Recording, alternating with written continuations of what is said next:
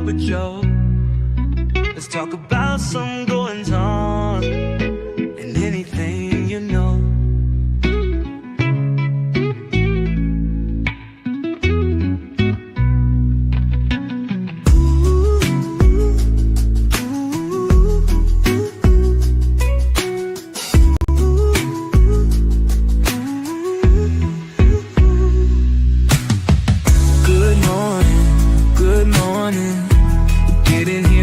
Cup of joe.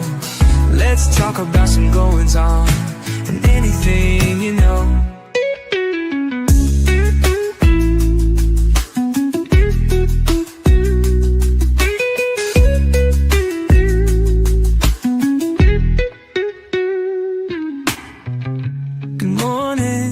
Good morning. Get in here and grab a cup of joe.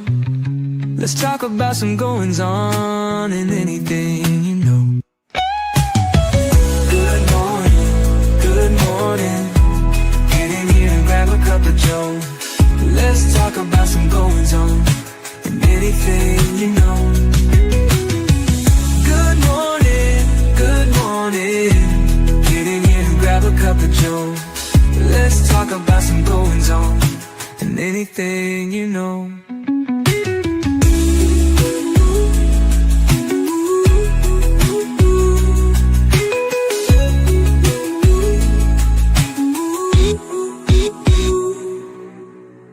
Good morning. Get in here and grab a cup of joe. Let's talk about some goings on and anything you know.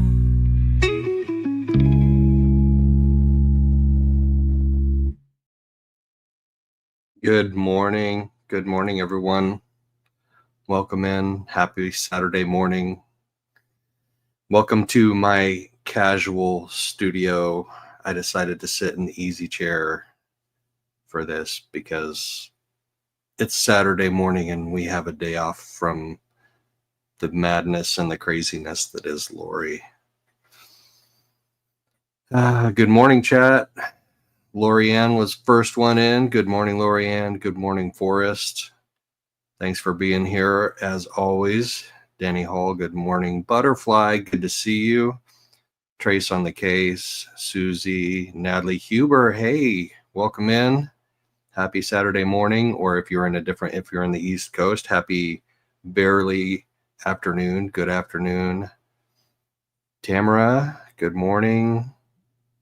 No more BS. I love that. Welcome in, no more BS. I think we all kind of feel that way, and I think Judge B kind of felt that way a little bit. Disney nerd, good to see you. Bron Foth and Suzanne, Robin. Hey, Robin, good day. Carrie Wilson and everybody else in chat, and to my co-host Salty, happy Saturday morning. You're muted. Yes, I was. Good morning. I'm sitting outside. Okay. Hey, I hear birds chirping. Yeah, you hear my birds? Yes, I love it. I love these birds, but I don't like when a car rides by or a truck, y'all can hear it, so I always try to mute out. But I'm loving these birds. I do. I just love sitting out here listening to them. It's peaceful. Yeah, it's soul soothing. Helps to kind of reset the balance. Oh my God, very much so. Very much so. So how was your week? Exhausting. Trying to cover 2 murder trials. Like, look, I've been dealing with Lori Vallow and Karen Reed for like a long time, it feels like. Yeah, it's because right when Lori's trial with Charles ended, we rolled right into Karen Reed. And now we're on both of them. Now Lori's back with another trial. It's like, what? Lori, you're hogging the stage, girlfriend. She is, but you know what? Once we're done with this, we are done with her forever. We are done. We're closing that portal and we're moving on. Yep. She can go sit in the corner and eat her slop. Yep. Hey, Dizzy, welcome in. Thanks for coming in and modding. I appreciate that. Yeah, so you're trying to cover Karen Reed and Lori at the same time. Oh my gosh, that's exhausting. Yeah, we got lucky and Karen ended early the other day and we were able to go in and get caught up on Lori for the most part. There is a portion I know I missed that I want to ask you about when we get to it, but we'll get there. But we're trying to stay covered, and we know we've been dropping it in chat to come over and get your updates at night if we aren't able to get it covered, because Karen Reed usually wraps up around 3 Central. Sometimes if we have enough time, we'll go catch up on Lori, but we're coming over here and getting our updates if we miss it. So Good appreciate deal. you. And you can get a little like 10-minute snippet of what happens in the morning. I'm trying to do a lunch break live every day, and Yeah, we've yeah, been following your Twitter and different things, so we are keeping an eye out on the things. So we appreciate it. yeah. And the lunch break live thing is a new thing for me, so I haven't quite got it 100% figured out yet, but I'm getting there. And so courtroom security won't let me take my selfie stick in there, which also is a tripod. So the very first day they did, and so when I did my lunch break live, then I set up my tripod with my selfie stick and put my camera on it, and it's nice and stable, and I can stand up and talk like a normal person. But the next day I went in, they're like, sorry, you can't have that in the court, which means if I want to use it at lunch, I have to walk all the way back to my car and get it out and walk all the way back, and there's just not enough time for that. So I got to figure out other options. I'm still figuring it out, but Dude, it's okay. It's YouTube. It's getting it out there at lunch break. If your phone's a little wobbly, it's a little wobbly. I mean, you're doing a good job. Don't thank you. don't get caught up in those little things, Joe Schmo. Oh, you know me. You guys, I got to give him a hard time. He knows it. He needs to relax just a little bit.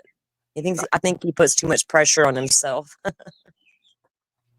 But it is an interesting experience going to court I every day. know, right? It's a It learning is. curve. You learn as you go and you figure out what works for you and what doesn't, and what your vibe is. You'll get there. Yeah, and I think I'm better today than I was yesterday. So that's what I strive to do. Just be a little bit better Oh today. yeah. I've been doing that for 20 years, trying to be a little better today than I was yesterday, and do you your way. Right. That's what Exactly. makes YouTube. That's what makes YouTube unique, right? We don't want to. Yeah, just be you. That's all you We can don't do. want a bunch of copycats, and I'm No. definitely not that. Yeah, I was trying to be careful because sometimes what I say might be misconstrued. So I'll let you say it. Right. Yeah. Butterfly right. Snacks and hydration. That was an issue yesterday. I was Okay. behind. Can I just say, guys, so Butterfly and I have been taking care of this man since Delphi. And what I mean by that is we were on him hard at Delphi. Make sure you have your snacks and your drink, because we knew Joe was going to skip lunch. So we tease him now about making sure he always has his courtroom reporter snacks and drinks, because otherwise he'll fall out. Yeah, yesterday, the last 2 days have been close to that because Judge Boreski is bound and determined to make up time on this. So he used to give 1.5-hour lunch breaks, which were nice and relaxing for the most part. But now he's down to an hour, and now the court security is having us be seated 10 minutes early, which means they start seating like almost 15 minutes early, which takes an hour. So we used to have an hour and a half. Now we have like 45 minutes. Yeah. And if I go outside to do a live, and I can't do it inside the courtroom, you're not allowed to do Right. that. That means I have to go down the cuts elevator, into your time. Yeah. go outside, record 10 minutes, come back in, go through security, go back up the elevators, or go to the cafe and grab a little cold sandwich or something, which I did yesterday. But I am eating, I am drinking. I took 4 bottles of water in yesterday, 4 bottles of water, and I went through all of them. Oh, good Lord. Is there a bathroom nearby? There is. There is. That's the one that Juror 15 was standing by that one day in the first trial. Oh, goodness. Hey, that might be the spot to hang out at, Joe, is by the bathroom. And I'll pass on that. I'll take one of Judge Boreski's lines. I think I'll pass on that. Right? I love that. He's like, nah, I'll pass on that. I'm not coming to see you in the jail, Miss Thing. Yeah, Pammy, that's a good suggestion, and that's that's kind of where I'm going with it, because you guys are like the rest of the world is a half an hour behind. So if I run right out of the courthouse and do a live, you guys are still watching what I just left, and it takes you a half an hour to catch up to get to your lunch break. So it's a juggling act I'm still figuring out, but that's crossed my mind, and I'm still I did wait longer. Yeah, that we don't need a hangry Joe either. So eat your lunch and then go live, and we're like, it's all gravy, Joe. We know you're good and you're fed. Oh gosh, what a week though. What a week. Really, it has been a week, and Lori's antics and her getting thrown out of the courtroom, ordered out of the courtroom basically, and still trying to get the judge to recuse himself. This Lori being Lori, none of it surprised me. None of it has surprised me at all. And her actual motion to have a new judge came down overnight. We didn't have it yesterday. We did have Judge Green's denial of that motion, but we didn't have her actual motion until overnight. So we're going to go over that. Right. Okay.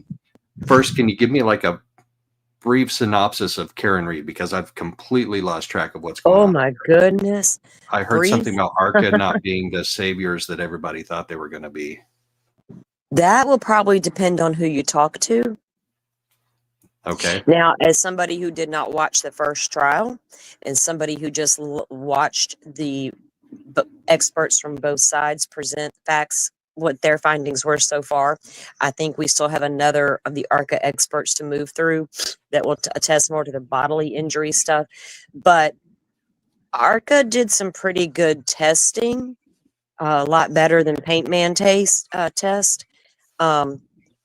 What their whole point was to show that the arm itself couldn't have shattered that glass, right? The lens, and from the impact.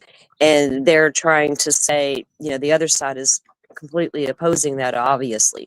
But ARCA did they weren't 100% convincing a car didn't hit him.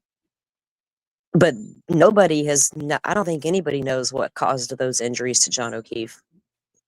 I felt like the defense witness on the accident itself, the reconstruction part, was much stronger than what the prosecution displayed. Just based on their methodology, their testing. I watched what both guys did. I took it all into account. I'm not there that arm shattered that lens into 50 different little pieces that was found over several weeks. I have a hard time with that part still. Gotcha. So we're still in defense expert witness testimony. Yeah, as far as we can tell, that's all they're going to present, because Karen Reed said last week after trial, one day, I think it was Thursday, maybe it was, that they were looking to wrap up their case by Tuesday, which would be this Tuesday. That doesn't leave them much more time, Monday, Tuesday. I'm giving them till Wednesday to be safe. But if that's all they have left, they're not going to call a bunch of people from inside that home at 38 Fairview or 34, wherever the address was. They're only going to put on their experts. And hopefully that, I guess in their mind, will throw enough reasonable doubt, and reasonable is the word. And right now there's a lot of reasonable doubt in that case outside of the drama and the what we think happened, right? There's just factually reasonable doubt. And that's where I'm at with it right now. So it's going to be interesting to see how because the defense doesn't have to prove something else happened. They're not doing a third party culprit. They're not doing an alt perp thing. None of that. So I don't know if they're going to bring on anybody from that house or not. It doesn't look like it. Yeah. I wish they would, but they're not. I don't think. Right. So we'll see. Right. And there's no reasonable doubt in this case here in Maricopa County Superior Court. Oh, God, no. I think there's going to be overwhelming evidence, right, with Lori. Yeah. Even what Trina laid out with her opening, the story of what they theorize had happened. They have receipts for all of that. They have Yep. receipts on the storage unit rental and what they were doing at the unit. They have the receipts on the window tinting. They have the receipt on the burner phone, and they know where they were at when they bought the burner phone at the Walmart. They know Alex left his phone there with Lori while he traveled to do. Yeah, there's just a lot of overwhelming evidence, and Miss Thing knows it. Yep. So she's just being dramatic and stirring the pot and bringing chaos Yes. into everybody's lives. She wants Yeah. to bring chaos into Brandon Boudreaux's life. She wants to bring chaos into the judge's life. She's just a chaos creator. That's all she is. She's an energy vampire, and she's here to create havoc and run amok. You know, that's what Lori does best. When you don't believe her and you don't fall in line with her, then you are dark and have a problem. She's probably done labeled the judge dark. When she portaled Right. over to Chad's at night, they've had a little conversation and they've decided Well, he's dark now. you saw how she pointed to him when she got taken out of the courtroom. I definitely noticed that, and I was like, I couldn't hear what she was saying. I don't know what she said. I'd like to know. Yeah, we'll look at that video too. We'll definitely watch Yeah. that video. So this is like a She week definitely recap. sent a signal. You're next, mother. Yeah, you're next, buddy. You almost did it. You were I right almost there. did it. She. It's too early in the show for all that, Joe Schmo.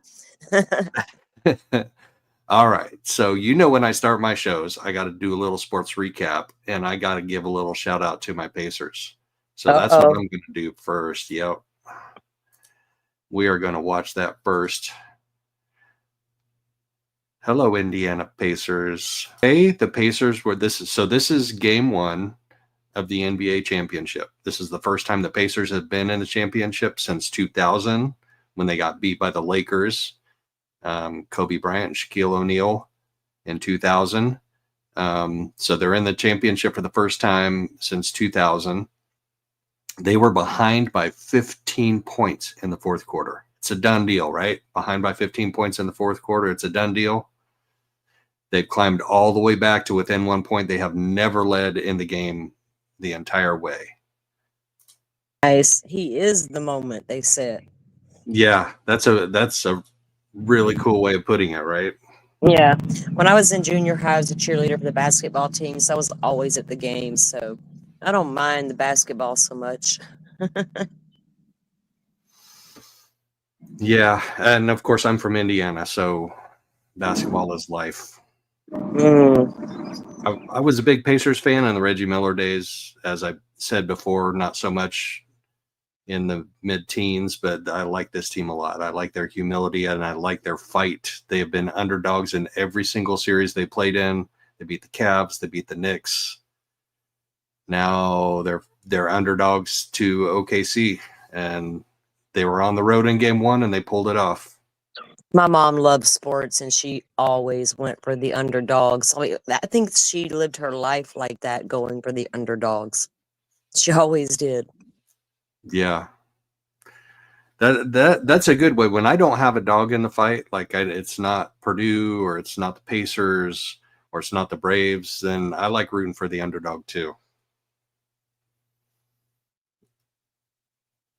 All right. So, all right, let's get into week 1.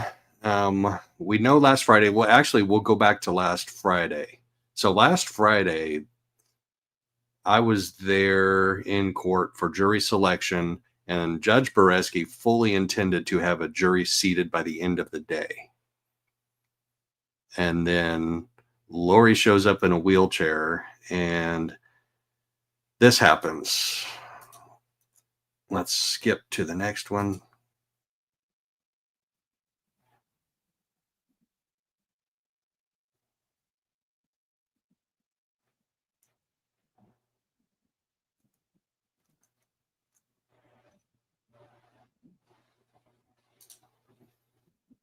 What's going on? Are you guys seeing this? Hold on. No, sir. Yep. Technical difficulties. Give me 1 second. We got it. Here we go. All right, this is the time set for continuing jury selection, State of Arizona versus Lori Daybell, CR 2022-001242. Appearances, please. Trina Kay on behalf of the state and for the record, the victim is in the victim room. All Watching. right. Ms. Daybell? No, in the courtroom, sorry. Did move. Lori Daybell for the defense. All right, are we ready to proceed with jury selection? No, Why not? I'm sick, Your Honor. I've been sick all weekend. I let my team know yesterday I was sick. Can you please pull the microphone a little closer? I can't hear you very well.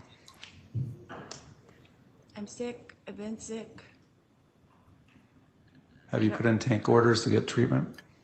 Yes. All right. So she shows Are up you in a being housed in the wheelchair. infirmary? She All right, I'll take the state's suggestion and try to salvage this jury in this trial.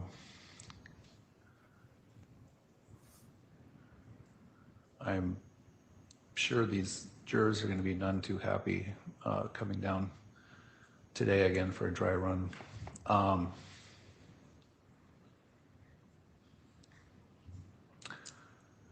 Judge, I do have one other, I don't know if we're able to tonight. So this was Monday, not Judge Friday. Plunk's courtroom, if we can start earlier for the rest of the week and next week at 10. Maybe take an hour for lunch. It's just ways to try to. Yeah, I would be willing to do that. So for Friday, I have nothing else and Judge Camp has nothing. We could start at 9 on Friday. And I know we have at least one juror that we will have to excuse who was going camping on Yeah, Friday. juror number 4, I think. Yeah. Yeah, so I misspoke. I didn't pull back to Friday's. Because I didn't get the FTR video for Friday. I never got that. This is the FTR video from Monday when she showed. So Friday after lunch, she came back and flopped down on her desk and was like, I'm too sick to keep going. And the judge was like, all right, we'll reschedule for Monday. So this is Monday's video of when she shows up in the wheelchair. And Yeah. she says, I'm still too sick to proceed. And the judge says, all right, I'm going to try and salvage this jury. This is the second time they've had to come downtown and the second time I'm sending them home. And there were some people in the jury that were really pissed after this. I'm telling you, so there were 50 some jurors in the jury pool on this day and all rise for the jury. So we stood up, we had to stand up, us in the public and the gallery had to stand up as the jury filed out, and I watched all of their faces, and there were a lot of unhappy faces. And maybe take an hour for lunch. It's just ways to try to. Yeah, I would be willing to Oh, do that. so it's Trina Kay's fault. She just said take an hour for lunch. She's Yeah, the one. Yeah, I was gonna say I didn't know when you was gonna realize that, but they did that adjustment because of the shenanigans here. Right. But Trina Kay's the one that suggested it. Yes, and she's been the voice of reason. She's okay. Trina but is a she's good attorney. She's messing up my lunch. I know, but she's the only one that was really trying to offer remedies to get to save this jury. Otherwise, they'd have had to start all over.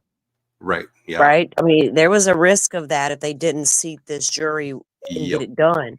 And that would have been a whole lot more inconvenient than having to have a speedy lunch. I feel like Trina needs to speak a little quicker sometimes, though. That shit yesterday was just drug out forever. It's just like, let's get it going here, people. So yeah. for Friday, I have nothing else and Judge Camp has nothing. We could start at 9 on Friday. And We started at 9:30, by the way. We'll have to excuse who was going camping on Yeah, Friday. juror number 4, I think. All right. Yeah. So then, so this is Monday. So he says, come back Wednesday. And then this happened on Wednesday.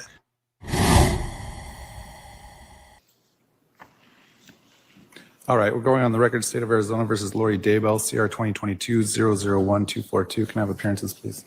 Trina Kay on behalf of the state and for the record, the victim is present in the courtroom. All right. Daybell for the defense. All right, I'm going to need you to scoot up to that microphone. We also have present in the courtroom a representative from the Maricopa County Sheriff's Office. Do you want to announce? Yes, Your Honor. Joseph V. Hill on behalf of the Sheriff's Office and Correctional Health Services. All right, after court on Monday, immediately after court, I ordered the sheriff's office to provide some sort of medical assessment of the defendant. I received a pleading late yesterday afternoon indicating that Correctional Health Services examined the defendant around 12:30 p.m. yesterday. The defendant was treated for one condition, and Correctional Health Services has indicated that from a medical standpoint, we do not find any clinical indications to miss court. Is that correct, Mr. Vigil? Yes, Your Honor, and we have additional information if you need it, but it's not much. But All right. All right, let me turn to the defendant. This is like a HIPAA violation coming up here. Your Honor, first of all, can all of this be sealed? Anything that having to do with my medical? I don't think that's something that all of this needs to be sealed, including the minute entry and Hold on. the response from MCSO, all these things. I can seal the response from MCSO, yeah, but to the extent,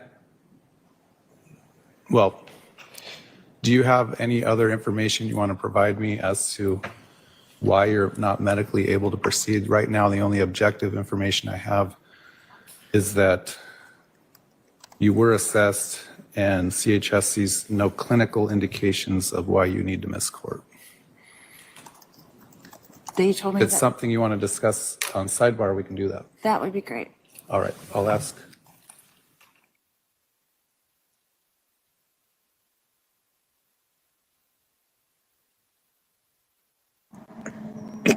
They must have got her a Z-Pack real quick, like when the judge finally ordered someone to go in there and evaluate her for her illness. Because when she reported she was sick to begin with, because she's in trial, they should have immediately made sure that she was treated for whatever her symptoms were. But that didn't happen right away because it doesn't work that fast in the county jail. Right? Lori couldn't leave court that day. She was sick, quote unquote, and go to the ER and get some antibiotics if needed. If not bacterial, all you can do is take your viral cold meds and deal with it. So apparently they gave her something that got her feeling better pretty quick. Thank goodness. Miracle worker, ibuprofen and Tylenol you are. Yeah, that was the first thing when we came into court that morning. The first thing we looked at was, is she still in a wheelchair? And nope, she's not. She's able to sit in a regular chair. Imagine that. Yeah, I wonder if someone showed her a picture of that chair they let, or the chair they wheeled Taylor Shabusiness in on, because she was strapped down from top to bottom, because she likes to attack attorneys in court. So yeah, Lori, you got, your rack belt and your regular wheelchair. You did get, give it up, girlfriend. Yep.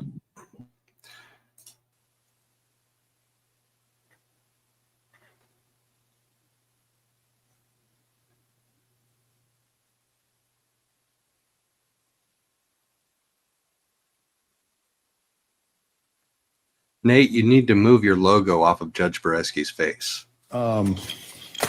Intends on proceeding with jury selection today. Depending on how things go, I don't know that I would make the parties do their opening statements or not, but that remains to be seen today. The court finds that the court has not been provided any objective medical information of why the defendant can't proceed today. Although the defendant expressed that she has a headache and is not able to proceed, she was able to fully advocate on her own behalf and articulate to me the reasons why she doesn't think she can proceed. And right, you remember that when either you were a kid or you were a parent with kids, and your child would say something like, "Well, I can't go to school because blah blah blah," and then, well, you're able to get up and do something else. I mean, this is like a father dealing with a child that just well, very much so. My mom had a rule: if there wasn't things coming out of your body and there was no high fever, you're getting your tail up and you're going to school. That's just how it was. I had one of my 4 try to stay at home a lot, didn't feel good. And you get up and go to school. No fever, you're okay. Take a Tylenol, we'll be good. Lori never had nobody tell her just take Tylenol and be good. yeah, no,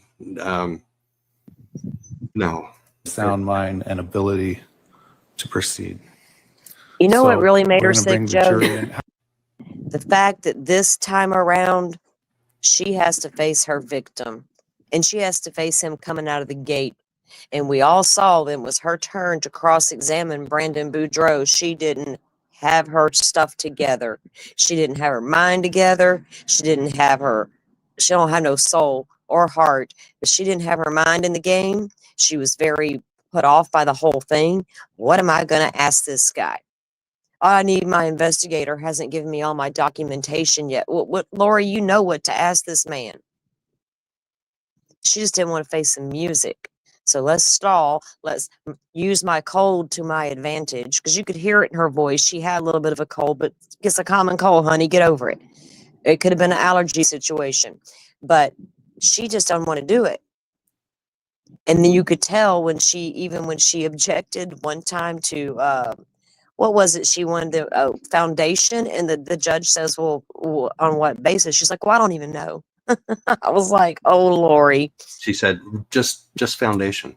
Just foundation. I don't, and I'm like, oh, goodness. Then I caught her on a hot mic situation where she didn't know who the witness was, why they were testifying, or what her first name was. She completely asked her little assistant about that.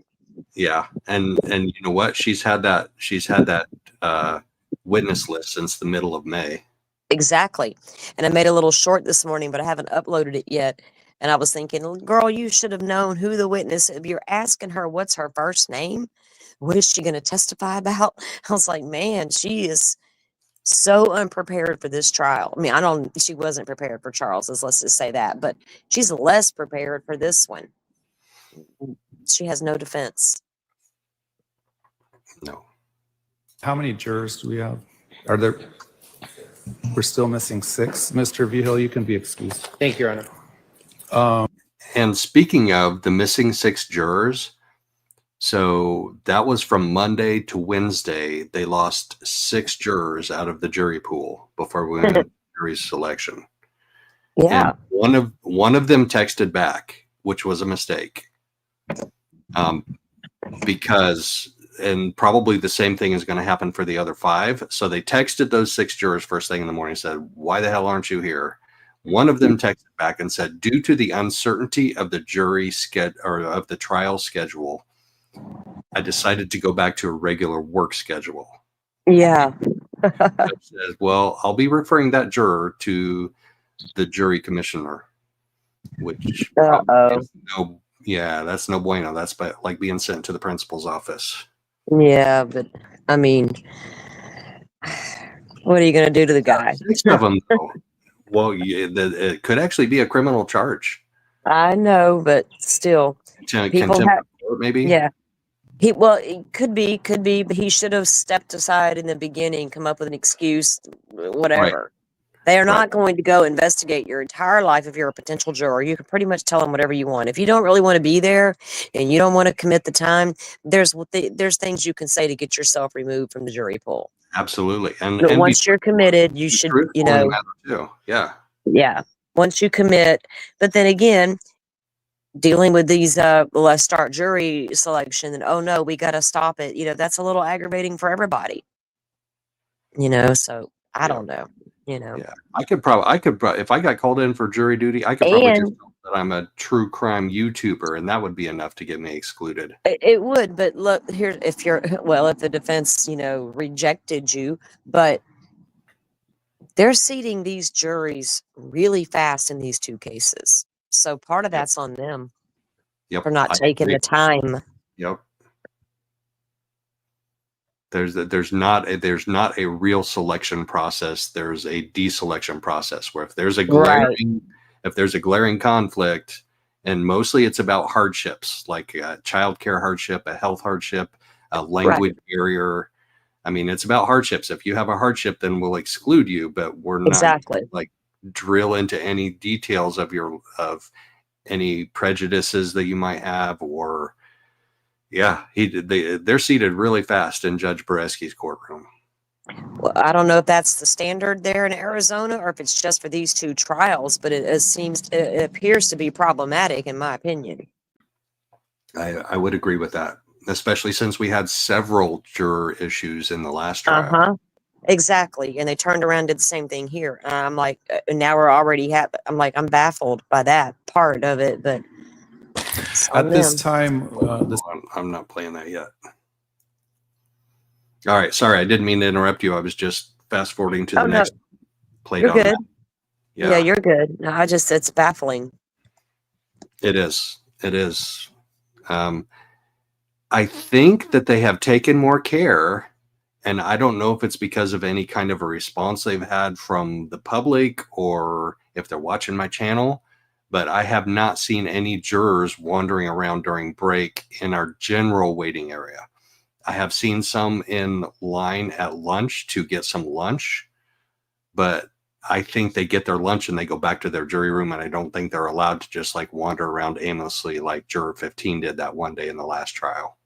No, they probably put the brakes on some of that. I mean, it's a little odd that these jurors are being released to just disperse and go have their meals with the general public. That's a little weird, but Arizona is going to be Arizona, I guess, just like other states. They all do it differently. But if you had issues just recently, right? You just recently had issues with this very defendant, this very / attorney with jurors, take extra caution this time. Because we don't need stuff to come up about these jurors to benefit Lori in the long run. We don't need any avenue, any door for any type of trouble. Let's get it over with, get the guilty verdict, and send her away and out of our lives. And once and for all. Yep. All right. So we seated a jury. I took good juror notes, and I talk about them on a daily basis. I watch them and observe them on a daily basis. I'm not a body language or behavior expert or psychologist or psychiatrist, but I do notice unusual behaviors in the box, like, and I don't make judgments based on them, but I do form opinions, and they're just opinions. But I'm jury watching more this time than I did last time, and I'm paying more attention. And I like this jury a lot. I like juror number 9 is a little fidgety, but I think that's his baseline behavior. So when he's not fidgety, that's telling me something's going on. So when he sits forward in his seat and he's paying attention, that means he's really interested in some type of testimony or evidence that's being presented. So I mean, it's interesting, it's fascinating, and it's something that we don't get to see on TV when they're broadcasting this. And we don't even get to see, like right here, we're just seeing a picture, a close-up of Judge Boreski. And we don't get to see Trina K or Lori or any of the other, people that are inside the courtroom from just the TV. So it's a unique experience. And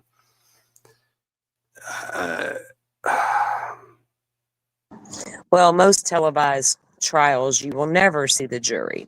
Right. It is what it is. And that I agree with it, because the second the name or a face is out there, there are people who will run amok with that kind of information. Yeah. And that's a scary thought. It's a scary thought going forward in criminal proceedings, because it's going to get out of hand if it's not reined in.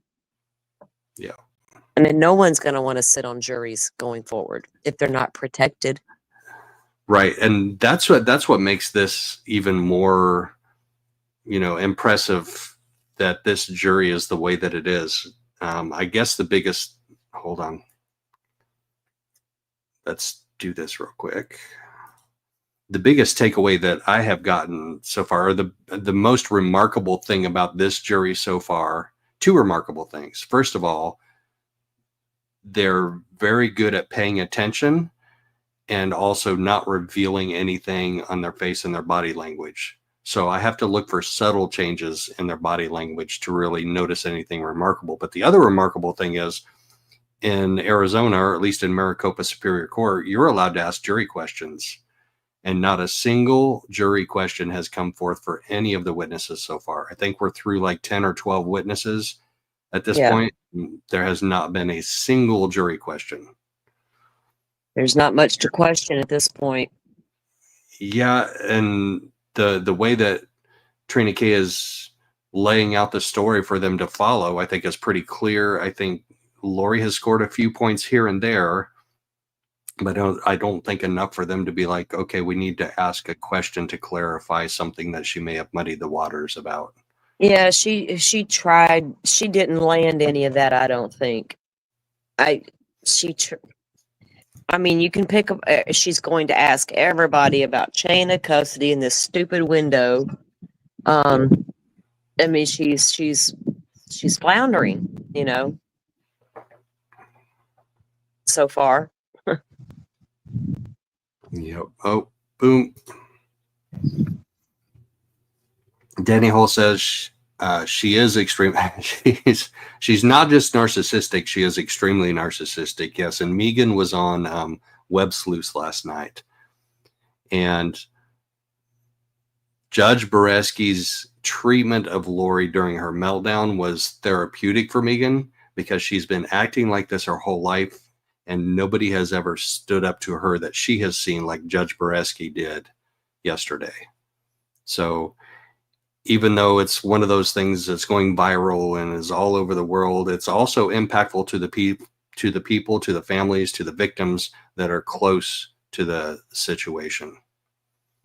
Yeah, he's not family and so close to her that he can't be honest with her, right? Everybody else is used to her trying to manipulate everything. But yeah, a lot of us feel like the judge feels, and it's like, you go, judge, tell her, because it's the same thing. A lot of us have been wanting to tell her for years. We just don't have the chance. If you're listening, Lori, on your little iPad, go away. Jesus, give it a rest. You're not God's favorite, lady. I promise you, you're not.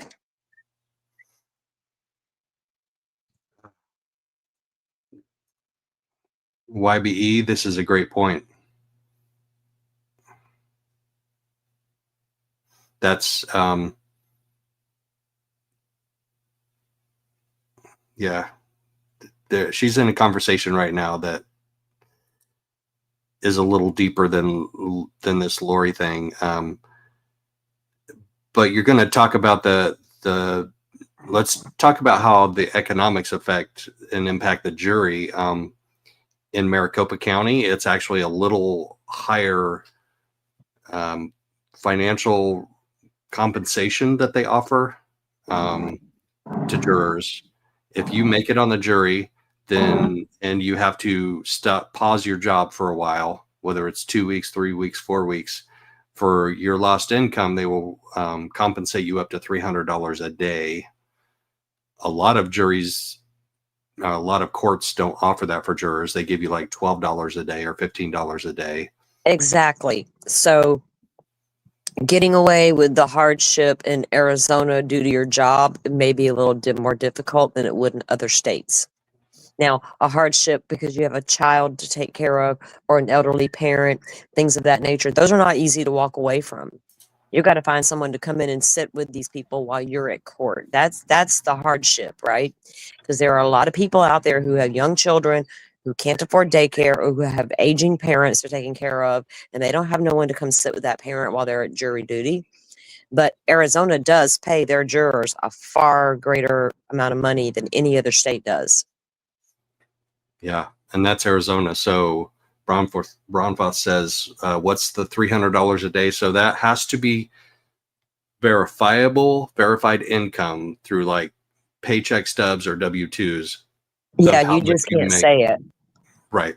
And actually one of the jurors got excused because she's a 1099 employee, and she didn't get a 1099 from her current job from last year because she just started at the beginning of this year, and she won't get the next 1099 or W-9, whatever they give to 1099 employees, till the end of the year. So the court system actually told her, you're not going to be able to get compensated that $300 a day. So judge excused her, state agreed, Lori agreed.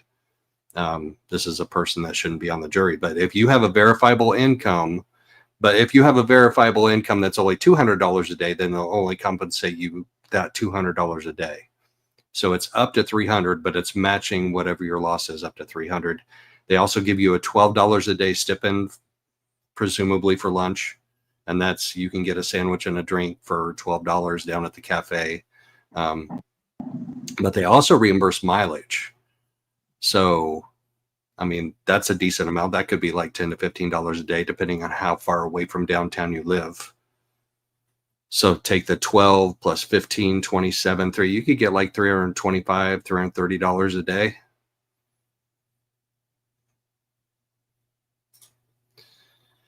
Anyway, all right. So we seat the jury and then we're ready to go to opening statements. Let's do this. And I'm not going to play all of Trina K's opening statement. I'm just going to play the like the first half, because she lost some of the jurors like 15, 20 minutes in. They started getting bored, and she started doing this thing where she was rocking back and forth and stepping into the microphone and stepping away from it. And her voice was louder and then quieter, at least in the courtroom it was. I don't know how it sounds on court TV. Which is another point, because when we're in the courtroom, you guys get better audio than the rest of us that are in the courtroom. 90% Well, of the depends on time. what feed we're listening to. I'll tell you. Right. I right. had, because my headsets, they suck at, I can't hear real well on them. And the ones, my new ones, I can, but the mic don't work. So it's whatever. But anyway, I could barely hear it, and I was getting aggravated because nobody in this courtroom wants to speak up. And they all want to sit back from their mics. And like, Trina is horrible about going in and out. But then finally, Joy was like, Court TV's got a much better feed. So we switched, and I could hear a lot better at that point. So it depends on the feed coming out. Yeah, it was horrible. But they're not very good at speaking up, and they're also soft spoken. I'm like, Jesus, just yell it. The state can proceed with its opening statement. Thank you.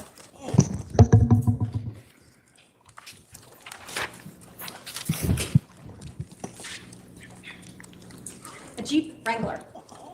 The Texas license plate, no rear tire, and dark tint was parked right up next to Brandon Boudreaux's driveway. Idle. At 9:13 a.m. on October 2nd of 2019, Brandon Boudreaux returned home. That Jeep had been idling there already for over an hour. When Brandon turned onto his street, he immediately noticed this Jeep because it was parked so close to his driveway. The back of the Jeep was facing towards him, and he immediately also noticed that there was no rear tire. He saw a Texas plate on the Jeep, and then he saw that back window of the Jeep open up, a rifle barrel come out and point at him. And then bang, he heard a shot and his window shattered right next to him. Brandon hit the accelerator and he took off. He turned the corner and drove a block or so away and stopped, calling 911. He talked to the operator and told them where this Jeep was going. As Brandon was speaking with the 911 operator, he had no idea that that bullet had struck his car just a few inches from his head. You'll learn that in the back of that Jeep was this defendant's brother, Alex Cox. He had been lying in wait with a rifle for Brandon to return home. This defendant, Lori Vallow, the woman seated over here, had loaned her Jeep to her brother so he could drive it to Arizona. So he could be in the back of that Jeep with a very dark tint that no one could see through and wait for Brandon to return home. The goal of this defendant and her co-conspirators, to shoot and kill Brandon Boudreaux. So let's talk about October 2nd and the weeks leading up to that. All of the actions that this defendant did in furtherance of that conspiracy and the premeditated murder of Brandon Boudreaux. I'm going to start with a little background for you. In June of 2019, Brandon Boudreaux was still married to his then wife, Melanie. You're going to learn that Melanie is this defendant's niece. You're going to learn they were very close. And you're going to learn that they both had it out for Brandon. On June 25th, Brandon and Melanie got into an argument. And Brandon learned that this defendant had told his wife that he was gay, that he had hacked into her computer, and that Brandon was trying to work with her then husband to take her temple recommend away. You're going to learn that many of the people, including Brandon and this defendant, are members of the Church of Jesus Christ of Latter-day Saints. And having your temple recommend taken away is a very significant event. You're going to learn and see that Brandon actually texted Lori Vallow on the 25th of June to confront her about these lies, and that she never responded. By July, just a short while later, Brandon and Melanie were seeing a mediator and proceeding through a divorce. You're going to also hear that during this time, Lori Vallow and Alex Cox lived here in Arizona. In fact, Lori lived in Chandler. You're going to hear about an incident that occurred on July 11th of 2019 in Chandler involving Lori Vallow and Alex Cox. The Chandler police were out at this defendant's residence, and they took photographs of some vehicles. One of those vehicles was a 2018 Jeep Wrangler with Texas license plates, LWD 0997. That will be very important to you. They also noted that Alex had his own car, a Ford F-150. Both of those vehicles were in Chandler in July. You're going to learn that in August, and then he saw that back window of the Jeep open up, a rifle barrel come out and point at him, and then bang, he heard a shot. And That's the first time I've seen her be that dramatic. Yeah. Very animated right there. Bang. Yeah. We're all like, oh, Katrina. And unfortunately at that point in time, I was looking down at my notepad and I didn't get to see the jury's reaction. I'm like, damn it. I was like down at the wrong times. Like when the gunshot went off, when she played the Ring camera footage yesterday, I was looking down and then I looked up after I played because it was startling. And then I'm like, okay. And she said, okay, we're going to play something. And I didn't hear what she said they were going to play. So I looked back down to finish my note and she replayed the same thing. And I missed it twice in a row. I was looking down at my notes. It's oh, like, no.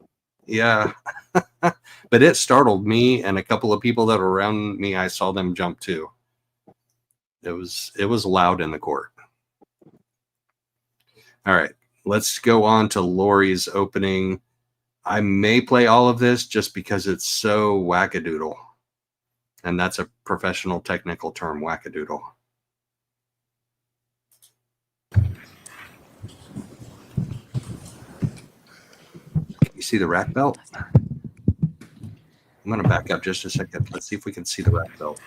Nope, can't see the rack belt.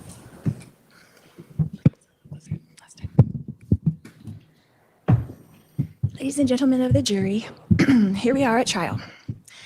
And the judicial system can be difficult to understand at times. There are laws and rules and statutes that govern how things will proceed in this trial.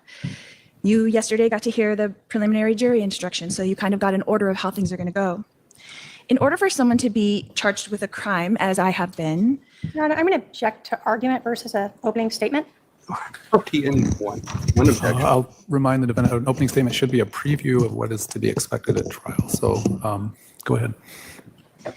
That law enforcement presents evidence that they gather, and the state prosecutors are going to present that to you.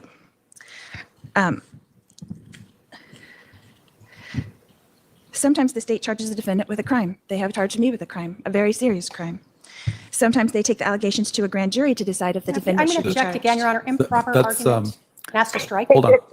The jury should disregard that last comment. How the charges arrived here are not for the jury's consideration.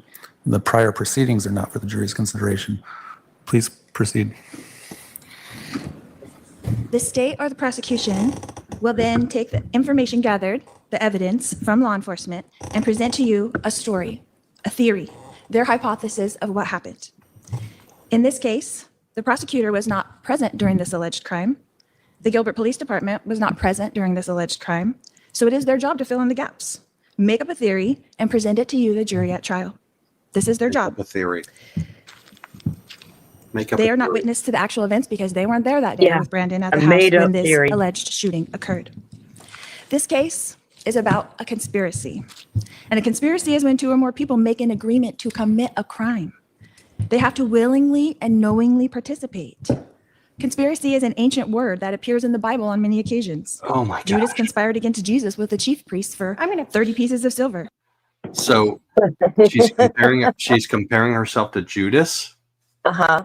We're just going to skip the dictionary because, the Bible says, like there with Lori again with her religious beliefs is what it all comes down to. This woman is whacked out in the head and found salvation in her own brand of religion, and the rest of us are just lost souls.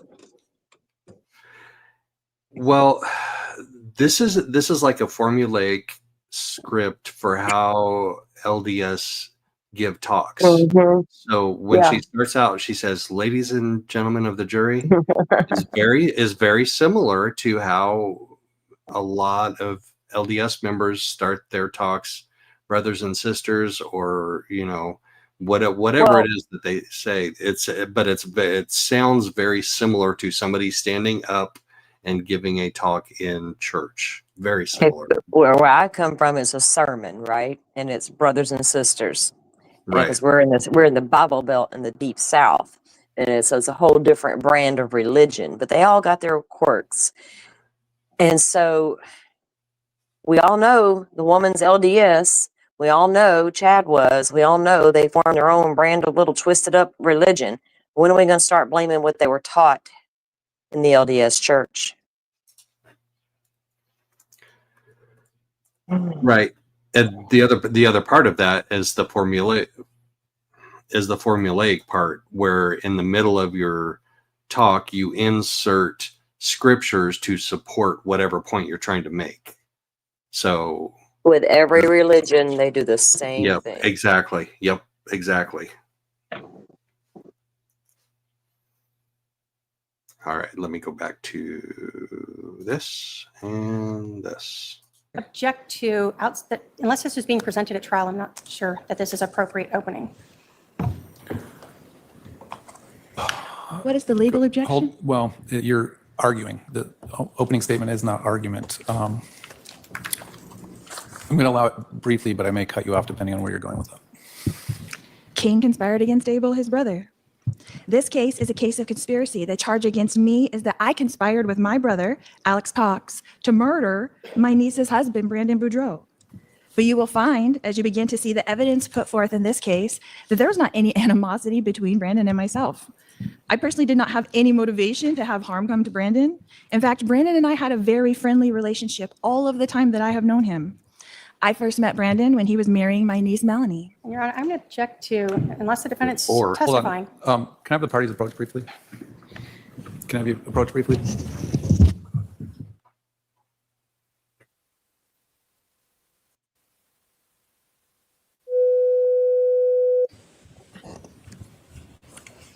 Go ahead. I first met Brandon when he was marrying my niece, Melanie. Melanie and I are very close because my sister, her mother, passed away when she was just 9 years old. So Melanie and I think of each other and love each other like a mother and daughter, even though we are aunt and niece. So our families remained close, Melanie and Brandon's family and my family. And in each other's lives, like everyday lives. We spent holidays together and shared in everyday life. I was there for Melanie and Brandon's wedding and for the birth of all 4 of their children. I was also very close to all 4 of their children. In this case, you will hear Brandon himself tell you that someone shot a gun at his car. You will learn in this testimony that Brandon was not hurt. You will learn that he wasn't even sure what had happened. But you will hear that Brandon immediately blamed me, which begs the question, was I an enemy to Brandon? That is news to me, and hopefully by the end of this trial, we will all have some answers to that question. In this case, you will learn that Brandon had called 911, and Gilbert Police did respond. You will learn that Brandon speaks of a puke green Jeep, and then he offers the officers a camo green color that he's speaking of on his phone. He says a green Jeep. Then you will hear the neighbor who says that it was a dark blue Jeep that was parked in front of the neighbor's house. You will learn that Brandon very quickly hired a private investigator to find out where I was living out of the state of Arizona so he could inform the police. You will see Brandon exchange email information with Detective Pillar, the case agent in this case, about my whereabouts and about the financial dealings of my niece, Melanie Boudreaux. You will learn that Brandon was not particularly satisfied with the investigation that Gilbert Police was conducting, so he did his own investigation, hiring his own private investigator to follow his wife, Melanie Boudreaux. You will find Alex also had a good relationship until he did with this alleged crime. Blah, blah, blah. You are here to say if a crime has even been committed at all. You are here to say if I committed this very crime and if the state proved this to you beyond a reasonable doubt. If at the end of this trial you have reasonable doubt, then I remain innocent. If the state does not prove to you that I, 1, committed a crime, and 2, committed this crime, then I remain innocent. In this case, you will hear a My gosh, I just noticed that gal behind her trying to keep up with her words because she's speaking into that. She's repeating what she's saying. And this gal behind her just like gives this sigh, like, are you done yet, lady? This is so cute. This is so cute and perfect for this situation. Watch the whatever they call that gal behind her. I know there's a word for it. Somebody told me in court the other day, and I forget. Well, the name used to be court reporters. They Okay. would type everything out, and now they speak into their little thing. Their little elephant trunk masks. Yeah. Mm-hmm. and me. I'm going to object again to improper statement of the law, argument, and irrelevance.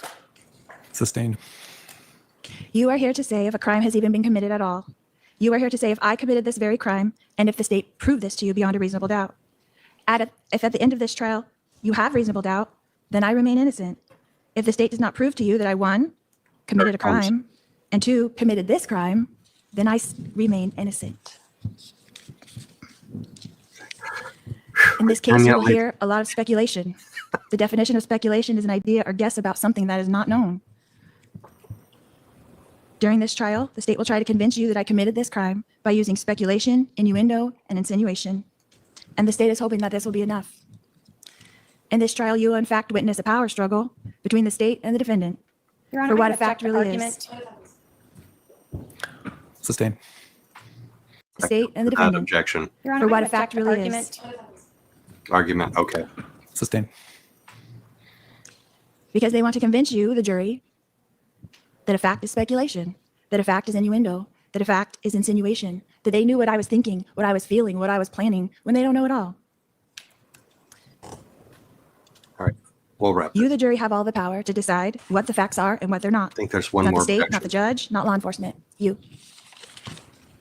So I implore you to listen carefully and decide for yourselves if the state's theory really makes logical sense. What motivation did I have? What malice have I ever shown to anyone? What benefit would I gain? I am a person who loves all people and has no malice towards anyone, not even the prosecutors who wrongfully try to convict me. Okay. I got to slow it Oh, back. God. Yeah. Yeah. I've never shown malice towards anyone. You've only have prior convictions to say otherwise, ma'am. And the biggest insult in the world. You want to have this trial to figure out why Brandon has something against you, lady? Okay. Brandon Yeah. has to endure sitting there hearing all this. Then he has to sit there and be questioned by the very person who set the wheels in motion to try to kill him. And he's calm, cool, and collected. And he has to put And- up with all her shenanigans. Yep. And it's like, Benefit would Lori, I cannot with this lady. Gain. I am a person who loves all people and has no malice towards anyone, not even the prosecutors who wrongfully try to convict me. Your Honor, have no malice towards them, even though they wrongfully tried to. They did convict you, ma'am. Yeah. Of the last trial you just had, you were convicted. Yes. And I'm you're gonna about to object be. again to You're about to be relevance and to again. argument. Yep. Sustained. I am all about spreading love and will continue to do so, even after this trial is complete, no matter the result. Thank you. She almost I about opened fell the out of my door. chair when she said that. Yeah, she almost opened the door to the 404B hearing where Mhm. he's going to talk about that later. Like, Oh, after- that was epic. What he said to her. You really want to? Yep. Are you ready to parade people up here? It's going to talk about your good nature, ma'am. I don't think anybody's going to stand in line to do that. Maybe Melanie. he's almost done being mild-mannered, calm, accommodating, over-accommodating Judge Bresky, and he's past that now. He's got to put on a good face for the jury, and he can't allow his demeanor to impact the jury, but so he's really good at resetting after that event that happened. Yeah. Yeah. He He was did. really good at resetting after that. Like he's the jury comes back and they don't know that anything like that happens. Yeah. And I texted Tom Evans, who was juror number 18 in the Idaho trial, and he said he never saw anything like that. She was always quiet, she was always demure, and they never saw any antics at all from her in the Idaho trial. So he and I are going to get together and talk. He's gonna go up to the mountains and take a little mountain trip. But when he gets back, we're going to have a little chat about this and how it compares. Yeah, she was so checked out in Idaho, dude. She was checked out. She sat there like a bump on a log. Do you think she was medicated? Yeah, I do. And now maybe she's not, since she's been in Maricopa. She wasn't medicated the entire time she was in Idaho, but there was a little bit of a time where she was, right? And she literally zombied out through her entire Idaho trial because her defense team wouldn't go up there and argue what she wanted them to argue. This was not a crime, my religion, blah, blah, blah. And they're like, that's not going to work, lady. Nobody believes your religion but you and Chad. You can't convince the world that this is all what Jesus told y'all to do. And she's like, well, I'm not having any part of it then. That's why Lori's representing herself today. Yeah, she wants it known. She does, but I also wonder about her medication. Like, so she spent like 8 or 10 months under psychiatric care before she was competent to stand trial in Idaho. And so I wonder if part of that was medication. And obviously, if it was, and it was prescribed and she was taking it, is she still taking the same medication after her extradition to Arizona? I wonder. Oh, I doubt it. I don't even think she's been on any I don't even know that she's been on any medications long term. Now, you got to remember the trials in Idaho have been over for a minute, right? They've been over for a minute. So I don't think she's any longer on any kind of medications that I can tell. I mean, if you take a Zoloft or an antidepressant, no one's going to be able to tell you're taking that medication. You're not going to come in all slurred up on your words and everything. You know what I mean? So if they have her on anything, it's like that type of medication. But I feel like there was a time she may have had a little more. But those are not meant to be long term, and you will not get that kind of stuff in the jails, right? It's not. It ain't like you can run to the ER or your primary and get all the stuff you normally take. It takes a hot minute to get all that going in a county jail, even if you go in with these prescriptions, right? So I don't think she's not medicated to where she doesn't know what she's doing. Oh no, definitely not. And she's definitely not. And she knew what she was doing in Idaho as well. Part of that was show for the jury.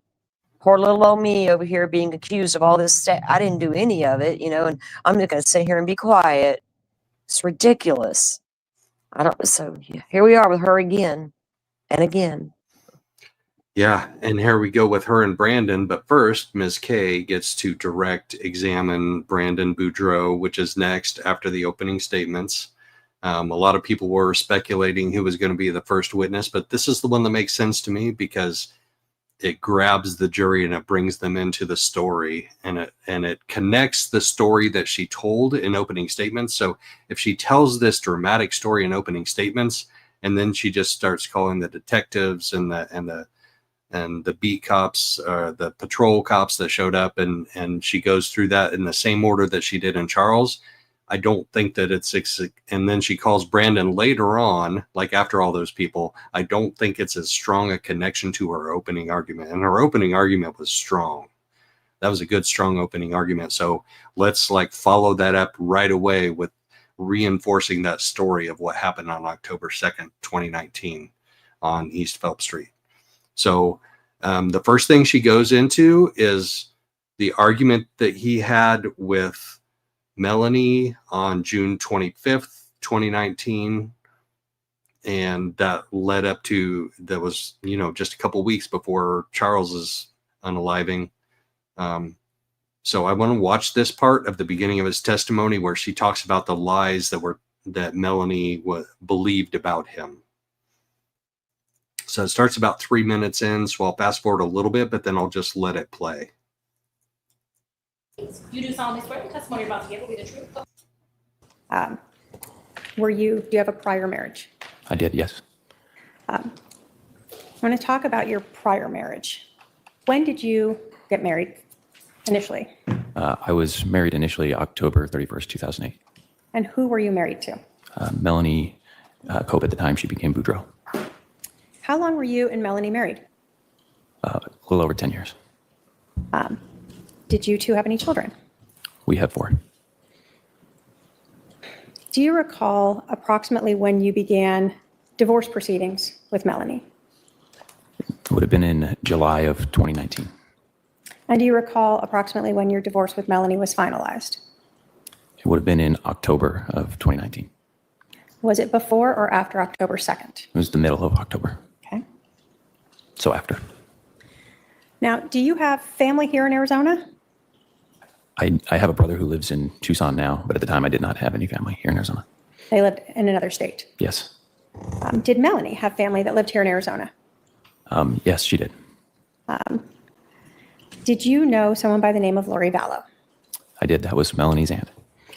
And did you spend a lot of time with Melanie's aunt, Lori Vallow?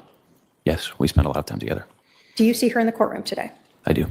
Can you point her out and tell us what she's wearing? She's directly behind you wearing glasses and a blue top. Your Honor, may the record reflect the witness has identified the defendant. Good job. When you knew or were spending time with Lori Vallow, was she married at that time? She was. Who was her husband then? Charles Vallow. And how often would you see Lori Vallow and her family? Pretty often. We would spend holidays together. We often vacationed together, and our children were close, so it wouldn't be unordinary to see each other every week. Okay.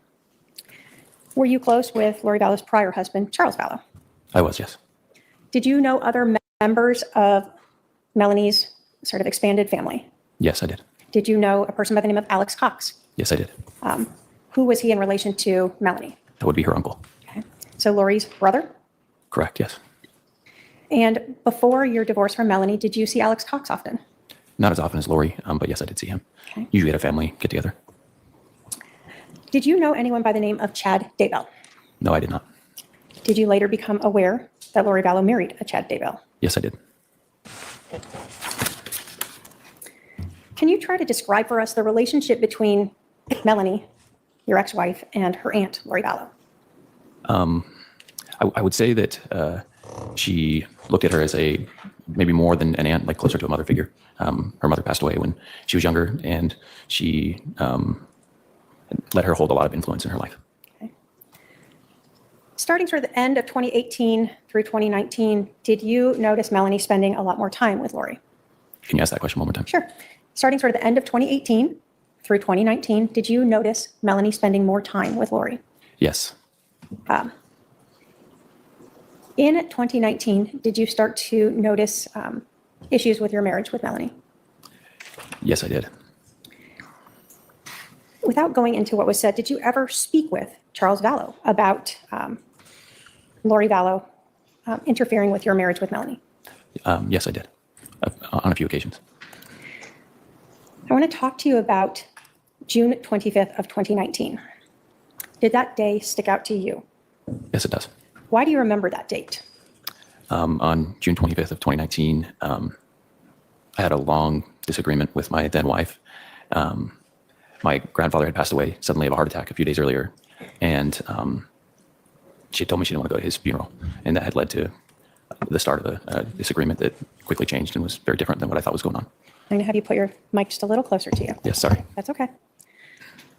So you said it started out as a conversation about going to your grandfather's funeral, Yes, and then it changed into something different? it did, yes. During this conversation with Melanie on June 25th, were you accused or told that you had been involved in doing some things to her aunt, Lori Vallow? I was, yes. This sticks out because it was so bizarre to me. I was trying to talk to my wife about our relationship, and she was using different language that was confusing. She kept saying that she was going to reveal things about me, and it just didn't make sense. And then she accused me of hacking Lori's computer. which I knew I hadn't done, and I didn't know why it mattered to what we were talking about. So, that something like that sticks with you because it's just doesn't connect. Do you know how to hack into other people's computers? I do not. So you're being accused of hacking into Lori Vallow's computer. Did anything get raised during this conversation regarding your sexuality? Yeah, it was a very long argument. It started in the afternoon and went past midnight. And as things kept escalating, more different allegations that didn't make any sense kept coming up. And one of those was that God had revealed to her that I was gay. And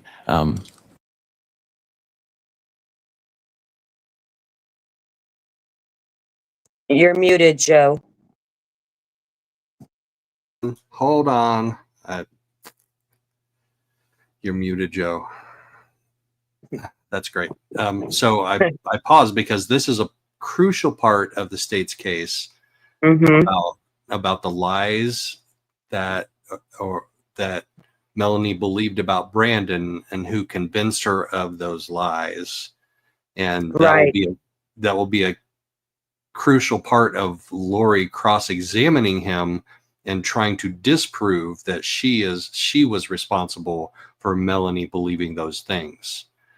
Right. And in the midst of that argument, she brings up a couple of times a Facebook video about him dancing at the Pink Pony, which was objected to and eventually led to the getting booted from the courtroom.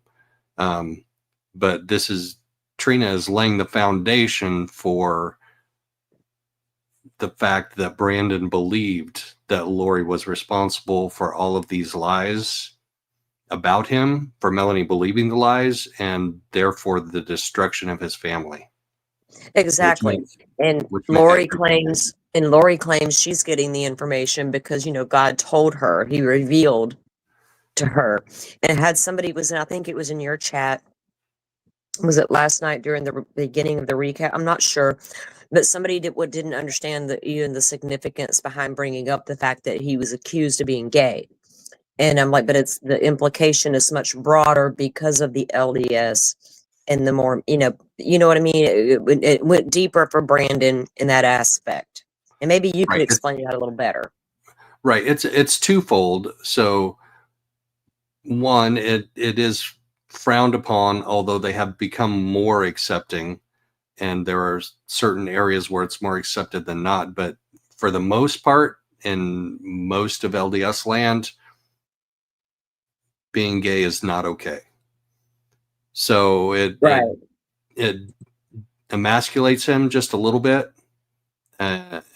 But the main thing is, combined with the other lies, that he hacked into Lori's computer. Right. He was trying to get her temple recommend taken away. I mean, combine all of those things together is what she put together as an argument to say, I want a divorce, which means that their family was going to crumble. And that's what was so traumatic and devastating to him. It was. And you can see it in his emotions express that, in my opinion. Yeah. He wasn't prepared to lose his entire family. His children, they still needed a mother. I mean, it was crazy times, and nobody could trust anybody with Lori running around. Right. And he said in one of those texts, the kids are going to be the ones that are hurt the most out of this. I mean, he's devastated because his family is falling apart, or is going to fall apart because she's asked for a divorce. Yeah. And the gay part, the gay aspect of it was a thing, but it's not a thing that we should focus on. It's just one of several components. But Lori used that as a way to make Brandon look really bad, right? Considering their religion. That is the point of that. Along with, like you said, accusing him of hacking the computer and the other things. Lori convincing Melanie, manipulating Melanie. And Melanie's so weak, she's going to believe whatever Lori, and because her and Chad can see beyond the veil. They know more. But it really, you could tell through Brandon's emotions that losing his family, and I think in the long run, he knew he'd be okay, but what about my kids? This is their mother. Right. And he can see down the road that they're going to have a joint custody type of thing. He can see it already. And that's so hard on kids. Exactly. It probably scared him to death as well, knowing what Lori was capable of doing to her own children, which she had convinced Melanie eventually, we need to do the same thing with your kids. You know, two are already labeled dark. The process had already started. He was carrying a lot of weight, and knowing that Charles tried to shed light on this, and look what happened to him. Yep. Yeah, this was so October 2nd was July, August, September, 2.5 months after Charles was shot and killed by Alex. Dizzy, I honestly don't think so.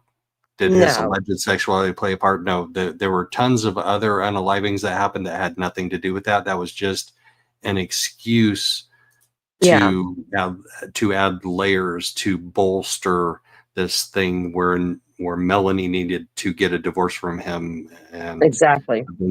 And eventually he was determined to be dark. I don't know what that exact date was relative between June 25th and October 2nd, where he was deemed to be dark. But at some point in there, he was determined to be dark, maybe before June 25th, maybe before that big argument.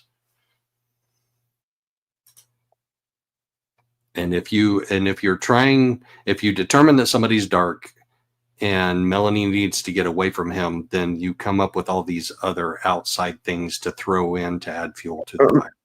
Right.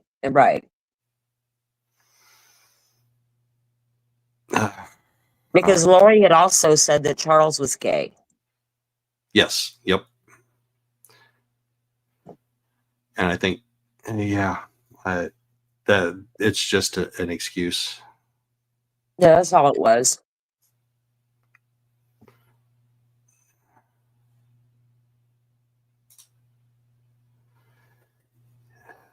Yeah, I'm not LDS anymore, but I was I wasn't born and raised.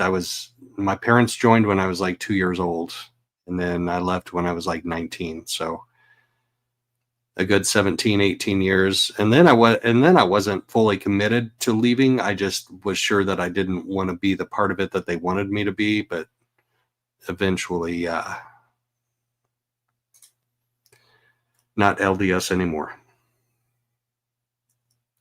Let's see. I don't remember. So that she just mentioned being gay. So let's keep playing that from where she said something about being gay. We'll back up like 20 seconds so we can catch the entire line of questioning. Raised during this conversation regarding your sexuality.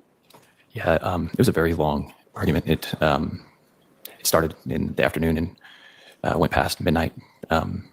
And as things kept escalating, more different allegations that didn't make any sense kept coming up. And one of those was that God had revealed to her that I was gay, and that one stuck out because Charles had told me that that Lori was trying to convince her of that, which I thought was so bizarre. It just didn't make any sense. I was married and we had 4 kids. So, did you ever hear anything about allegations that you were trying to help Charles take Lori Vallow's temple recommend away? It didn't come up in that specific argument, other than as a side mention of why I might have hacked a computer. But yes, I did hear those allegations. I want to ask you, are you a member of the Church of Jesus Christ of Latter-day Saints? Yes, I am. Were you and Melanie both practicing members? We were, yes. Was Lori Vallow and her family practicing members? As far as I knew, yes. When we talk about a temple recommend, what is that? Inside of our faith, we try to set aside the temple to be a place that's sacred. It's a place where you can be closer to God.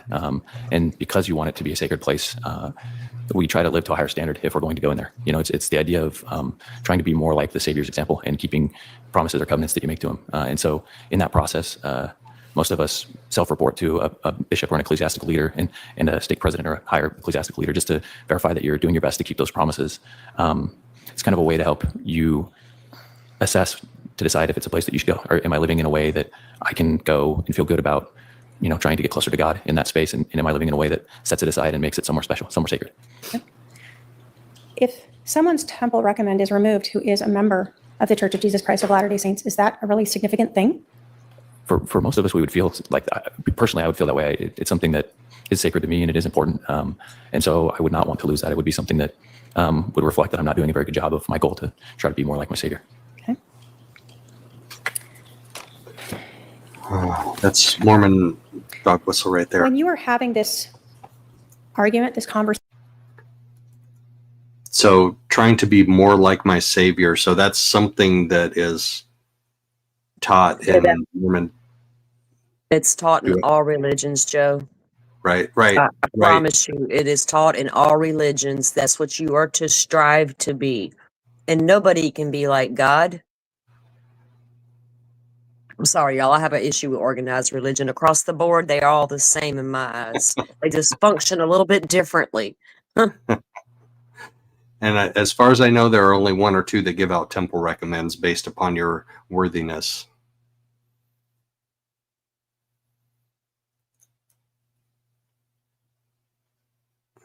Who gets to judge your worthiness? with Melanie on June 25th. What are you thinking? It began with just frustration, which when I took a little time and was introverted and thought about it, I realized wasn't fair. If she didn't want to go to a grandfather's funeral, I recognized that me feeling frustrated was something I should deal with myself, but not try to force someone else to do something that they weren't comfortable with. And then it was just really painful because the rest of it just, there's a lot of frustration that comes from, at the end of it, she was asking for a divorce and demanding that we end our marriage. And, I had 4 kids and this was going to change their entire world. It was going to change everything for my family. Did you, having spoken with Melanie, feel that Lori Vallow was involved in some of these things that Melanie was telling you that was why your divorce should end? Can you ask that question one more time? Sure. As you are listening to the things that Melanie was telling you that evening or afternoon into the evening of June 25th, did you believe that Lori Vallow had been involved in some of these ideas that were being told to you as to why your marriage should end? Yeah, I mean, how else does her aunt's computer getting hacked even come up without Lori being involved? So I got pretty frustrated at one point, and I think I told her I'm going to take a break, and I texted Lori and Charles and tried to call both of them to discuss it with them because I wanted them to understand the gravity. This is my family. This is my kids. It changes the rest of their lives. So one of the interesting things that he said there was he texted Charles and Lori. Mm-hmm. And I think we saw the text messages to Lori that weren't returned, but I don't think we saw the text messages to Charles. Did we see the ones on Charles' phone in Charles' trial, the last one? No, I don't think so. I don't think we did either. I don't think we did. But you just gifted out 5 memberships. Very nice, sir. Yes, welcome new members. Welcome. Welcome in, chat. Hi, everybody. Welcome, Leslie, Jay Swope, Teresa Shell, Jellybean, Kathy Davis. Kathy, you've been around a while. I've seen you hanging around a while watching. So welcome in, new members. I've been trying to do a members only walk and talk on my way to the courthouse every morning on the way to trial. So keep an eye out for that. I wonder, I'm not going to play this entire thing. It's an hour long. Definitely not going to play that entire thing because we can watch it. But I think this very beginning point, the very beginning points that Trina K is trying to make about Lori's influence on Melanie is pretty important, and the text messages that Brandon sent to Lori that were unreturned. It's not just whatever was going on for those two. So you told us that you just mentioned that you actually sent a text message or a couple of text messages to Lori Vallow that evening? Yes, I did. Can you scoot just a little closer? Thank you. Yeah, I'm sorry. Why did you text Lori Vallow that night? Hope that she would have integrity, that she would respond and acknowledge that I didn't hack her computer. I don't know. Honestly, just hope. I was trying to find something to fix the problem. So you felt strongly enough that Lori Vallow was involved in these ideas that Melanie was putting at you that you actually reached out to her? Yes.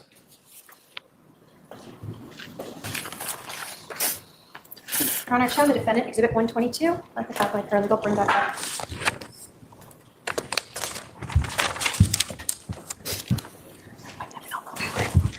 If you look at Exhibit 122, do you recognize those text messages? Yes, I do. Are those messages that you sent to Lori Vallow on June 25th of 2019? Yes, they are. Do those relate to the allegations that were being told to you by Melanie that Lori had provided her? Yes, they do.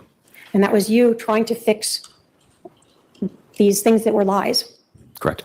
State will move to admit Exhibit 122. Any objection? No objection. 120. Okay, we don't need to go through the individual text messages. We know that they were not responded to. He says things like, you know that these things aren't true and the truth will come out, with no response. Then we get into the shooting testimony. So is this actually a picture of your vehicle from October 2nd of 2019? Yes. Okay, so I have a quick question for anybody that has watched all of the witnesses testify. I could have sworn that one of the detectives, maybe it was the older one, McDermott, who said that the Tesla was white. That sticks in my mind for some reason, that she Was he asking- colorblind? right? That was the question that I had, because clearly it's been black from day one, minute 0, but it was something about the copper casing. It was on cross, and Lori asked him a question about the copper casing and could that have transferred, and he said, well, the Tesla was white. I've got to find that, because that sticks out in my mind looking at this picture. He would have had to have been colorblind or reverse colorblind. And so we can see that got his there's words no sort of metal confused. frame around where the window would be, right? Correct. Okay. And is this actually your glass window right here? Yes, I believe it fell out when I opened the door, or when I put my car in park. Okay. I want to talk to you about that morning of October 2nd. You drop off your youngest with Melanie. You said you went and dropped off your fourth child at sort of a day pre-K type of course? Yeah. And then you went to the gym. Yes. After you went to the gym, what did you do? I drove back from the gym to my house. Okay. What was your plan that morning? My plan was to shower and go to work and meet with my business partners, and we had an owners meeting that day. Okay.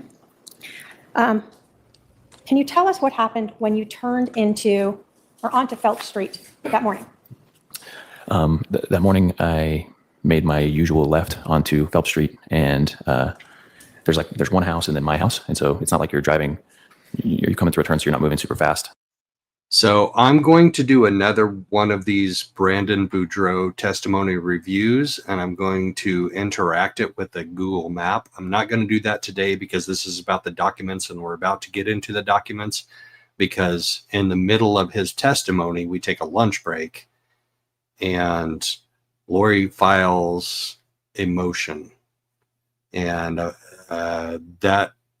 the response to that motion, or the judge's ruling on that motion, came down yesterday morning at 5 o'clock, and I posted it on X at 5:20, and I beat Justin Lum by about an hour and a half. But then this morning, we got the actual motion that she filed in the middle of Brandon Boudreaux's testimony. So we'll take a look at that, but we're going to get through Brandon's testimony first, and take a look at his path of travel, where he was at about when the shot rang out, where he went, where the Jeep went, supposedly, because I have questions about that too. And man. there's not a lot of distance, so If I get don't an push the gas address, very I'm hard, but I going remember to a coming around the map. corner, kind of letting it almost. Yeah, exactly. And we kind of did last night with Trial TV Live. So if you're not subscribed to Trial TV Live, subscribe to them. Squeegee and I are doing a trial recap every single day at 9 p.m. Eastern.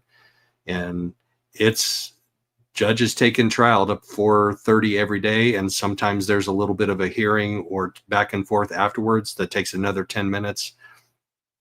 And by the time I get home, it can be a scramble to be ready to go live by 9 p.m. because that's only 6 p.m. here. And if trial goes to 4:30 and I have a 35-minute drive home. Yeah, I can sit here and I can be able to Google stuff while I'm watching it. So it's but I haven't talked about it yet. But yeah, I was looking at that stuff too. It's always interesting, right? Yeah. And what makes it nice for you guys is, number one, you get to be able to do that. You get to be able to sit at your computer or on your couch or your back porch and listen to this and Google stuff. I can't do that in the courtroom. The other thing is the camera or the microphones. So when Judge Boreski stands up behind his desk, behind his chair, and he talks while he's standing up, which he's done more in this trial than he has at any other time before that I've seen him. Yeah. He will stand up and talk while he's standing up, and I think that's maybe an expression of his agitation.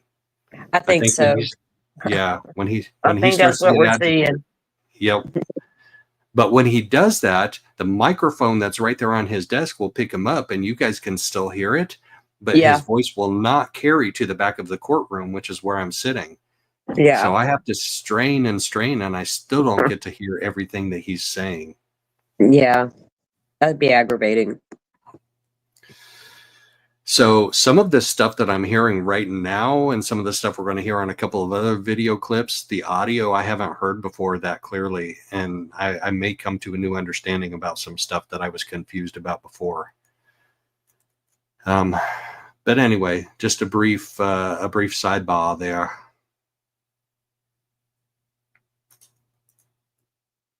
Almost kind of coast as I was waiting for it to catch the signal and send my my garage door up. And while I was doing that, I noticed a Jeep that was parked, and it was really awkward. Why was it awkward? Well, it was parked on top of the car that was normally there. So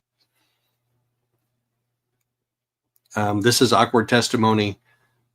I would respond, how is it awkward? It's because he's facing the wrong direction.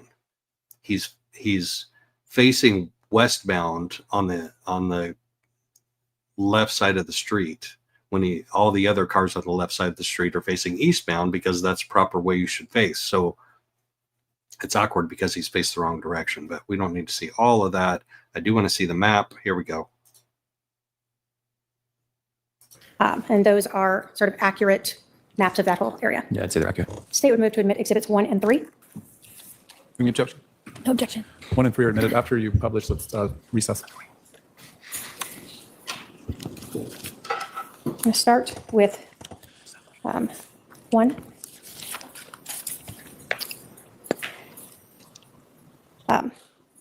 Actually, I think it's this way. No. When you were driving to your residence, we see There you here go. 3875 East Felt Street. Is that your address at Yes. that time? And so it was 2 houses in. Yeah. When you were arriving back to your residence that morning of October 2nd, can you describe for us how you came in to the neighborhood? I guess people probably can't see when I point. I would have gone up. Let me pull out just a little bit. I would have come around where the map kind of starts. There, yeah, where your pen was. If you go down to that corner, I would have come there off Fairview, come all the way up, gone up that street where your pen was, and gone. And that's the way that I came in, where your pen just traced. So you went through this intersection and then you turned left here, and that's where you saw, as you turned that corner, that Jeep Wrangler. Correct. Did you notice if the Jeep had 2 or 4 doors? 2 doors. Okay. Did you notice anything about the license plate? It was a Texas plate. Were you able to get the license plate number? I was not. After the shooting, you told us that you sort of took off, and I'm putting exhibit 3 up now. I'm going to zoom in a little bit here. So we see Phelps Street. Is that the same street we were talking about? That is You told us that you accelerated. Was it this direction on Phelps? correct. And what did you do when you got to this intersection? Made a right on Cole, and you can see there's a pool right up there. I parked right there in front of that pool where that little walkway is, right on the. So you parked right near the pool here. Yeah, right where your pen tip was there, kind of by the E. Were you on the phone with 911 prior to reaching that pool? Yes, I was on the phone with 911, I think, as I got towards the end of Phelps Street. Did you see the Jeep as you were there at the pool? I did, yes. And where did you see the Jeep go? It came down Phelps. Wait, I got to back that up. Squeegee, remember when we were talking about that last night? I got to back that up because he says he was next to the pool and she points with her pen. This is a part that's critical to me because at some point in time in the second part of his testimony, I believe, or maybe on either cross or redirect, he says the car or the Jeep drove past him on his right side. Yes, I was on the phone with 911, I think, Maybe it was as I the got Jeep's towards the end right of Phelps side. Street. Maybe it was Did you as see he was the Jeep as you accelerating. were there at the pool? I did, yes. You Back up told us one that more. you accelerated. Was it this direction on Phelps? Correct. And what did you do when you got to this intersection? Made a right on Cole, and you can see there's a pool right up there. I parked right there in front of that pool where that little walkway is, right on the. So you where the parked right near the walkway pool is. here. Yeah, right where So hold on. If he's parked up here, how could the Jeep pass him on his right? Maybe he meant back when it was in front of the house and the shot was taken, he went past the right side of the Jeep. I think that's probably where my confusion is. I do need to look at that other test. Yeah. Because I thought he said that the Jeep passed him on his right, but he's probably saying he passed the Jeep on the right side of the Jeep. Okay, now it makes sense to me because he's up here. The Jeep comes up and around and sees his car there by the sidewalk and turns around and goes this way out of the subdivision.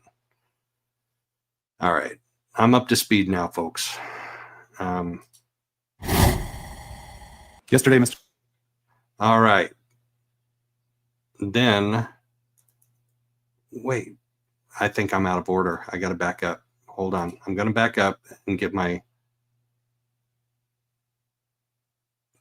back. All right, the second call's first witness. All right, hold on. I got it. Let me take that off. Let me get myself in order here because I think my videos are out of order because we have Brandon part 2. Bear with me. I'll get it. And in between part 1 and part 2, actually, we have a filing from Lori, and I thought I had that. So maybe my playlist is out of order. You're good. Opening statements, all about love, Brandon Boudreaux. I had Brandon Boudreaux part 2 in there. And it didn't make it in my playlist. Give me 2 seconds, folks. Walk and talk amongst yourselves. Talk it up in chat.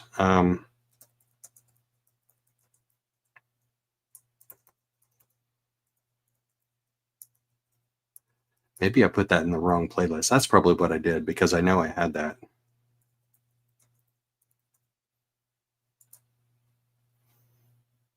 Boop, boop, boop. That's not it. That's not it.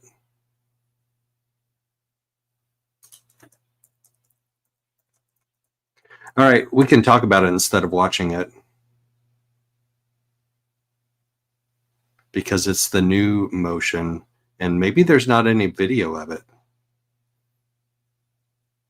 There must not be any video of that. Yeah, we have the old one from when she filed her last motion, but we don't have I don't have video that's obviously available to show what happens in that lunch break in between Brandon part 1 and Brandon part 2, which is right here. Why is that not? That's on my playlist. Oh no, that's cross-examination part 2. Full testimony part 2. That's why I have the wrong one. Boom. Now we're good. See the convenience and the inconvenience of technology all in one.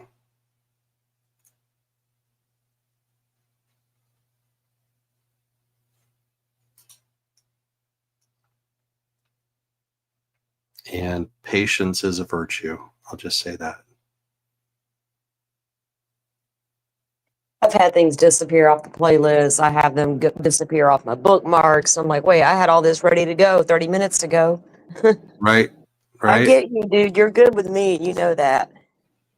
It is what it is. Cross-examination.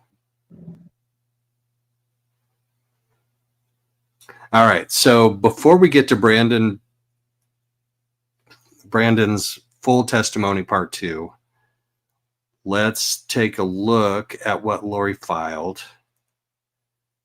in the interim. So do we want to see, Salty, do we want to see the judge's ruling on it first, or do we want to see her motion first? Do we want to see in the order they came down or the order they were filed? Read the motion first, and then we'll go into the All ruling. right. So that is the PDF. Share screen. Boom. All right. Here's the motion that she filed at lunch in between Brandon Boudreaux's testimony. Motion for change of judge for cause. Filed June 5th, 2025.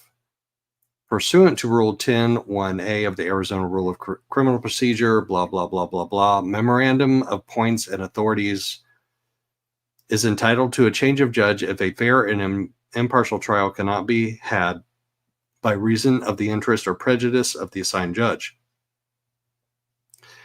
The Honorable Judge Justin Boreski denied this defendant a 13.5 hearing, which the defendant is entitled to under Arizona Rules of Criminal Procedure if requested by the defendant.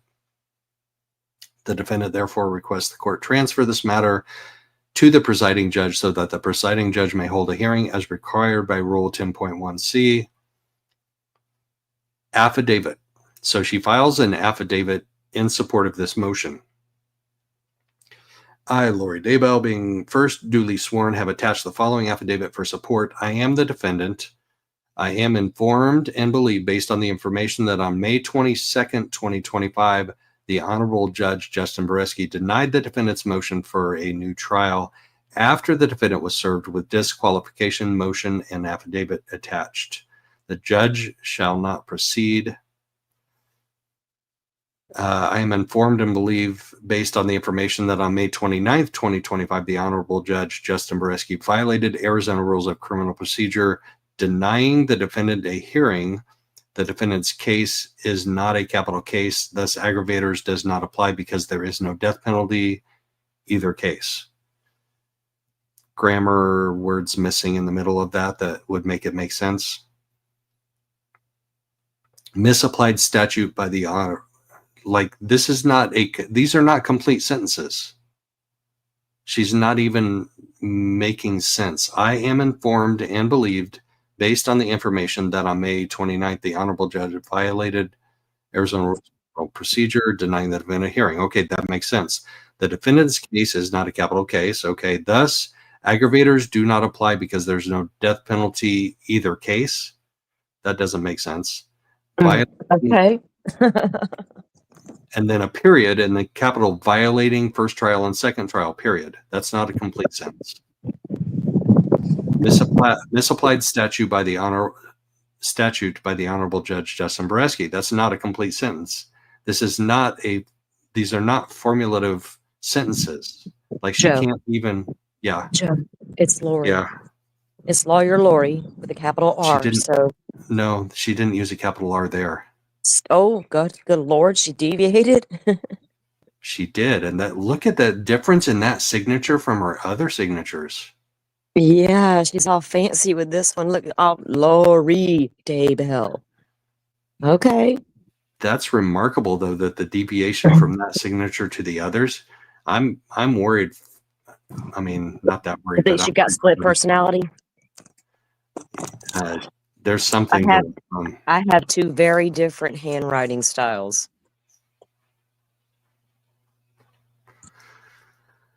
Boy, that signature is the most interesting thing in this to me. That accompanied with the lack of ability to formulate a complete sentence multiple times in a row. Yeah, that's Lori's brain for you. Yeah, I got to check in on chat real quick. I got to take a break from that. Dude, she's don't let her get under your skin, man. She just doesn't know how to do things correctly. Lawyer Lori hasn't graduated law school yet. Right? She couldn't even pass an LSAT. I think she's just practicing. She's doing mock trials. Running Bear, look at that. Yeah, there's a lot of us that are like, they have time. They have time. Where'd that comment go? Boom.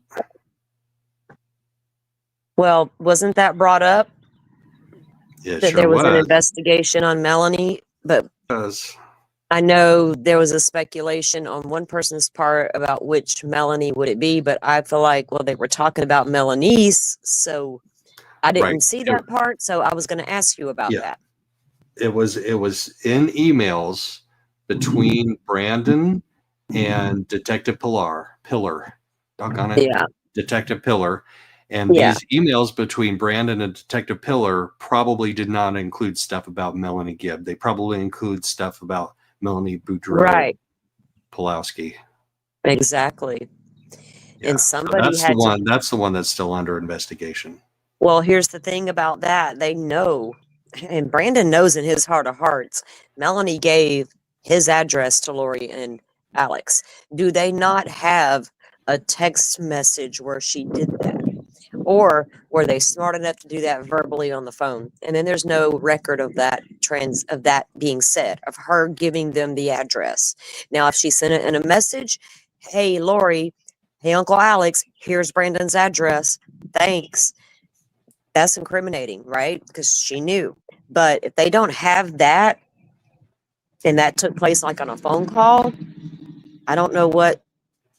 There's a reason they haven't charged Melanie yet, and it's because of evidence. Right. They would have to jump the gap between Brandon and Melanie and Alex back to Brandon's house. Well, they would have to tie Melanie into it in a Right. way that can prove she was in on it. Exactly. Which would be backing it up with like a text message thread and communications like that. Just to say, well, look, she called his phone at such and such time. We don't know what the conversation was about. That'll never get into court. Well, if you're a smart lawyer. Right. But we're dealing with Lori, so.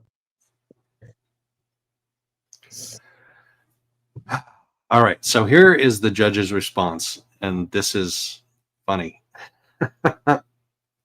Comedy relief. Yeah, for Lawyer Lori. This is an assessment of Lawyer Lori's lawyering abilities. Minute entry. So Lori filed this on June 5th. The judge ruled on it at noon. The judge ruled on it on June 5th by end of day. So judge ruled on it within 3-4 hour time period at most. And it was filed on June 6th at 2025. That's yesterday morning, 8 a.m. Guess what? I had it posted on Twitter by 5:20 a.m. I posted it before they posted it. I think that may be 8 a.m. Eastern, which is 5 a.m. our time, because I definitely downloaded it off the docket at 5:15-ish a.m. yesterday morning while I was getting ready to go to court. Made me a little late, but I'm always checking those dockets. So I posted it on X before they posted it according to their timestamp. Just saying. Well, I have those subpoenas in the Koberger case. Nah. and the one for Bethany Funk. So nah, no, I mean, I'm teasing you, Joe. I get it. We love these court docs, don't we? I do. I love me a good court doc. I was deep in court docs last night for a while before I fell asleep. All right. The court has reviewed the motion for change of judge for cause filed June 5th pursuant to Rule 10.1. Defendant requested the court remove Judge Boreski from her case. I'm reading in 1.25 speed if you didn't know, because as she alleges he is prejudiced against her. Hold on. As long as you don't talk as fast as those guys on the radio commercials. You know how they do a commercial and at the end they do their disclaimer and it's like 90 miles a minute. My brain can't do it. I will turn that shit down when I know it's coming, it's going down because my brain. So don't go too fast.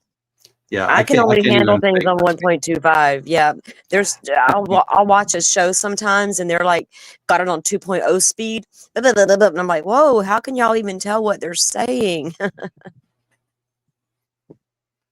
You're good though. You're good. Rule 10.1 of there is here we go. Back up to the second paragraph. Defendant requested the court remove Judge Boreski from her case because, as she alleges, he is prejudiced against her and she cannot receive a fair and impartial trial. motion at one point. Specifically, so this is like the third or fourth time she's said this. And he's Specifically, probably the least. He's probably the least prejudiced Oh my judge gosh. that she could get, right? oh my gosh. Honey, you could have had it way worse. Look at Gull. Look at Canoni. Look at Hippler. He wouldn't take your mess.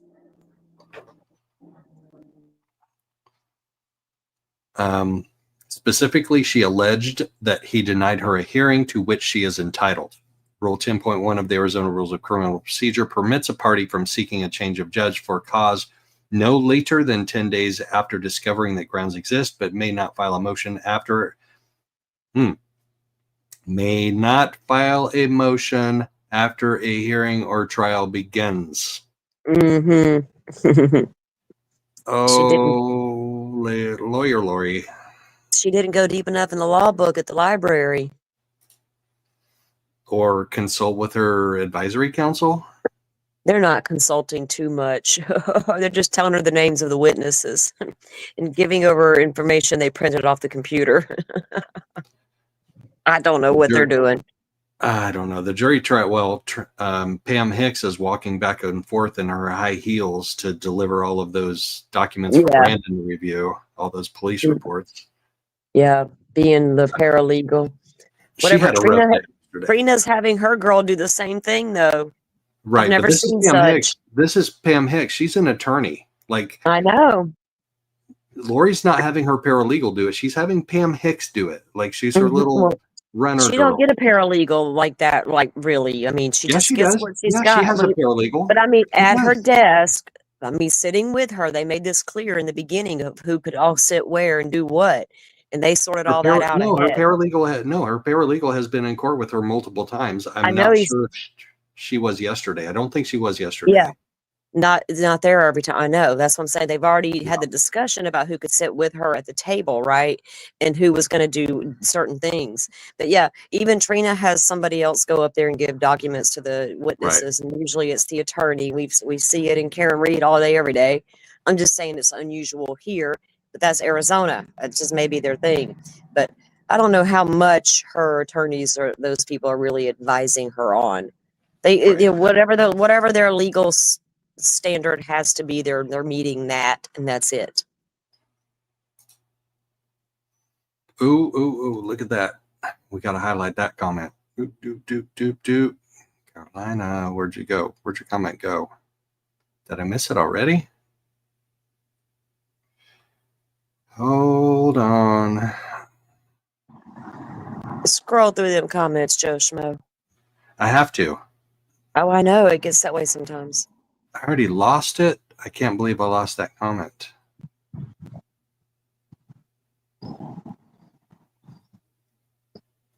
I lost it, Carolina. I'm sorry. That was a good comment. That was like very... She says, let's see, it was 10:58. Why don't I see it in StreamYard? There we go. Boom. Found it. I was about to say, okay, there you go. Trinike said co-conspirators, plural, not singular. Ooh, meaning more people are being investigated. Maybe. That's a thought. Well, we do feel like there's still, well, that's what we were talking about with Melanie a little while ago. If they want to put her into the conspiracy, they have to have some evidence to back that up. I don't know if they have it or not. And there's nobody else left to investigate to go into this conspiracy besides the Melanie's, the Zulema, and all the, those Lori's conspirators. But were they all really good at not putting stuff down in a text message? If you got a sister like me, don't put that stuff down in a text message.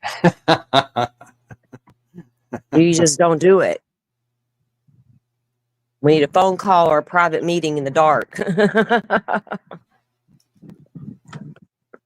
I'm going down to 7-Eleven for a Coke in the next 10 minutes. Yeah, be right back. Yeah. The court also notes that motions filed under this rule must demonstrate the assigned judge's interest or prejudice would prevent a fair and impartial hearing or trial. In this case, defendant maintained that Judge Brisky's legal ruling was an error. Legal ruling As the court addressed at the previous hearing on defendant's Rule 10.1, a Rule 10.1 motion does not provide parties an opportunity to challenge legal rulings. So she'd made the same mistake twice in a row. And throw in another mistake of we already started the trial. The allegation that the trial judge did not appropriately grant a hearing, even if true, does not provide appropriate grounds for a Rule 10.1 motion. I just made up a song in my head. Oh, yeah. Making up motions just a little bit more than the law will allow. I don't know why that just popped into my head. This Hazard County bitch. She's making her way the only way she knows how, y'all. And she's not even making a way. She's making a way She's back. not even coming close, right? She's No. backpedaling. She's trying to swim back toward Idaho. She's losing her Botox. She's losing her groove. Aw, Lori. See, if you'd She's have just losing let her everybody freedom. live, if she had just let everyone live and left her children and rode off into the sunset with Chad and built their little religious empire, she'd be living on the beach in Hawaii right now, raking in the dough from all those little lost sheep that are following. And the kids would be fine with their families. And Right. Charles would be happy and alive. But no, she took a different route. So you get what you deserve, honey. Go look nasty and eat slop. I don't care. It is ordered summarily denying the motion for change of judge for cause filed June 5th. That is one of the fastest motions and rulings that I have ever seen. Boom, boom. Wow. So that was in between Brandon's first part and Brandon's second part. So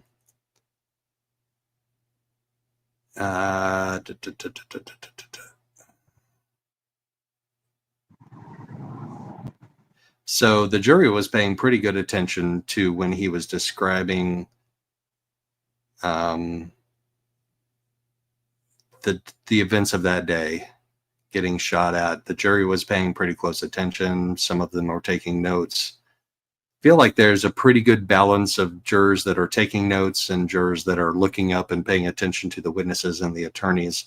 There was a period of time when Lori was cross-examining Brandon Boudreaux, and she was kind of getting close to scoring some points, like when she had him read the police report, when he said, no, I didn't tell the detective that you were responsible for Melanie believing these lies about me. And she had him read the police report, and he actually said, well, I guess I did do that.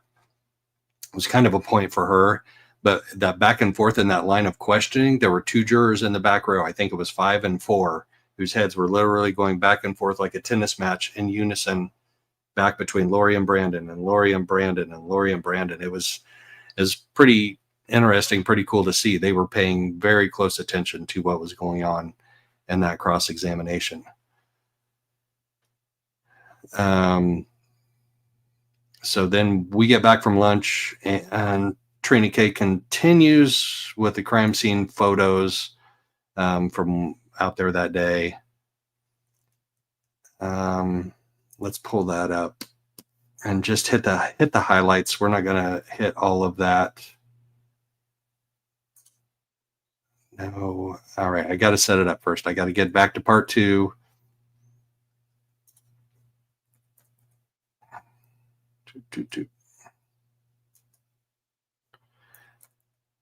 And I got to get everything in order. Why is that there? No, that's not what I want to see. I don't know why that tab was open. Now I have to close the tab, reopen it,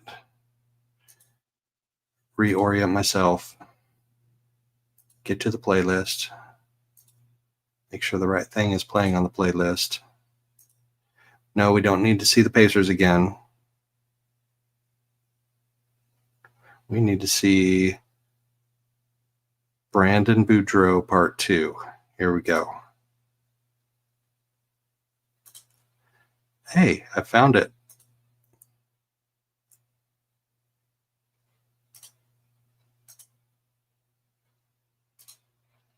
vehicle in the Jeep? I didn't see who was driving the Jeep.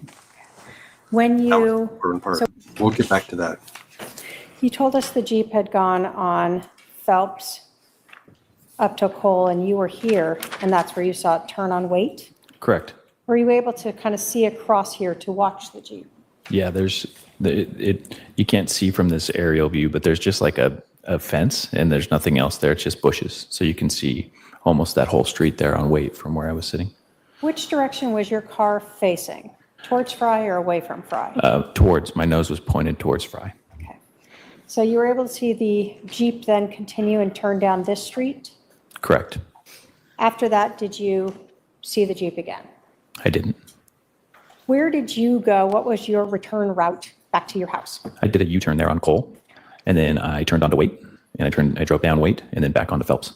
So sort of following the path of the Jeep as well until you got to Phelps? Yeah, and then I just pulled into my driveway. Okay. And then I sat and waited for an officer. Were you on with 911 during that whole time? I was. Sure. Correct.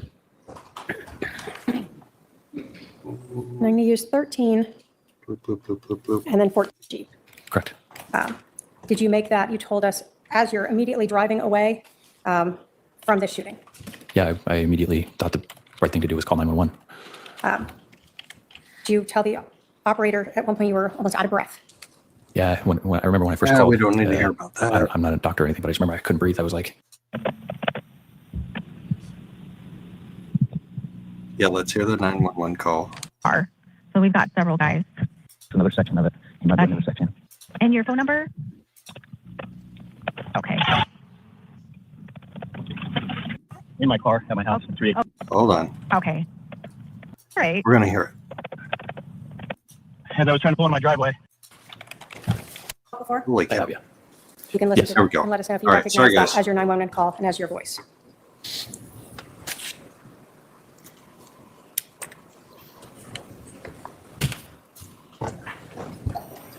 Yes, this is my 911 call. Thank you. Under the state will move to admit Exhibit 125 pursuant to 8031, 8032, and 902. No objection. Submitted. And if we can publish that. Go ahead.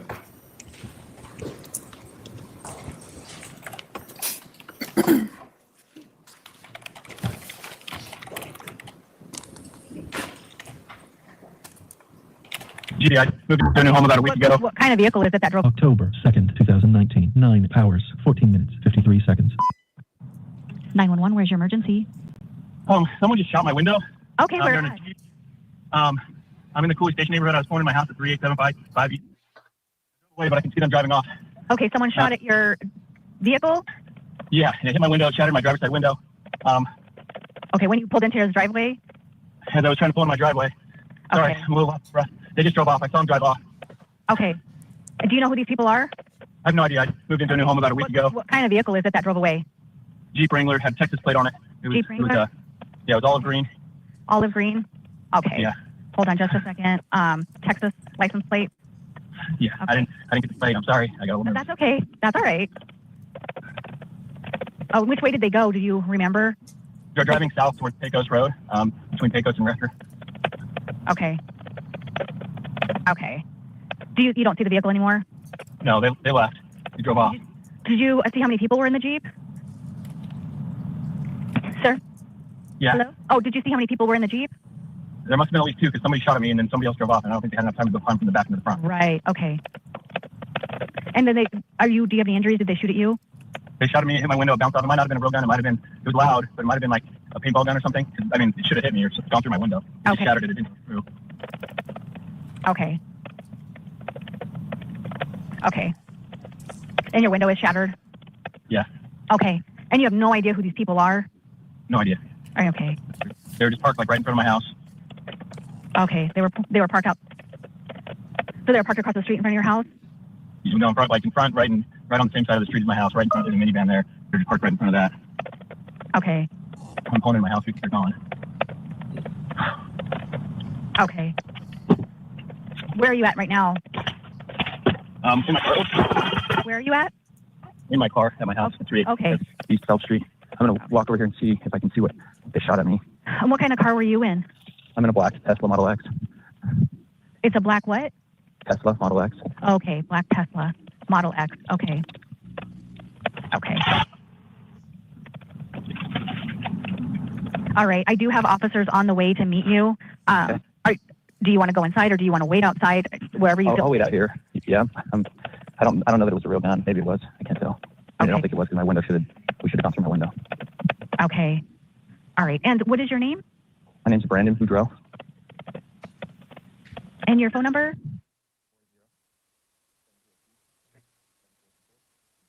Okay. Okay. I'm going to stay on the line with you just to make sure you're safe, just in case they come back. Do you have any weapons on you? No. Okay. Okay.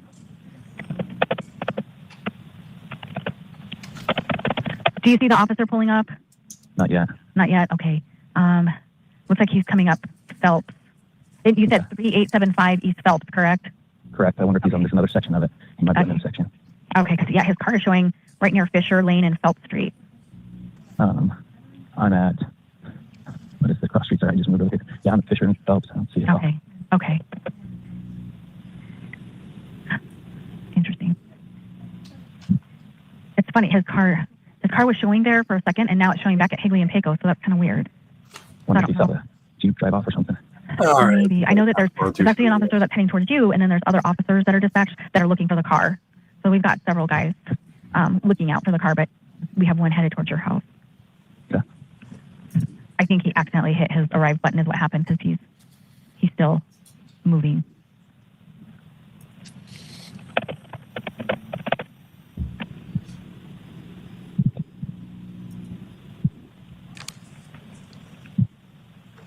So just out of nowhere, did you see the guy that I didn't see who it was. It was weird because I was pulling in and I saw a Jeep, Texas plate, and I thought, oh, that's weird.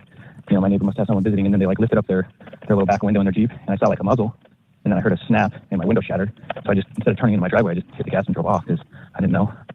And kind of when I got my bearings, I realized I should call 911. Okay.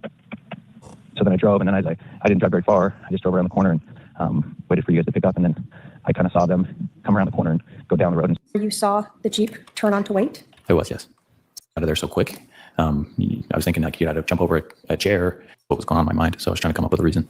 So you didn't know through this whole call that your car itself had been hit? No. We hear that you, when you got into the driveway, a loud crash. Yes. What was that? When I put my car into park, it automatically opened that door, and then the whole window just fell right there. And most of it kind of stayed together like that. I think the window tint or something held a lot of it together, but also a lot of it didn't. And it was like all over inside my car and all over on the a little bit on the driveway. Okay. You also told them that you thought there might be two people. Why did you think that? I was trying to figure out how someone could have been. This is a big part of it to me, because there are all kinds of speculation out there. You know, was Zulema involved? Was Chad involved? Was there a driver or was there not? Did one of the neighbors see the seat back? I've heard that. I still haven't been able to confirm that. And the windows were tinted really dark, so they would almost have to be looked. Go ahead. It was my understanding that the neighbor saw the seat slid all the way up, according to what Nate Eaton was reading. That's when I messaged you and I was like, did you hear this? Because if the seat was slid all the way up, that means the neighbor saw nobody was in that driver's seat. And then again, if the neighbor said it was all the way back, then the neighbor saw nobody was in the driver's seat. Right, but the windows were tinted really dark, and the one neighbor that we did see testify said he couldn't see anybody in there, but he also didn't testify about a seat one way or the other. Right, and because around here, our cars get really dark tinted windows. There's a legal limit, but if you're close enough to one, like walking past it, you can see into the car. It depends on how close you are to the vehicle.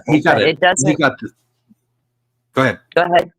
No, I'm going by the one neighbor who claimed to see inside the vehicle and noticing the seat, whether it was slid up or leaned backwards. He would only, if he saw that, then he saw there was no other driver, right? Correct. If you could tell, seat is slid. I haven't seen that yet.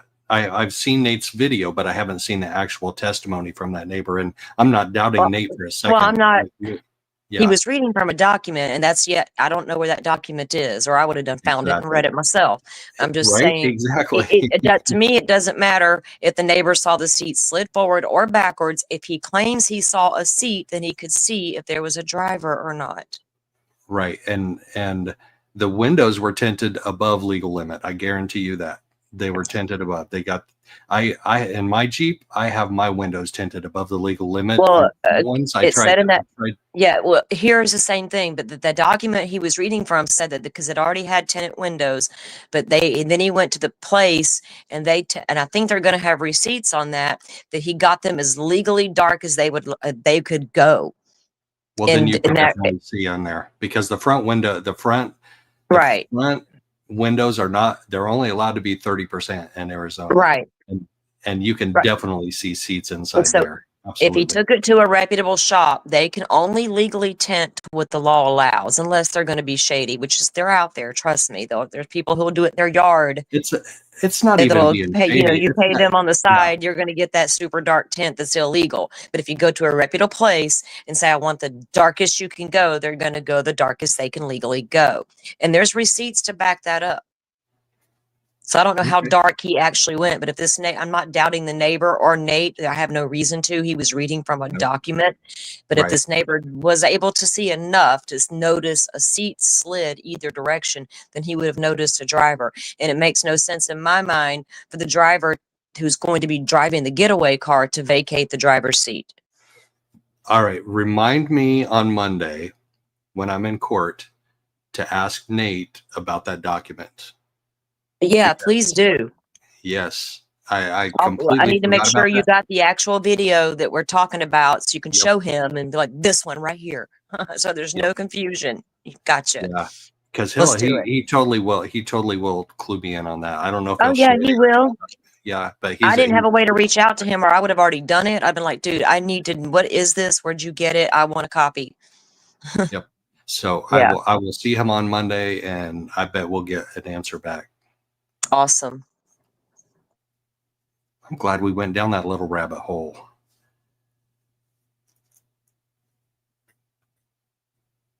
And laying in the back, shooting at you, and gotten into the front and gotten out of there so quick. I was thinking that you'd had to jump over a chair. It seemed like they moved very quickly. So I think I was just trying to come up with a logical reason how they could have moved so fast. We can have the Elmo again, please. Thank you. Putting exhibit 1 back up here. So this is the residence that you were arriving back to, correct? Correct. And your car was facing this direction west? Correct. And so the Jeep itself was also facing west? Correct. When you drove up to the pool, is that in this area off of Cole? Yes, And were you all the way up here before you saw the Jeep turn on to wait? I was. Yes. So there was some time actually before the Jeep was able to follow and catch up with you. Correct. I think in your mind, everything's happening so fast. I was just surprised by how quickly they were moving, but listening to it, for instance, you can hear that there was a lot more time that elapsed than what you thought in the moment. So time when you were going through this stressful situation seemed faster to you. And now listening to the 911 call that you're talking while this was occurring, you can tell it's a little slower. Yes. Do you recall where you were when you were able to finally get your phone and start calling 911? I was at the end there of Phelps Street, about to turn on to Cole and then I had to unlock my phone. So it took me a couple more seconds around the corner to get it. Okay. So you were able to drive down Phelps, get into your phone and get up to Cole and park there. And then you saw the Jeep also turn on Cole and then turn on wait. Mm-hmm.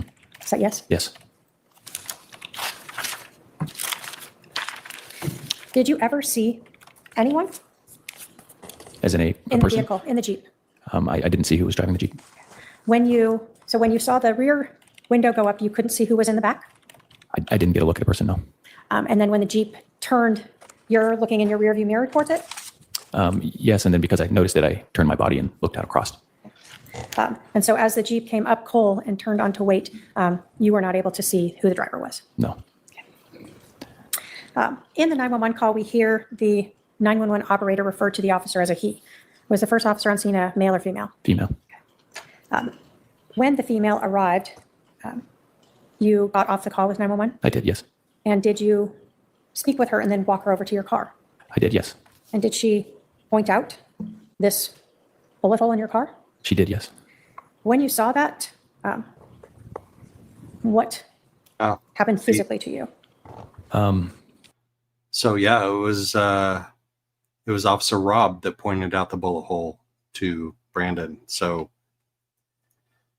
yeah, it wasn't him noticing it spontaneously. Interesting. I remember within a short amount of time, I asked her if I could sit down. I started getting a little bit overwhelmed because I realized that someone shot at me, was trying to kill me. If my head was that close, that's the only logical thing. Police to tell Detective Hiller that Lori Vallow and Alex Cox had been involved in an incident in July of 2019 in Chandler, Arizona. I did. Later, but while you're still sitting here on the scene, Yes.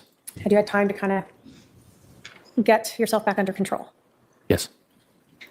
Do you remember that conversation more than your Yes. conversation with the first officer? Yes, I do. At that time, when you were asked by Detective Hiller if there was anyone you knew who might want to harm you, were you able to provide any names? I told him the only person I could think of. And who was that? It was two people. It was Lori and Alex. Is that Lori Vallow? Lori Vallow and Alex Cox. So the morning of October 2nd of 2019, you have already told Detective Hiller that's who you believed is the only person you could think of who would want to harm you. Yes. Had you met Detective Hiller before that morning? No, didn't know him. Did you tell the police to tell Detective Hiller that Lori Vallow and Alex Cox had been involved in an incident in July of 2019 in Chandler, Arizona? I did. Did you think that that incident had something to do with this? I did. You were asked by the police, or do you recall being asked by the police if you had any issues with money or anyone else? I do. And did you have anyone else that you could think of that would want to shoot at you? I did not. Did you tell the police about your wife Melanie's relationship with Lori Vallow? I did. You told us that the Jeep that you saw parked right next to your driveway that we see here in Exhibit 9 had a Texas license plate, correct? Correct. Did you tell the police that Lori Vallow had lived in Texas? I did. So during the time you had known her, you were aware that she and Charles Vallow had lived in Texas? Correct. Did it seem relevant to you that you see a Jeep with a Texas plate in front of your house? It did.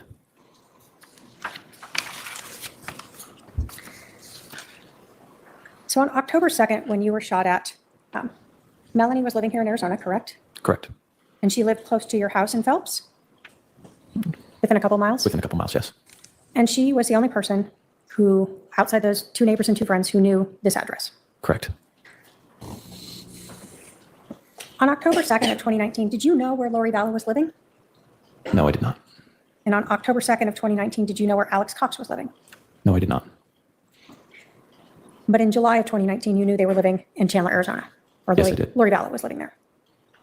Did you ever learn that Lori Vallow and Alex Cox moved to Rexburg, Idaho? Yes, I did. Did Melanie ever move out of Arizona? Can you restate that? Sure. Did Melanie, your wife, or maybe by then your ex-wife, ever move out of Arizona? Yes, she did. Do you recall when she moved out of Arizona? The end of October 31st or November 1st, 2019. And did you learn where she moved? Next door to Lori. In Idaho. Rexburg, Idaho? Yes. The state has no other questions, Your Honor. All right. So that is when we have the little meeting.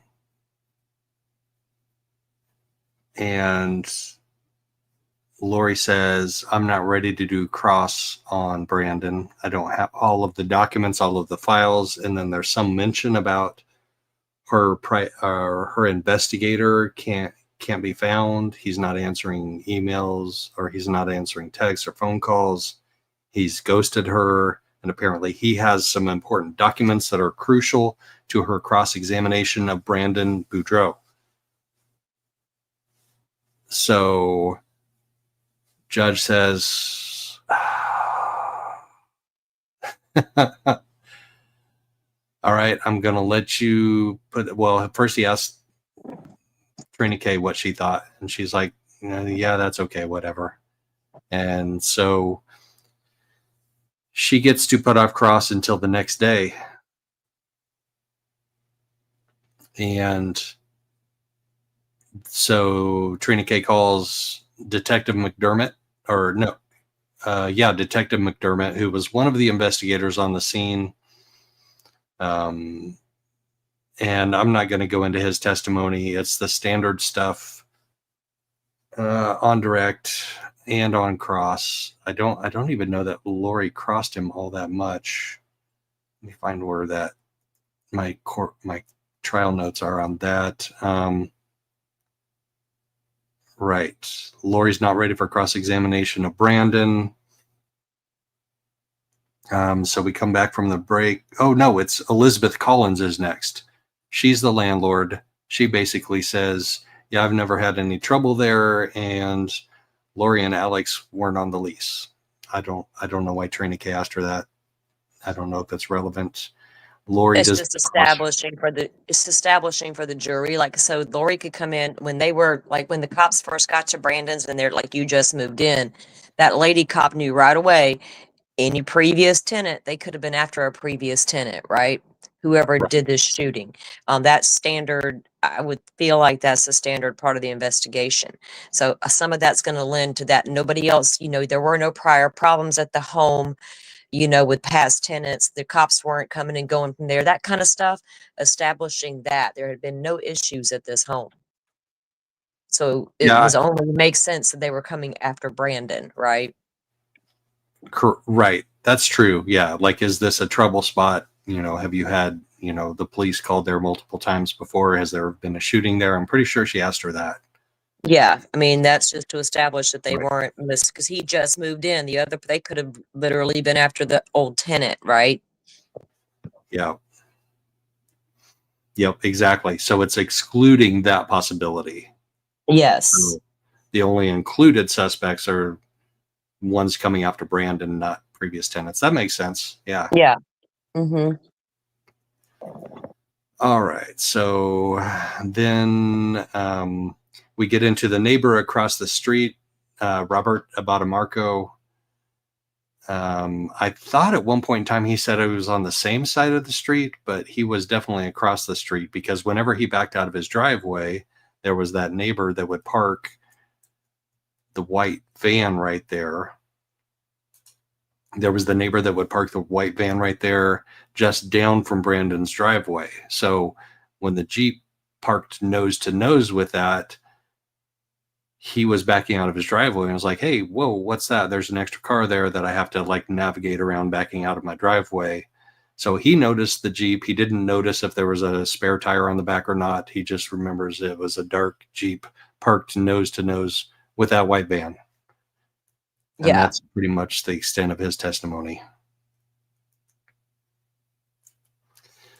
Not much remarkable there, except that when he got back, the Jeep was gone and there were a whole bunch of police officers there and the street was blocked off. So he had to talk to an officer to get back to his driveway. Short examination, no cross from Lori again.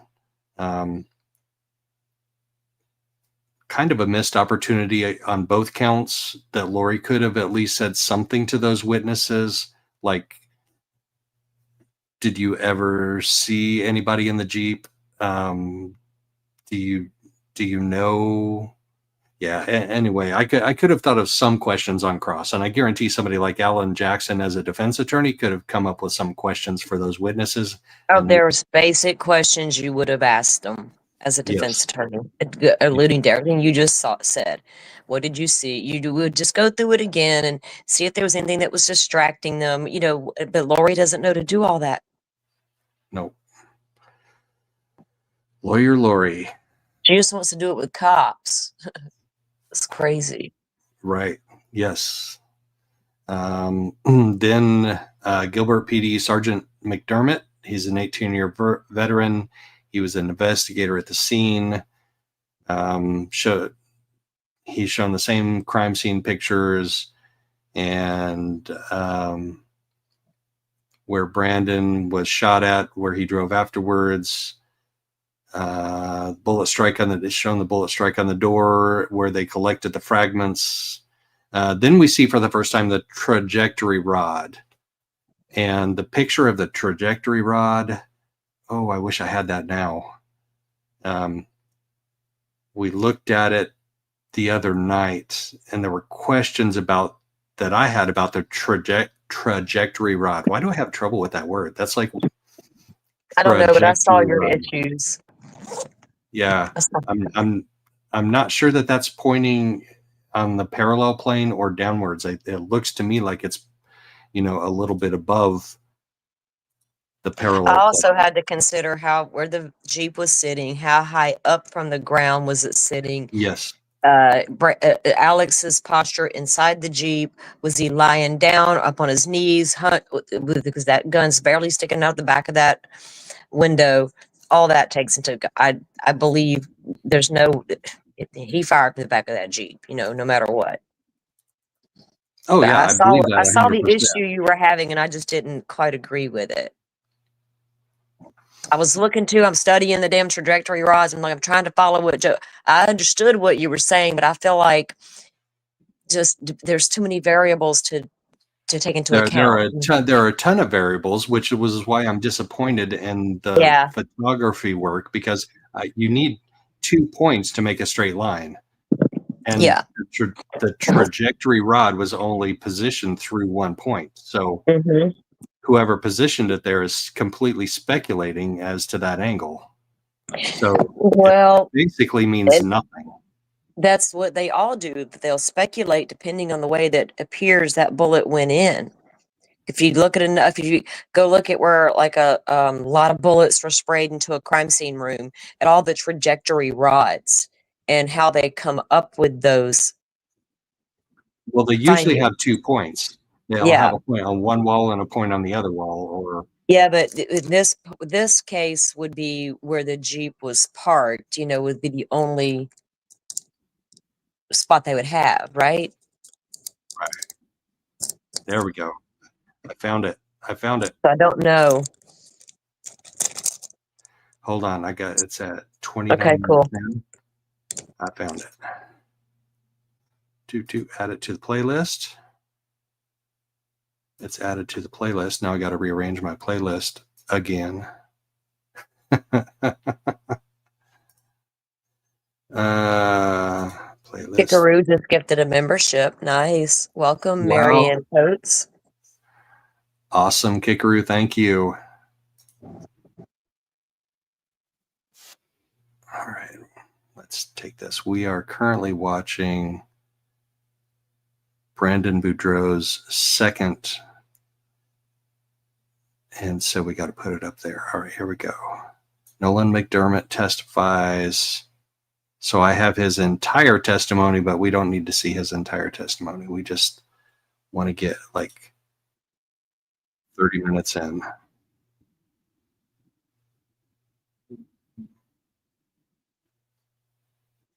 Pammy found the portal emoji.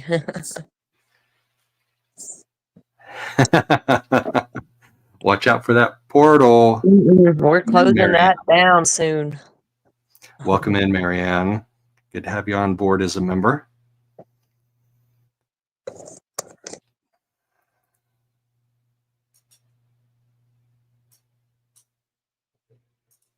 We are going to get this pulled up in 10 seconds. 8, 7, 6. Okay, 20 seconds.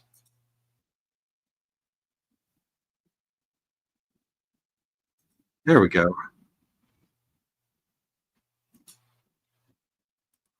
I got it. Present. Share screen. Here we go. So this is right before, let's not wait a whole minute. We'll fast forward a little bit. There we go. This is where the trajectory rod is coming in. Did you see any other of those little shards anywhere else on the road other than where Brandon had indicated he was when his vehicle was shot? Not that I recall. Okay. In Exhibit 36 and 37, what are we seeing here? This is just a particular rod that was inserted to try to give an idea in terms of a general idea of trajectory. Again, to kind of confirm. Oh, see, that to me looks like an upward deviation from the horizontal plane. But I have no frame of reference, and this photographer is probably what, like 5'10" to 6'2" is the average height for I still don't, what do you mean? You feel like it's too much of an angle? Yeah, it's above Like horizontal. going, Like if so, now, are you sure? yeah, no, I'm not sure because I don't have any other point of reference. I don't know. Like if you were standing perfectly at the exact same elevation of the bullet hole and you were taking this picture right to left, you could tell if it was pointed up or pointed down slightly or more than slightly.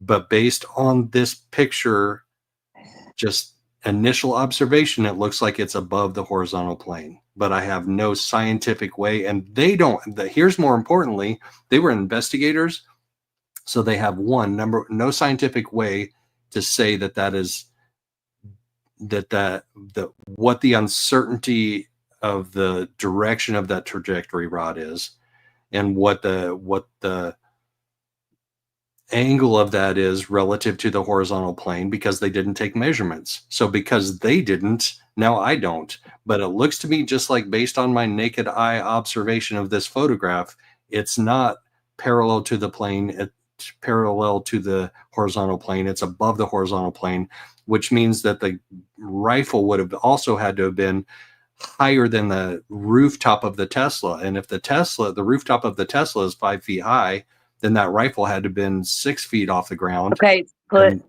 well, how do you think, how much taller do you think the back of that Jeep was compared to that Tesla, where the window pops out at? And where was the rifle? Was the rifle at the top of that window, or was the rifle No, at the bottom? the tailgate? In my mind, it's at the bottom. That window pops. It doesn't. So they don't slide down. The window doesn't. It just pops out right at the bottom. There's two little latches, or does the top have them too? The top has hinges, and it swings upward off of those hinges. Right. So you would have to come out of the bottom with the gun rifle, right? Yes. So you're well below 6 feet off the ground. You're like 4. But how high is, yeah. So you got to, there's a lot of variables that go, and the wind also plays a factor with bullet trajectory.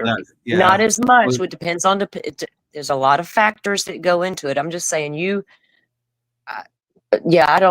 we're just going to disagree on this one. I don't feel like there's a big issue there. Considering where the Jeep was parked, the height of the Jeep, where the gun came out of the back window, there's a lot and I don't know if they needed to do a whole lot more. I mean, I get what you're saying. They should have done a better, more job, but I don't know if that would have made a difference. The top of the Jeep is taller than the Tesla, Pammy, but the tailgate is not. Where that window opened up is not taller than the Tesla. It's lower than the top of the Tesla. Like the top of the Tesla is 5 feet. That tailgate is 4 feet. It should be an upward trajectory, not a downward. I don't think I need to do. But that one doesn't look real downward to me. I don't know if we're just seeing it differently there's a lot of. We are, and we're not going to ever have any answers because they didn't investigate it thoroughly. They did not. What answer are you looking for, hun? What's your biggest issue with that? I don't think that. Okay, so here's the thing. I don't think that even if they had done a more thorough investigation, I will just say that we would have any more answers than we do now, because you need 2 points to make a straight line, and right now we only have 1 point to make a straight line. So all of this is, and this is what McDermott said, and I will agree with him 100% on this. This is just a visualization for us to try and figure out where that bullet may have come from. It's a visualization. It's not a scientific, forensic, detailed analysis of where it did come from. It's just like, hey, we're trying to imagine the different scenarios of where that bullet may have come from.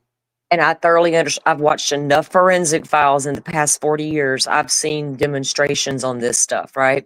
My problem, I don't have a problem. I'm trying to understand your problem. Are you feeling like they can't prove it came from the Jeep because of that? No, I'm saying. Okay, that's what I'm wondering. What do you think it means? I understand based on this picture, but so since you're going by based on the picture, where do you think the gun would have had to have been fired from? An elevation higher than the top of the Tesla. So he climbed on top of the Jeep, in your mind? No, I'm not saying he climbed on top of anything. I'm not even saying based on this picture there was a Jeep involved or a rifle involved, although we know there was. I'm just saying the trajectory of the projectile into the top of that Tesla came from a higher elevation than the top of the Tesla based on this trajectory rod and this crappy picture that we have to argue about.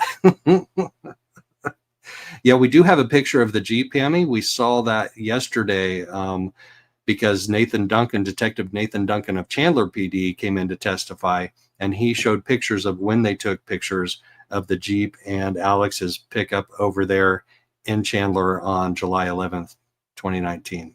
I know every Jeep I've ever seen. The dealership my son works at is a Jeep dealership. My stepdad had one very similar to Tylee's. All the ones I've ever been around are higher than the average car. Sure, and some of them, not this one. This one is stock. It has stock tires. It has a Right, stock lift. I'm sure she didn't have the four-wheel drive mud riding tires like the boys and girls around here will have.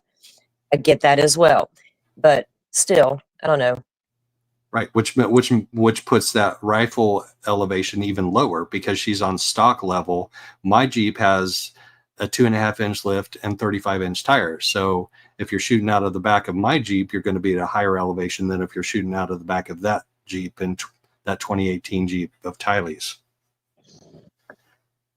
But we're spinning. Too bad you're not Lori's defense attorney today. I'm not trying to be. I'm joking, Joe. I'm joking. I get it. We're a lot of us don't see what I don't know. It's just a trajectory rod sticking out of a hole at this point. I am objectively observing the evidence without any are you kidding me? So am I, though. We're just seeing it differently. Like jurors will see things differently, but I'm coming at this the same critical brain you got, sir. I promise. There you go. We're gonna sit and we're gonna deliberate for 2 days over this trajectory. Don't put me and Joe in the deliberation room. We've done this before privately for hours. Delphi alone. Shit. The other 10 jurors are gonna go, would you two just knock it off? Right, they would, Joe. They would get so fed up with the two of us and the conversations we're willing to have. We would be arguing with each other and like, what are we gonna have to eat now? Judge, you gonna bring us some pizza or what? Come on. Right. Where's our food at, Bev? Damn it. Are we getting Chinese takeout tonight? Ooh, no. No. Okay. All right, moving on. Moving along. That's McDermott. Let me close that out. All right, what's next after that? Oh, so McDermott closes out his testimony. She starts her cross. She does her usual questions for police officers. She doesn't really get anywhere. And then we have to break. We get to 4:32, and the judge looks down. He's like, "Oh crap, it's after 4:30." He is usually really prompt about letting us go before 4:30. So he asked Lori, "How many more questions do you have? More than a couple?" And she says, "Yeah, I've got more than a couple." So he's like, "All right, let's break, and we'll come back tomorrow, and she can finish cross of McDermott tomorrow." So we come back tomorrow, and I got to represent that.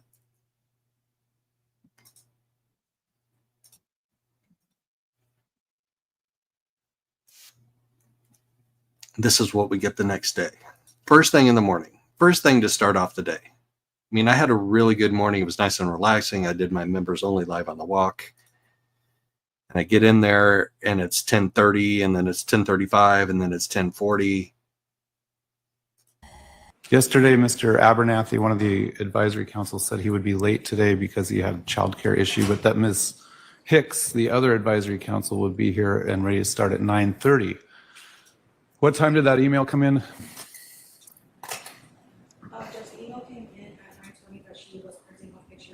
All right, so we got an email at 9:20 saying she's still at her office printing off pictures, which is wholly unacceptable. Ms. Daybell, you represent yourself. You do not need your advisory council here, but I'm going to split the difference. She's being sent an email that says if she's not here at 9:50, we're going to start. If there's pictures that need to be printed off, staff can do that. Staff can bring it over later, but should have been here at 9:30. If this were federal court, she'd probably be going into custody. I mean, this is ridiculous. All right, I'm just letting everyone know what the holdup is. We're going to start at 9:50. Judge, at 9:50, I do need to make a record. Yeah, that's no bueno. No, that's not cool. And I would be asking this lady, why are you just that downright disgusted with your job that you can't come and do it? You are all paid paid to do your job, regardless if you like the client or not. So you're going to cause a mistrial for Miss Vallow because you can't show the hell up? Right. No. Custody. I mean, this is Play that part ridiculous. again. Oh, All right, 9:50, we're going to start. If there's pictures that need to be printed off, staff can do that. Staff can bring it over later, but should have been here at 9:30. If this were federal court, she'd probably be going into custody. I mean, this is ridiculous. All right, I'm just letting everyone know what the holdup is. We're going to start at 9:50.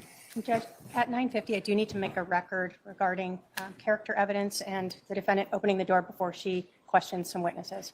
Okay, Just want to make sure that that's out there so she's aware of that. we'll do that at 9:50.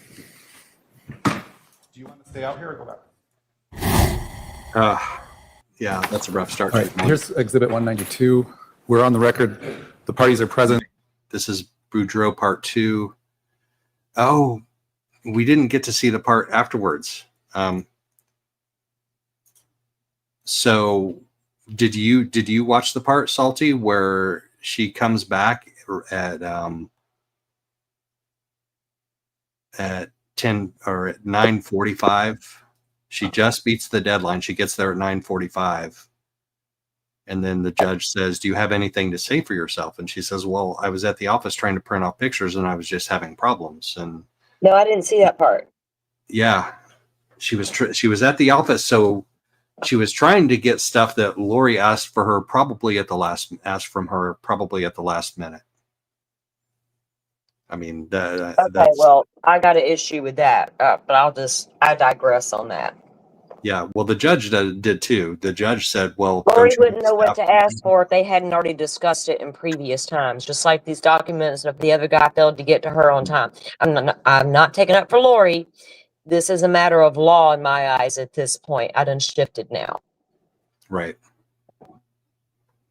Yeah, that's not very professional, and for the judge to say if this were a federal court, you would have been in custody is. And as far as, feeling bad for those attorneys assigned to do their job, I don't feel bad for that. They chose that line of work. They chose to go into the public defender's office as defense attorneys. So more power to you. Yeah. She has been dedicated and she has been on time and she has put up with a lot of shit from Lori. So has Trina, so has the attorney, the judge, right. Everybody has it, that I can't feel bad for that assistant counsel people. Yeah. I'm not saying I feel bad for her. I'm saying I respect her for the hard work that she does put in and the work. Being there on time is hard though, Joe. I don't know how much hard work they've actually put in. I'm not requiring them to do a whole lot, but being there on time is pretty easy to do.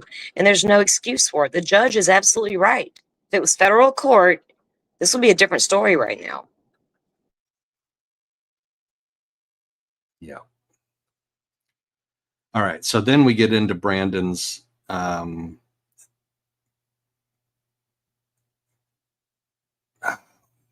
wait, have we seen we haven't seen no, we're not supposed to be on cross-examination part 2. We're supposed to be on cross-examination part 1.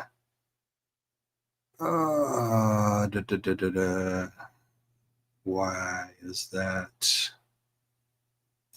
Speak into that microphone. Okay, I got part 1 and part 2 mixed up. So stand by for 1 second.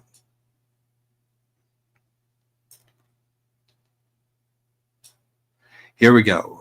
Here is cross-examination part 1 of Lori and Brandon. So we didn't get into the cross of McDermott. That was before the cross-examination of Brandon. Speak into that microphone. Just because it was pretty run of the mill. It was pretty boring. Here we go. All right, the defendant can start her cross-examination of this witness.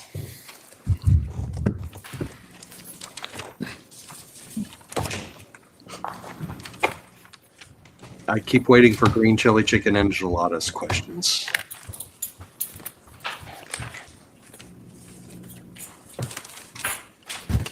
Your Honor, when Robert Abernathy gets here, he has some photos and things I need to have marked. So can we stop for a minute when he gets here to do that? Okay. Just have him go right up to the clerk when he gets here. Okay.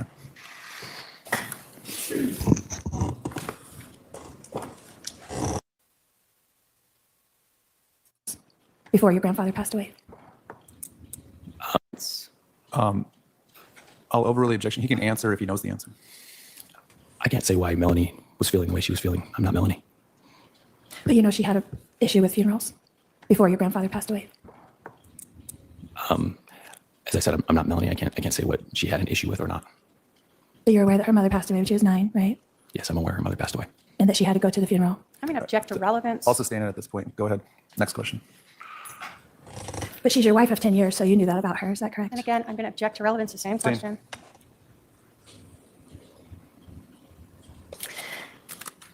It's completely understandable that you would want your wife at your side at your grandfather's funeral. So a disagreement between a couple would begin over that issue. That's not far-fetched, right? Boring. That's a statement. If you want to phrase it as a question, go ahead. So your argument began because Sidebar. She's just like digging into like personal stuff and trying to make it look like legal arguments, but it doesn't feel that way. Like how much of your is in, or do we get a hearing on what 404B can come in? If I open the door, do I get a hearing? We stop trial and I get a hearing on. Stop. We'll have a very short hearing. Okay. If you're going to introduce. Oh, here we go. You had told Detective Pillar that someone had convinced her that you were gay. Is that correct? Can you ask that question again? You told Detective Pillar that someone had convinced Melanie that you were gay. I can't remember if I specifically told him that someone had convinced Melanie that I was gay. I would have to review the conversation I had with him to be able to say for certain that's how I worded it. Okay. Do you recall telling him that she has a friend named Lori? Melanie? I did not say she has a friend named Lori. No. You didn't? Would you like to look at your interview? To refresh your recollection? I said that she has an aunt named Lori. Would you like to review this to refresh your recollection? Sure. Okay. Have your music. She has an exhibit she needs to approach with. And once again, Pam Hicks is out of the loop.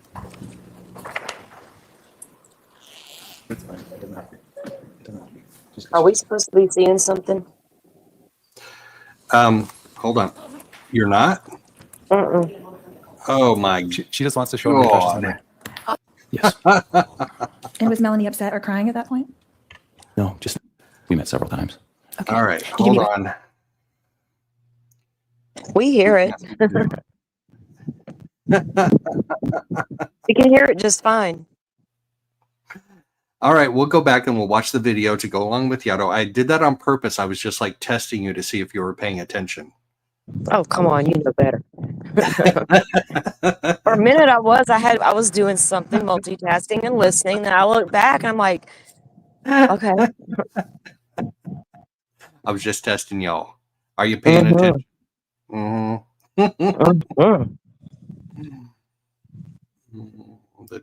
want to get to the good part though, where she starts challenging him on things that are in the report from Detective Pillar. On October 2nd, all 4 children were with you. Is that correct?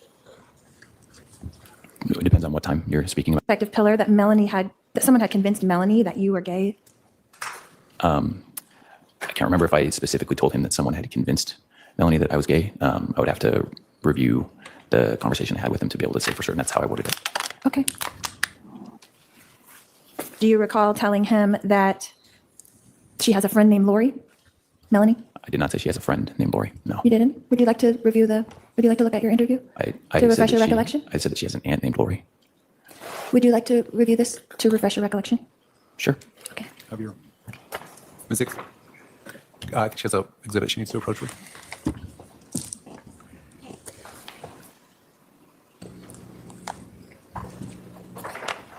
expand that video, Joe. Yep, I gotcha. Give me a second. Boop, boop, boop. There we go. I was just getting there. She just wants to show him to refresh his memory. Oh, forget it. I apologize. Yep.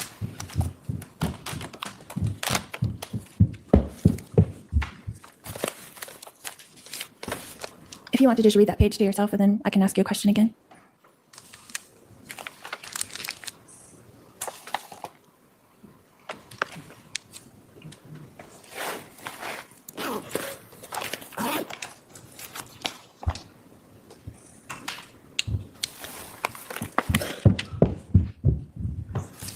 No, that's okay. Thank you. Did that refresh your memory, Brandon? I read that. I think that maybe a transcriptionist miswrote that because I wouldn't have referred to you as a friend named Lori. I would have referred to you as an aunt named Lori. Okay. And it was me that you were talking about that convinced her that you were gay? Is that what you were referring to? In that context, I never said that Lori is. So just a quick point on that. It's not a transcriptionist error. A transcriptionist doesn't change the word aunt to friend. That's probably a misremembering by the detective when he's writing out the That was my first thought. Yeah. A transcriptionist might change friend to fiend or aunt to aunt, but not Not a whole friend. word, a meaning. Yeah, that's different. It was obviously, in my mind, I went to a typo on a report.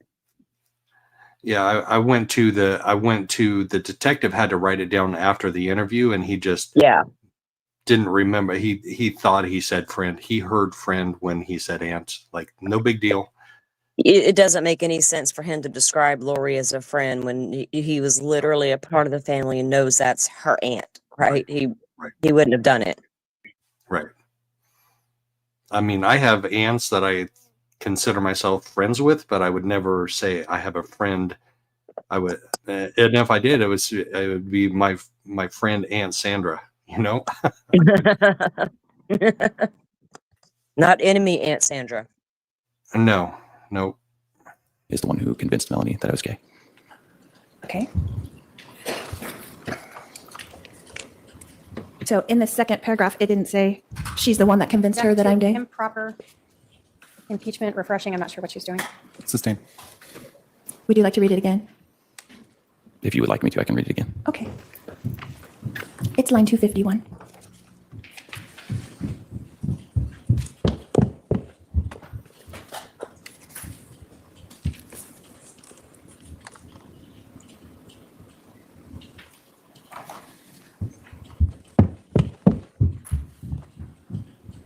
Thank you. Did that refresh your recollection? Yes, I read a different line. That is that in 251, I did specifically say that I thought you. That I had convinced her. Can you ask that That I question? had convinced Melanie that you were gay? I said that I specifically thought that you had been involved in convincing her that I'm gay. Yes, correct. Okay. And so she did not show you herself a video of you dancing at the Pink Pony. Is that Again, Your correct? Honor, to relevance to 404B. Sustained. It's all sustained. Oh, she goes to the Pink Pony. We got to back up. This is a huge point because she keeps pushing this Pink Pony dancing video thing, and she insists on pushing it despite the fact that she knows that it's highly inappropriate. So I'm trying to relate it to another piece of evidence that she tried to do on cross in Charles's trial. So I got to think about that a little bit. But she's pushing this thing that should be absolutely meaningless, but she's trying to put meaning into something where there is none. Did that refresh your recollection? Yes, I read a different line. That is that in 251, I did specifically say that I thought you. That I had convinced her? Can you ask that That I question? had convinced Melanie that you were gay? I said that I specifically thought that you had been involved in convincing her that I'm gay. Yes, correct. Okay. And so she did not show you herself a video of you dancing at the Pink Pony. Is that Again, Your correct? Honor, to relevance to 404B. Sustained. It's all sustained. And what was your understanding of how I convinced Melanie of this accusation? You have speculation. Can we sidebar? Sidebar. Bloop, bloop, bloop. More sidebar. Bloop, bloop, bloop. a huge door that I don't think she wants.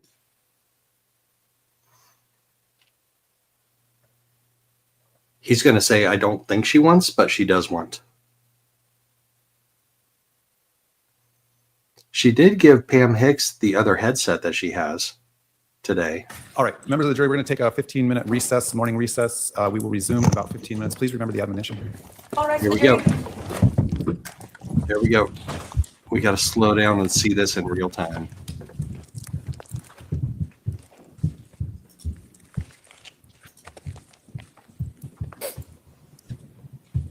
This is real time now.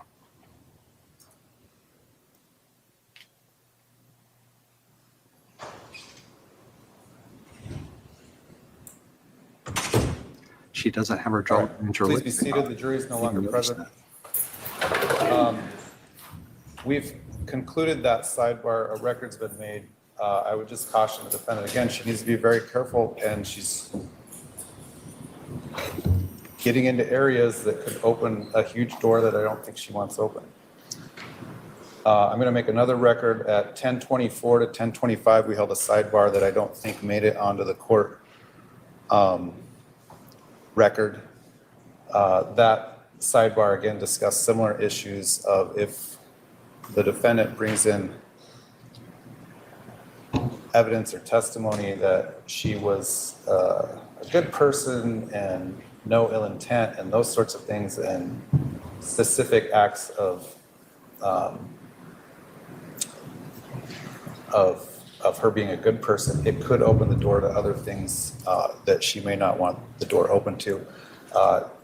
The state, the defendant, and advisory counsel were at the bench when we had that short 1 minute sidebar, but I don't know if anyone wants to supplement the record on that. Ms. Kay? Just, Your Honor, that again, the state did raise any issue of character evidence under 404A and 405, that if the defendant opens the door and tries to advise that she is a good person, a peaceful person, a kind person, a loving person, any of those other types of things, that we believe that would allow us under 405 to then bring in specific acts such as the murder of her children, her husband, and her current husband's wife. All right. Which would also be 404B that they withdrew. No, it'd be 405. Yeah, they withdrew it, but if you bring up 404 that you... Then all 404B is in, or do we get a hearing on what 404B can come in? If I open the door, do I get a hearing? We stop trial and I get a hearing on... Stop. We'll have a very short hearing, okay? If you're going to introduce how you have great character and good character, we're going to have a short hearing on what evidence that they can bring in to rebut that character, which could include being convicted of 4 murders. So and would you talk like... to your advisory counsel during the break. And you don't need to yell at me either. I'm at you, okay? Yeah, you are, and you do not need to talk to me that way. I'm very courteous. I'm very courteous to you. No, you have been. Fucking hilarious. I've been courteous to you. Like, no, you haven't, Lori. He's been courteous to you as well. Okay, he's done. You're beating a dead horse. Let her bring it in. Teach her a lesson. Here's the thing, though, is I think she believes that she's been courteous to him. Like, in her mind. Oh, yeah, she does. Anytime she's been rude, it's been warranted. Like, her rudeness because he did something not wrong, and she hasn't done anything wrong. Like, I really believe that she believes she's been nothing but courteous to him. She does believe it, and Lori is always going to be out to believe that everybody's out to get her. You know, that she's misunderstood and all the things. She's absolutely doing that, you know, and she does think that she's been courteous to him. She's delusional in that sense. That's her narcissistic behavior that comes out. It's all about Lori, and I am nice to you. I am courteous to you. You're being mean. But you know what, Lori? Who are you going to march into that courtroom that's going to back up the fact that you're a good person and that you're kind to people? Who's going to come into court and say that for her? I don't see anybody lined up to do so. But there's a lot of evidence to say otherwise. So let her hang herself and don't object, Trina. Let her do it. And there are 2 people specifically who might have been eligible to be called to testify to if she's a good person or not. And The guess what? Chad? Melanie Gibb and Zulema Pastenes both are avoiding their subpoenas. They're Did not you know willing that? to come in there and do that anymore, because if they come into court, especially Melanie, and plops herself down there and says Lori's not a good person, then how come you ever thought she was? And then Melanie don't want no part of that. Melanie knows she hung on by the skin of her teeth through this whole thing. I cannot stand that woman. To me, that is the devil, right along with Lori Vallow is Melanie Gibb. She absolutely was willing to cover for Lori Vallow when those kids were gone and no one knew where they were. I'll never forget that, Melanie Gibb. I don't care how many times you come on TV and do interviews and try to redeem yourself. Y'all all saw the light once it was over. Then y'all, including a little soft-spoken lady in the last trial that was a member of their little cult group. Y'all were all buying into it until you couldn't no more, and then you ran scared. It's ridiculous. There's nobody willing to line up and come in here and say this woman was a good woman without implicating themselves.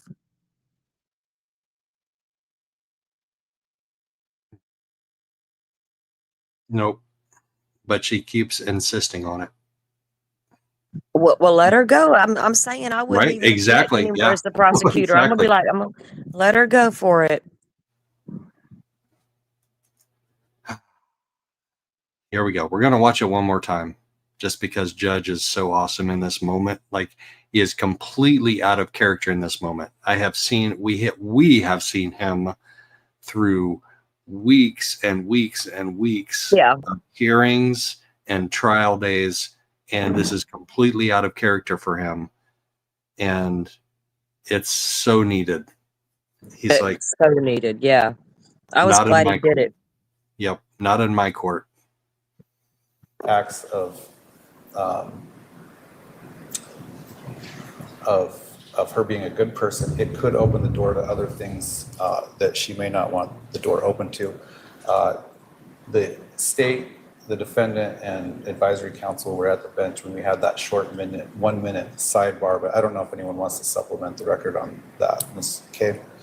Just, Your Honor, that again, the state did raise any issue of character evidence under 404A and 405, that if the defendant opens the door and tries to advise that she is a good person, a peaceful person, a kind person, a loving person, any of those other types of things, that we believe that would allow us under 405 to then bring in specific acts such as the murder of her children, her husband, and her current husband's wife.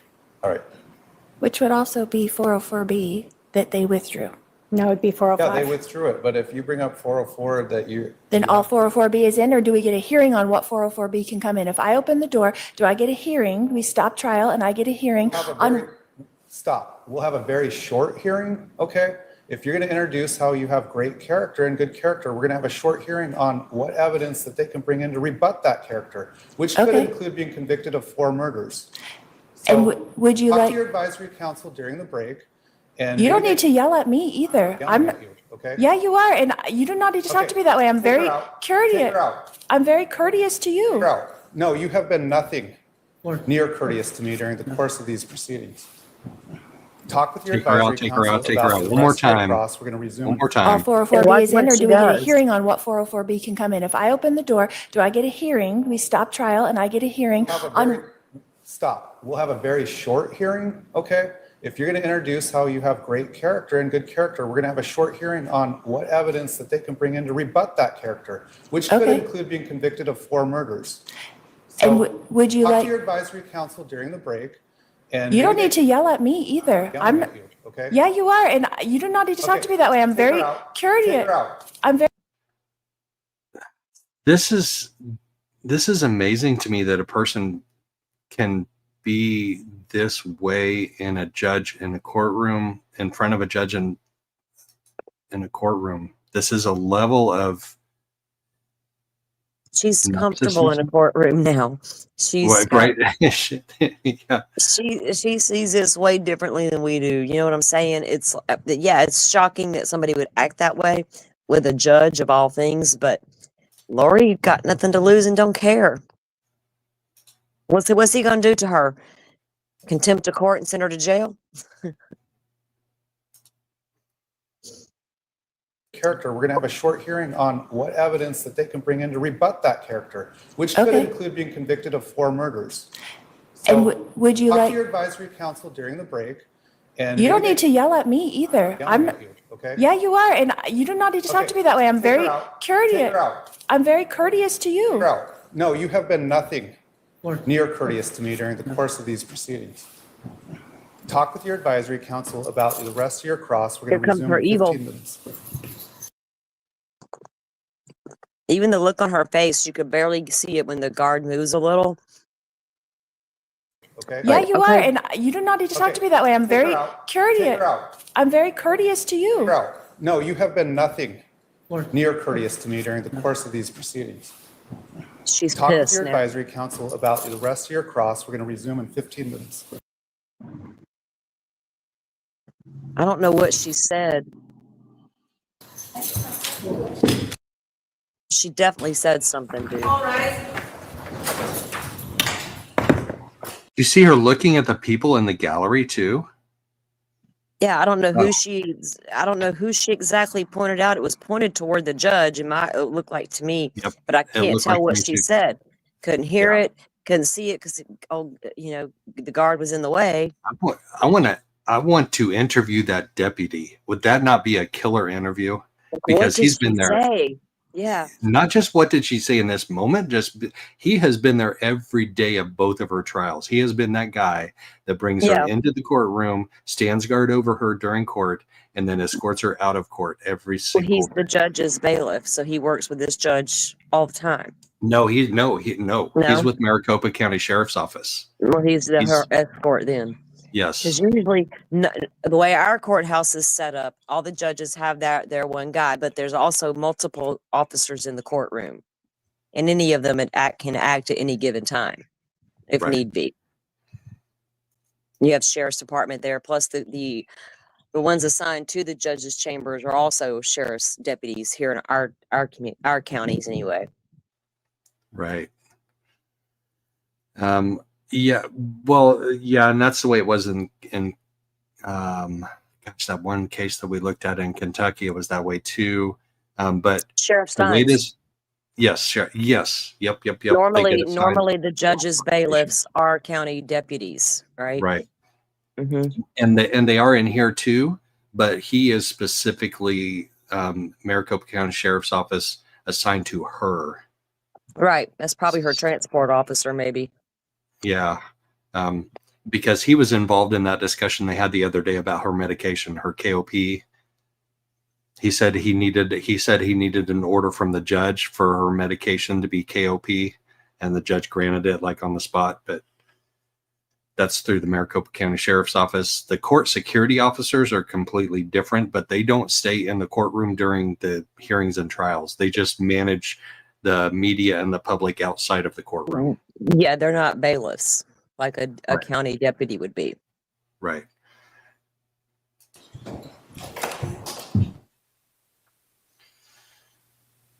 Oh, that was interesting. Then we go on break and we come back from break.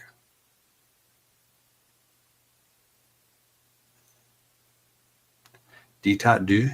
I don't know what ditat du means. Deus? Oh, Deus is God, probably. Ditat Deus. I need to look that up.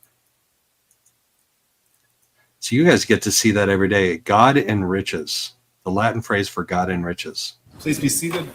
That's interesting in this case.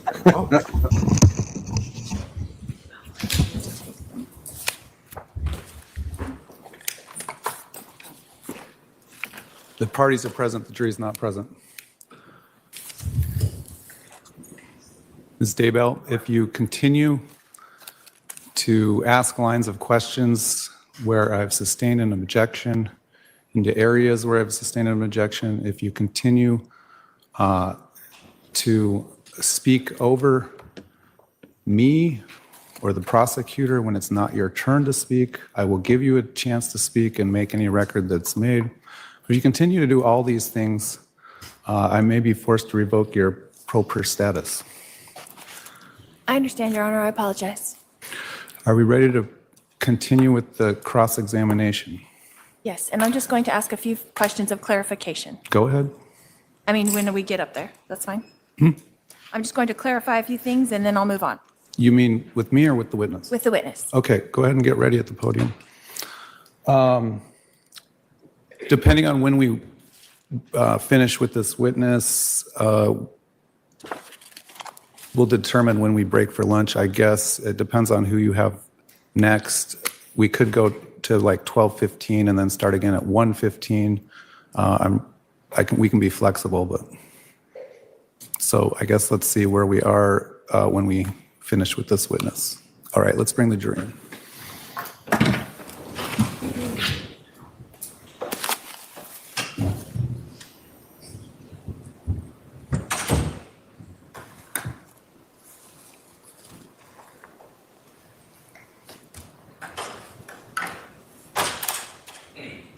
All the rest of the jury.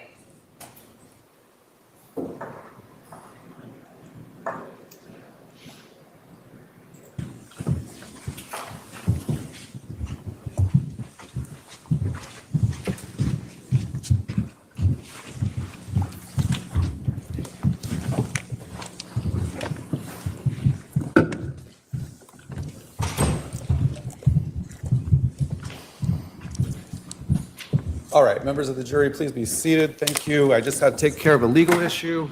We'll continue with the cross-examination A legal of this issue. witness. Go ahead. Legal issue.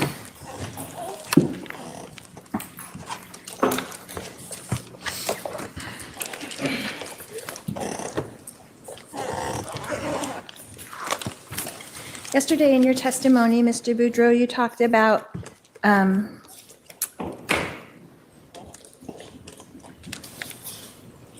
your argument on July 25th, is that correct? I mean, on June 25th with your wife, is that correct? Correct. Okay. And you had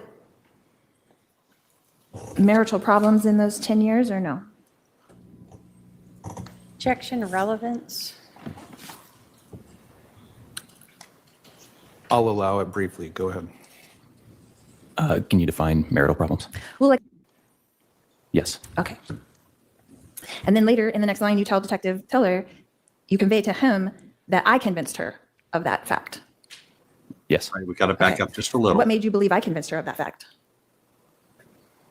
Conversations I'd had with.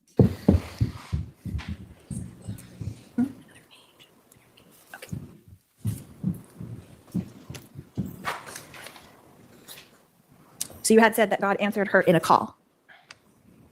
In reference to the temple.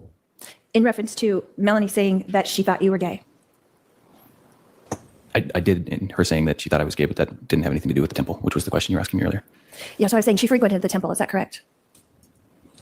Yes. Okay. That was a separate issue.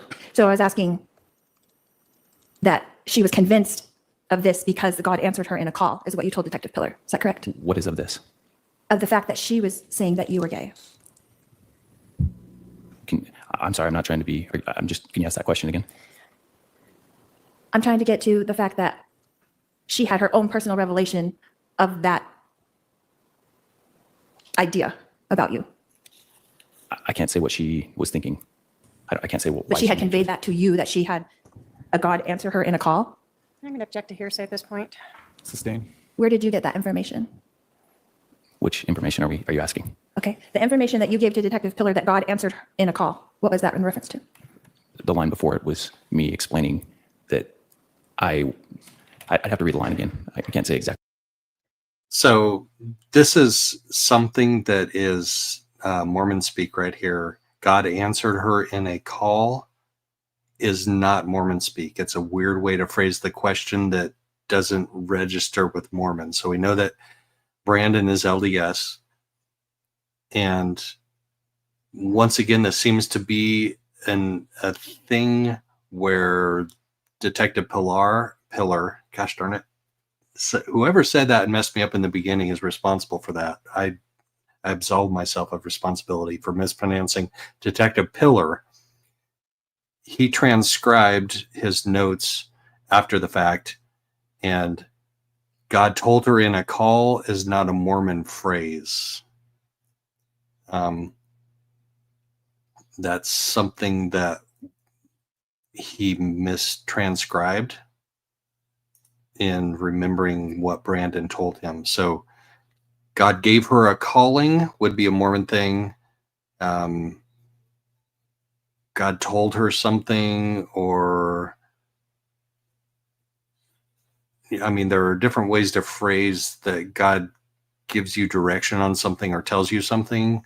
But God told her through a call is not Mormon phraseology, to my knowledge. And I think that's what's tripping Brandon up here in responding to this, because Detective Pillar miswrote something down, which tells me probably Detective Pillar may not be LDS, which is neither here nor there, but that means he doesn't know Mormon phraseology. So anyway, back to it. But my understanding is that you're speaking about me referencing her talking about me being gay. Correct. And you're saying that she's the one that prayed about it and God answered her in a call. Is that correct? See, God answered her in a call doesn't register with Brandon. He's confused right now. Can I read it again? I would like to answer the question the best I can. Yes. It's 240 and 241.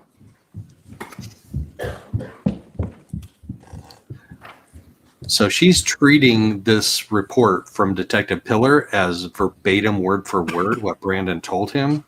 And I don't think that's an accurate way that it went down.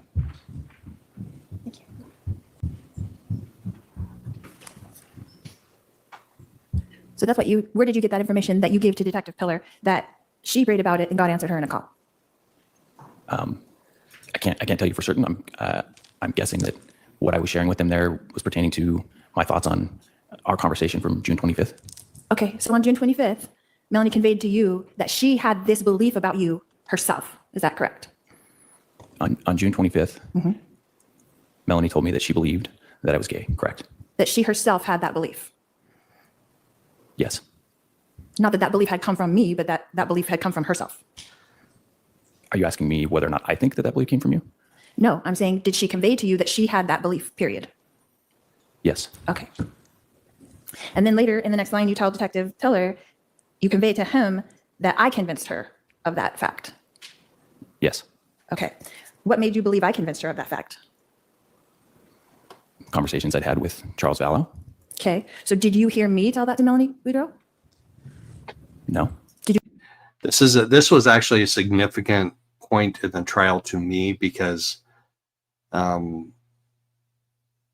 he told Detective Pillar that he believes that Lori is responsible for convincing Melanie that he was gay, and the other things involved in that too. I mean, the gay thing comes out way more importantly than it really is. It's the cumulative accusations against him, hacking the computer, trying to get her temple recommend taken away. And I think there was one more thing in there too that I can't remember off the top of my head, but this is an important point to me, because she actually lands the point where he ends up saying, no, I don't have any personal knowledge that you actually, I didn't see you tell her that in front of me. And I didn't, he doesn't have any personal knowledge that Lori actually convinced Melanie of these things. No, only that Melanie told him that. But in my opinion, my biggest takeaway from this whole thing is Lori's not the one that called him and Charles gay. God did. And Right. Melanie and Lori were going off what God told them. Right. End of story. How you want to frame it, whatever phrasing, terminology, whatever the cop wrote down. Right. That's the whole point of this conversation, and people are failing to see that. God told both of them that both of their husbands were gay, around the same time. Exactly. Back to Lori believing her own bullshit. And one of them is dead, and one of them was almost dead, which is why we're having a trial now, the second trial. I just realized you just led me down that path of how crazy and insane that is. So God told both of those women apparently that both of their husbands were gay around the same time period, and one of those husbands was unalived and one of those husbands was almost unalived, but he's up here on the stand Thursday and Friday. But God, according to her, had been leading this, but since before her kids went missing. That's part of what aggravates me the most with this entire case. Is we're willing to sit around for, and talk about all the things. Hold on, I got an airplane, sorry. But I don't know why it's uncomfortable, because it's Lori, and I get it, narcissist bitch who killed her kids, and we don't like you. But the driving force behind what caused it is uncomfortable. What prompts a mother to kill her children is uncomfortable. But without those uncomfortable conversations, do we get anywhere? We don't. And Lori absolutely believes her bull, hers and Chad's bull, no matter how we want to frame it. Even though she was found sane, can you find somebody insane based on their religious beliefs? Whether we agree with, we don't agree with her, obviously. But this went far beyond sex and money. If people want to, it's easier to blame that, right? It's not that easy for me in this case. Right.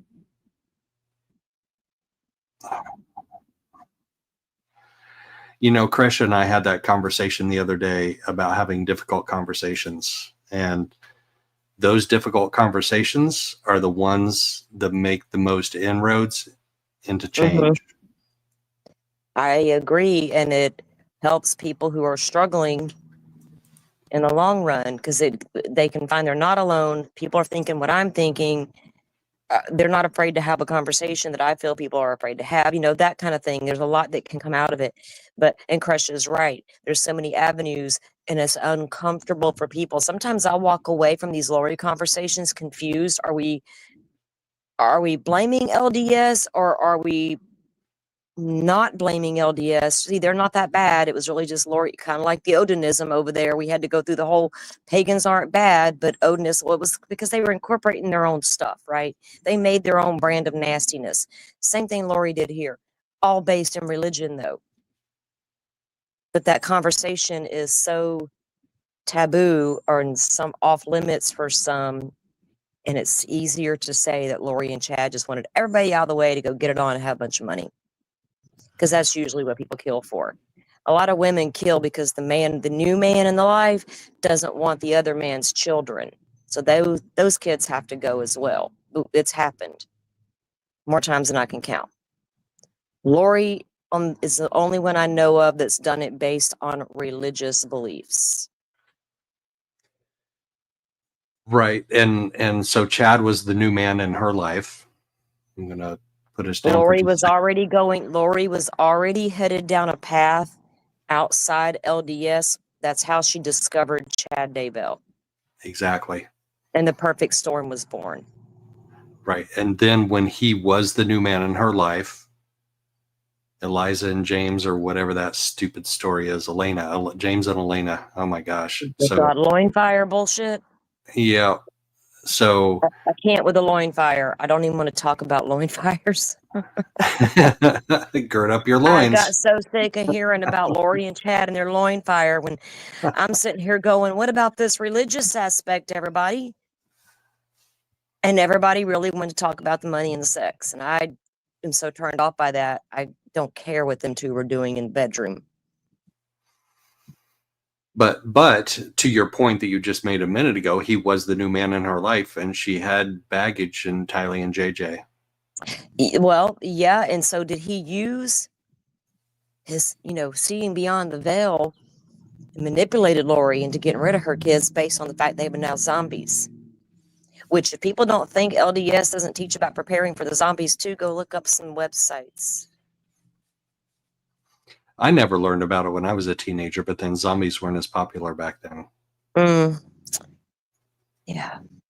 We did learn about the second coming and the resurrection. Anyway, that's a whole major preppers, aren't they? Aren't they major preppers? Oh yeah, we did too. Yeah, we did too.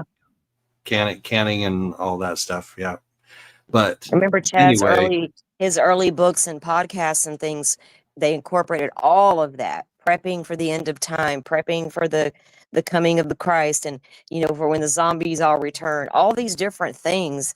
And then they started incorporating all their bizarre religious beliefs, and they dipped their toes off into other realms they didn't understand. Enter Zulema. And her portals. Did she introduce the portals, or what did you tell? Okay, this is a sidetrack, and we're going to go down this sidetrack just for a little bit, but it's a necessary sidetrack. What did Zulema introduce into that group? The dark side, in my opinion. Julie Rowe introduced the spirituality and seeing beyond the veil, because that's an absolute thing. The energy reading, the opening and closing of portals for particular reasons, different things. Zulema knows about opening and closing portals as well, but she can bring in that dark side because of her culture. And it's a whole road. It's not a road. It's not a rabbit hole. They're very real things. And I'm not going to sit here and tell you they're all bad either, because there's something to be said about energy, right? But from what I've researched on Julie Rowe, and knowing what I know about Zulema's background and culture, and the things that some of these women talk about, Melanie and the lady who testified, listening to what they say very closely, I think she helped them incorporate things they just didn't understand. And I don't even know that Lori and her little girlfriends understood what Julie Rowe was doing. Chad was trying to hone in on that, because all of a sudden Chad can see beyond the veil and all this stuff in the past lives. Past lives can be a very, very, very real thing for a lot of people. They incorporated all spirituality. They incorporated dark practices in with their LDS beliefs, and that's what they created. And this is where we ended up. And this is where we ended up. Yes. And Brandon being so fortunate, and two of his kids being fortunate not to have been victims as well. Absolutely. I mean, if they had succeeded that day and Alex had actually shot Brandon in the head, there's no telling where his 4 children would be today, if they would even still be alive. And that's, now the man's got to sit there and face the same woman who put it all into motion. And he knows it.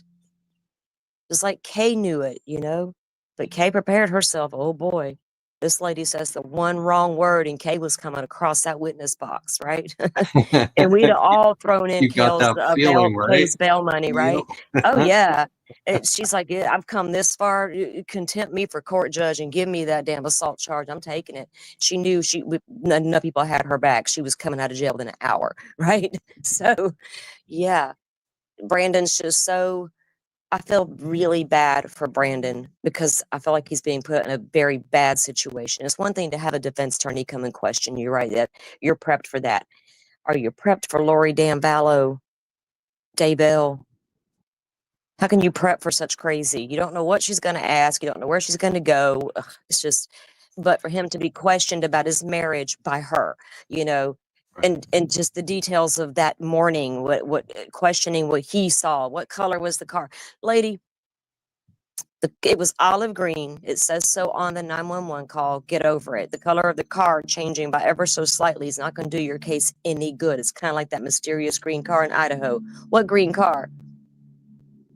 So the little things that she's trying to land to make her case is not making her case. It's idiotic. No. Yeah. She's got nothing left at this point. I'm so over her, dude. I'm sorry. Yeah. No, I'm sure he is too. Look at his face. Yeah, I mean, he's trying to go on with his life. He got remarried. He's put his kids. I think his sole focus has been his children. This is their mother, and she's acting like an insane lady, and she is a part of who tried to kill me. Now I got to still deal with her the rest of these kids' lives. It takes a lot out of you when you got to deal with a parent like that, and the court forces you to deal with them. Right. now the court forces you to deal with this crazy woman like coming at you and trying to trick you The court don't have a choice at this point. no I mean, no it's not like it's their fault. They're trying to well do it you the know best what way for though him, I the guess. judge is partially responsible. Judge Bereski himself gave Yeah. her pro per status in this case, and he I mean Well, by law, Joe, I don't think he had a choice. If she's found yeah competent, you're probably right, but yeah, well if she she's was found no competent, okay you know, she's found competent to assist in her defense. right. I don't know that she's found competent to present her defense, and she's not, but Well, I would think that would mean the same thing. I mean, by law, he has to let her maybe, represent yeah, herself. probably so, but it's Yeah. a slight difference that I just look back going, yeah, she's competent. She probably is very competent to assist a qualified defense attorney, but she is definitely not competent to do her. Well, legally not competent, Joe. There's a difference. It doesn't matter what you know. Right. If she's legally found competent, then she's found competent across the board. By law, they have to allow her to represent herself.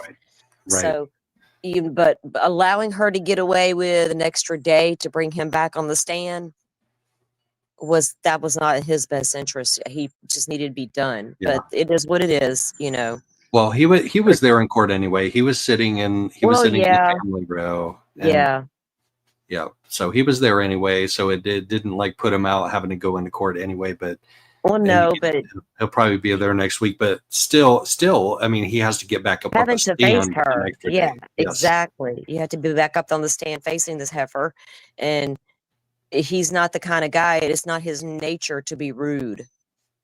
Do you know what I'm saying? It's not in his nature to come off poppy and snap back at her like we would do, like Kay would do, or Nancy Joe. But he's just not that personality. Well, what's crazy about Nancy Joe doing what she did is she wasn't prepared for Lori's craziness. I mean, she was supposed to be just a minor witness. She was supposed to come in and just testify about that date that she and Charles had, and the few text messages, or the hundreds of text messages that they had in that week, and a few long hours of phone calls, but they just knew each other for like a week. So she was supposed to be a minor witness, and then Lori comes at her and she comes right back.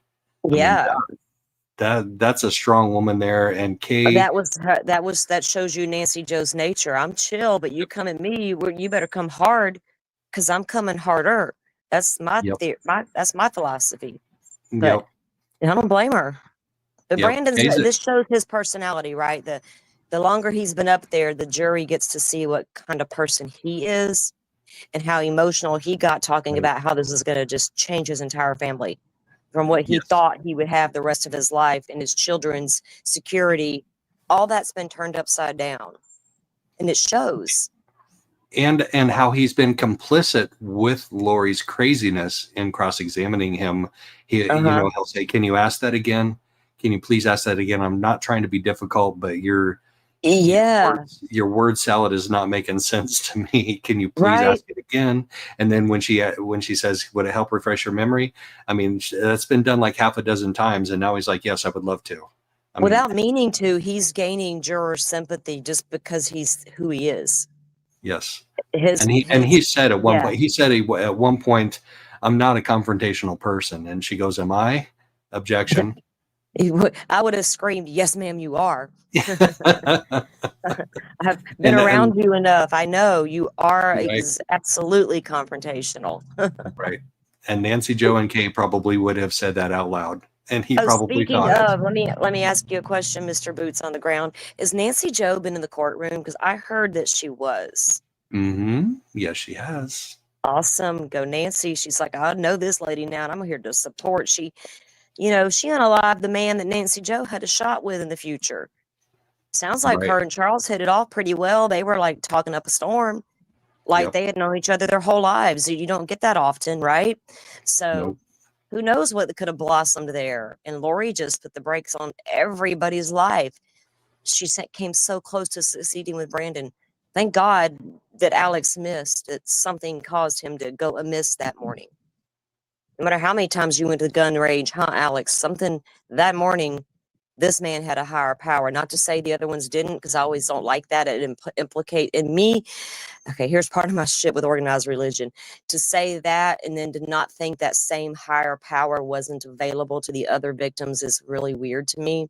But something about Brandon was different, right? Something changed. And I don't know what that was, but I'm thankful for that.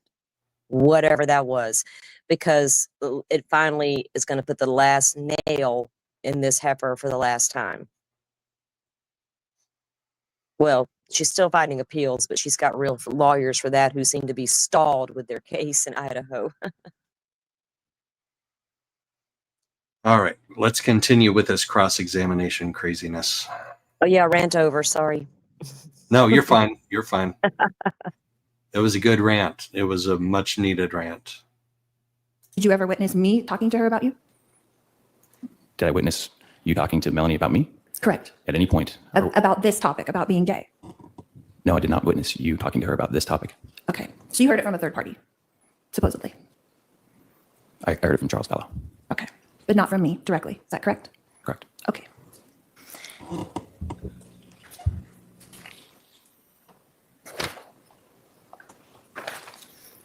So on this day, on October 2nd, you conveyed these things to Detective Pillar. Is that correct? That she has a friend named Lori? Can you ask that question again? Yes. To Detective Pillar on October 2nd, you conveyed to him that Melanie has a friend named Lori. As I stated, I think that that's a typo. I believe I said aunt named Lori. Okay. So she has an aunt named Lori, which would be me. Is that correct? Correct. And she's the one who convinced her that I'm gay. Is that correct? Yes, correct. But you didn't get that information from me or from Melanie. Is that correct? I would not say that that's correct. Okay. You got that information from Melanie? I got what information from Melanie? Did you get information from Melanie that I convinced her that you are gay? I inferred from conversations that I had with her that you were the one convincing her that I was. You inferred from conversations? Correct. Okay. But she did not convey to you. Lori's the one that convinced me, and I know this now to be a fact because Lori is the one that convinced me of this. She never said those words to me, no. Okay. And she showed you a video that she found on Facebook. I'm not going to again to 404B evidence, to extrinsic evidence, to relevance, to 403 evidence. Okay, sustained. We're not talking about the video.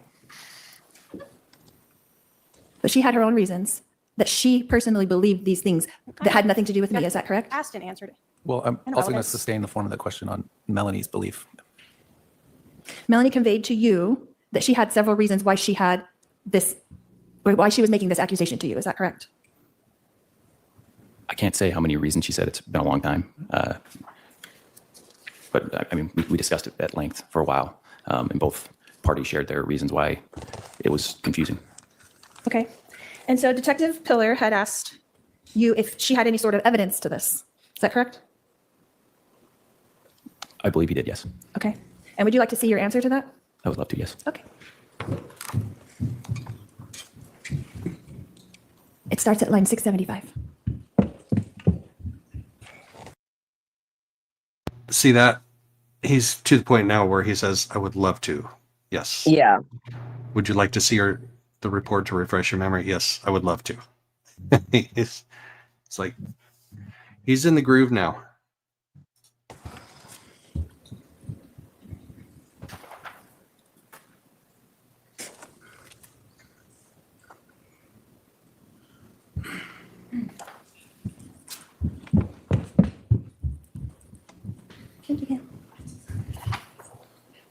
And what did you convey to Detective Pillar at that time when he asked you what sort of evidence that you had? I told him that it's silly evidence. I'm sorry, what? It's silly evidence. You told him there was silly evidence? Yes. What did you tell him specifically? Your Honor, I'm going to object again as to relevance. Well, it's also hearsay. Sustained. I never could figure out this silly evidence thing. He told Detective Pillar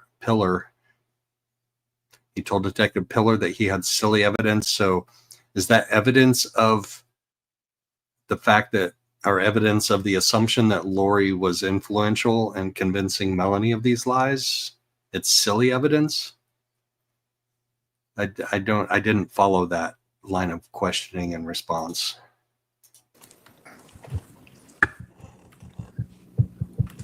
And so before October 2nd, you were aware that there was a Jeep Wrangler in my household? Is that correct? Doesn't make sense to me. It was a paintball gun at that time. Which time are you referring when I'm talking to Detective Pillar? This is relevant. That is correct. I did not think it was a paintball gun because there's a little boy. Okay. The little boy thing Use is those relevant. numbers to run a report that would allow me to see what options he could have for insurance. And in that research, were you made aware of the details of the Jeep? I didn't dive into the details, no. Okay. So were you aware at that time that it was like a 2-door Jeep or a 4-door Jeep? Any of those kinds of details before October 2nd? I can't honestly recall whether or not he told me. I don't know that I needed to know that or that it was something I was thinking about at all. Okay. But that day it came to your mind, is that correct? Which day are you talking about? October 2nd. Can you give me a little more context on what you're looking for came to my mind? Oh, on that day, you stated that it was a 2-door Wrangler. Is that correct? In my conversation with Detective Pillar? Is that what you're Correct. talking about? I probably, it'd be better if I read it, if that's okay. Sure. It's 6:02. Referring to what I was thinking when I was talking to the dispatcher, when I said that I thought it might be a paintball gun. But you had said before you were confused because you didn't even really know what was going on at that moment. Is that correct? So that was a little back and forth about the fact that Detective Pillar put in his report that Brandon told him about his call with the 911, that at the time of the 911 call, he was speculating there was a definite bullet hole in his window. So he was speculating maybe there was a paintball gun, maybe there was a little boy that shot a paintball gun, or I don't know where the little boy story came in, but it's in the confusion that Lori has about what Brandon told the 911 dispatcher and what Brandon told directly on questioning by Detective Pillar. So she doesn't land this one. I would not say that's correct. So you did not convey that maybe somebody really didn't shoot over here? As I said, I was explaining to him in that context about why I had said to the dispatcher that I thought it might be a paintball gun. But you didn't believe it was a paintball gun at that time? Which time are you referring when I'm talking to Detective Pillar or when I made the 911 call? Both. When I made the 911 call, I thought someone was shooting at me. But as I explained, I had the thought nothing had come through my window. So perhaps it was a paintball gun, which I shared with the 911 operator. And when I talked to Detective Pillar, I was certain that someone had shot at me. I could see the bullet hole in my car. And as soon as I saw that, I knew for certain that all of the other things made more sense. And that was exactly what happened. Okay. So yesterday you talked about you kept driving, right? After you were shot at. Is that correct? Correct. And then you went up to where the park was and pulled over. Is that correct? Correct. And then you made a U-turn Correct. and went back to the house. Correct. So you didn't go around the block, but you went to the, just so I understand, you went to the pool, Joe. pulled over, turned around and went straight back to the house. Yep. You know what's strange? He saw the barrel of that rifle and the muzzle attached, right? Where he couldn't tell silencer or whatever. Tammy Daybell saw the gun. They both assumed paintball gun. Yep. Was it because of the way it looked, or was it because your first thought is certainly nobody's shooting at me? Right. So I've told my chat, if y'all get shot at and you think it's a paintball gun, don't assume it was. Yeah, right. That's just weird how both times Alex took a shot at somebody and missed. They both thought it was a paintball gun. It is. It's very bizarre. And then in Tammy's case, they went back in the house and started Googling paintball guns. And Yeah. when the police officer arrived and they're like, did it look like this? No. Did it look like this? No. Did it look like this? No. I mean, they were Googling what paintball guns look like. And yeah, the other thing about that is Brandon was asked at one point, are you a avid, or have you played paintball? And he said, yes, frequently. And that is, I'm not going to say it's a Mormon thing, but is like it is popular among those. it's type of popular around communities. here. Yeah, it's popular Yeah. around here with it. There's paintball parks and stuff around here.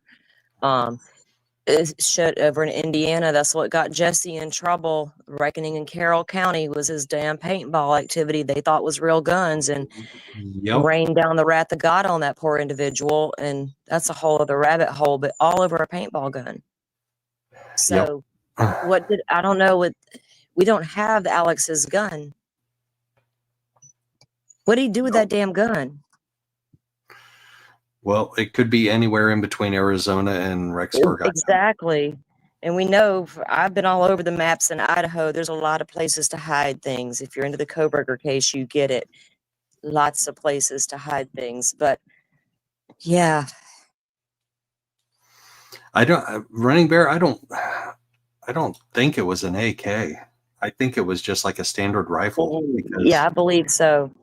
From the both descriptions from Tammy and from Brandon, I don't picture AK.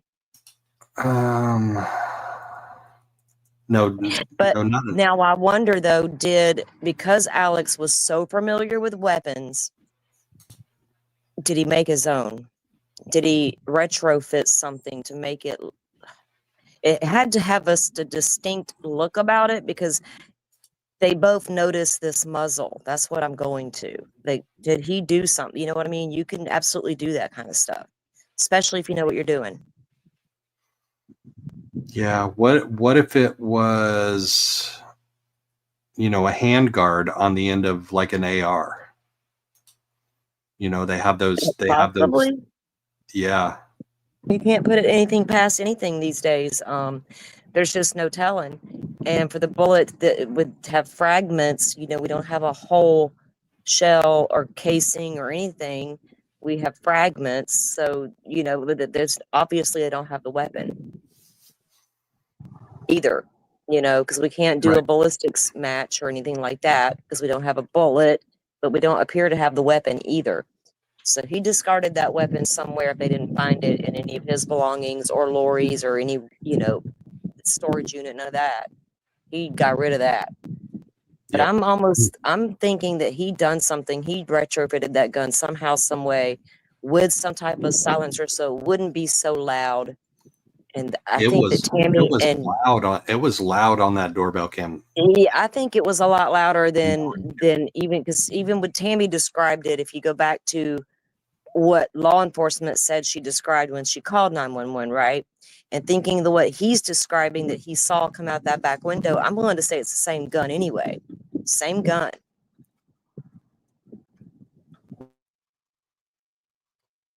It was loud. Yeah, because they took the gun that Charles was shot with, right? They got that gun. So Yes, they collected it in the house and they did limited testing on it. And it was Alex's gun, right? Yes, it was registered to him. Yep.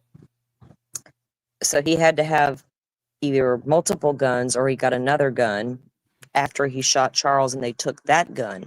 Was that the gun used in attempt on Tammy? I don't know. He's obviously knew what he was doing with these guns. But it's just weird to me that two people in this case that were shot at and survived both thought paint gun automatically and both saw a weird muzzle on the end. Right. Yeah, it's mind-blowing, but not coincidence, right? We know it's not coincidence now. Yeah, exactly. And yeah, at Mermaid AZ, we, to my knowledge, they do not have a gun. They haven't introduced it at trial here, or they're not planning to, as far as I know. They do have the weapon in Charles' case because it was considered alleged self-defense at first. They took that weapon, but here we don't have the weapon that was allegedly used. And honestly, they're not here to prove Alex committed murder. Alex is not even alive anymore.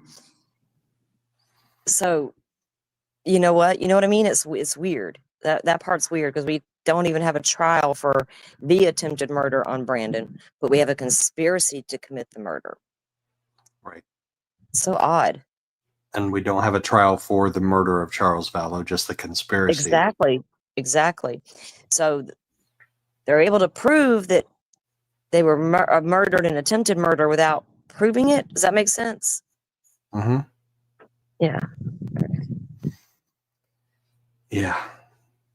Hawkeyes, did they not search for the gun casing. They held an extensive search for the gun casing. So obviously in the immediate vicinity of where it happened, but they also did a line search down the street and where Brandon had his turnaround. So throughout the complete path of travel, they searched for the casing. Here's the thing, though.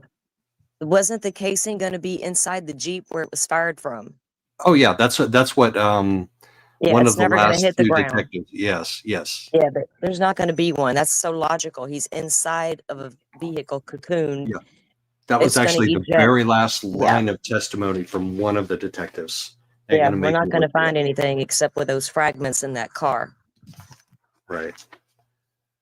That may have been Frerer. That was his last comment. Maybe was we believe. No, oh no, it was I don't know. They've interviewed like 5 police officers now, and one of them said, yes, I believe that casing was inside the Jeep. And that was like the last thing he said. So,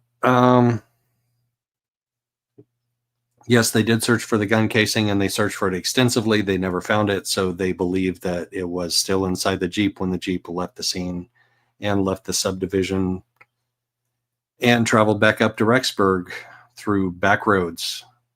We heard that, I've heard, and I don't remember, I don't think we heard it in the trial. We heard it through side streets where he researched side streets or side roads to return back to Rexburg. There was a search on his phone for that. So if we haven't seen it in trial, and I don't think we have, then we will see it It's in going to. trial. Wasn't that in her opening statements? Okay, Yes, so that's what it was. what yes. it is that that burner phone.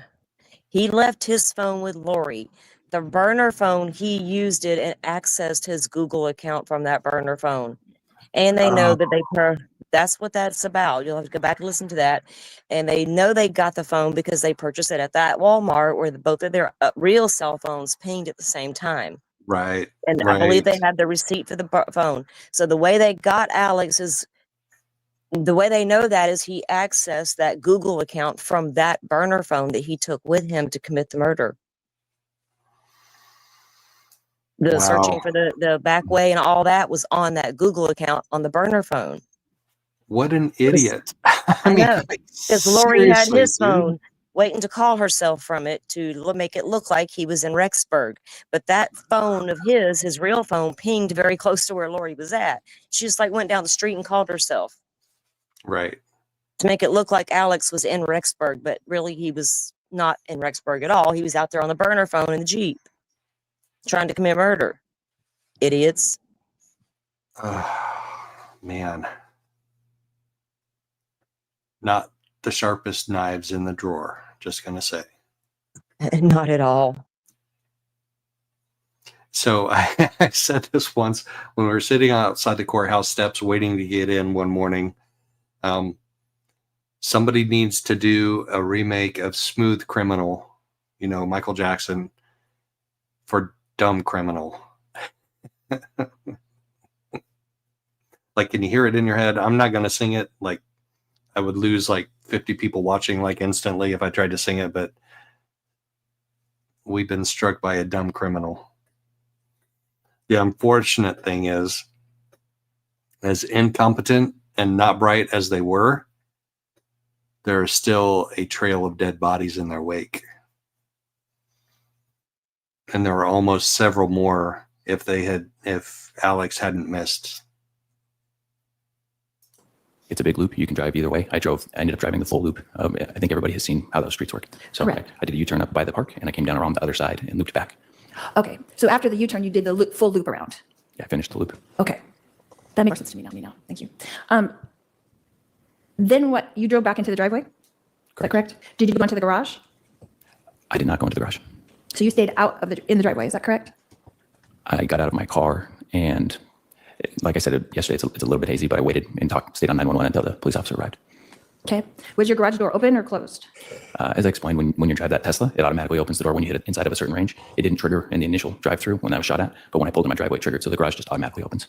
Okay. So when the shooting occurred, the garage door was not open, but after you came back around the loop and drove into your driveway, it did open that second time. It opens the garage when you pull up, yes. Okay. And you did not drive into the garage, is that correct? Correct. Okay. You stayed in the driveway. Correct.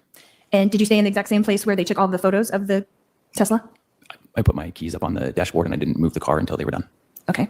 And so we heard you on the 911 call where you stepped out and removed the window and then got back in. Is that correct? Like I said, it's a little hazy. What happened is when you put that car into park, the door will automatically open. And the door automatically opened. The window fell. And from there, I can't remember exactly what I was doing. I remember talking to the 911 operator. I may have walked a little bit towards the street a little or something. And then I just stood right there in the driveway and waited for the first officer to arrive. Okay. So you were outside of your vehicle at that point when the window fell out? I may have been. It's been 6 years, so I'm not 100% certain on that part of it. Okay. She's so But obsessed when you with that say that the window window. fell, did it fall to the ground or it just Yeah, kind of she crumbled is. on the door? Well, it was shattered. So most of it you could see in that picture stayed together and fell. And then a lot of it fell all over my seat, all over me, into the door frame. I could hear it all fall down in there. It fell a little bit everywhere. Okay. But it was removed from the Tesla over to the side. So did you pick it up and move it or it fell out over where it fell? That piece fell because you got to remember the door's swinging out. So it automatically opens itself. If there's no sensor, then it'll move further. Okay. So the window fell onto the ground by itself without any assistance from you? Yeah, I didn't want to cut myself. Okay. And then the little glass shards came out as well at that time? Yeah, they were all over. Okay. So you never moved the window after it fell out. Is that correct? I didn't touch it. Okay. So where we see it in the pictures, that's where it landed? Most likely. I can't tell you for certain. Okay. And you may have walked to the end of the driveway. Is that that's what you're testifying to? What I testified to was that I can't remember for certain, but I stayed on the phone and may have walked, may not have. I'm not certain. Okay. You had testified yesterday that you thought that the 911 operator told you to stay in the vehicle and you were staying in the vehicle, but you had gotten out earlier. Is that correct? When I listened to that call, I didn't hear her tell me to stay in the vehicle. So I don't think she did, but maybe she did. Maybe I'm not remembering correctly. I think that you conveyed that she had told you that. I didn't hear that. Yeah. So then that conveyance must have been wrong on that. Okay. So did any of that glass cut you? How were you careful to get out of there without getting cut by the glass? I can't say for certain. I just think that I would have been careful. I wouldn't want to get cut by glass. So it felt, time they arrived, were you done with your interviews with police? No. So when you were having this interview with Detective Pillar, where were your friends? When I left. Is anybody else annoyed by the thing that she does with her voice? So when you were interviewed by Detective Pillar, like it's kind of like a Valley Girl type of thing, I think. And she's just slightly a couple years younger than me, so she knows about Valley Girls, but she does that with her Most voice definitely. She's always had it. But attorneys shouldn't have that. She's not, lawyer Lori hasn't graduated law school yet, Joe. So she hasn't learned that. It's a 17-year work in progress, like that dude over there in the Canton case. 17 years for the PhD. Right. Yes. Lori. Oh my gosh. How long has she been in prison now? Hold on. This is how many 5.5 years years plus. she's been in law school. 5.5 years. She's not done yet. She's still learning. She said that when she was sick. She said, I've been incarcerated for 5.5 years, and this is only the second time I've been sick.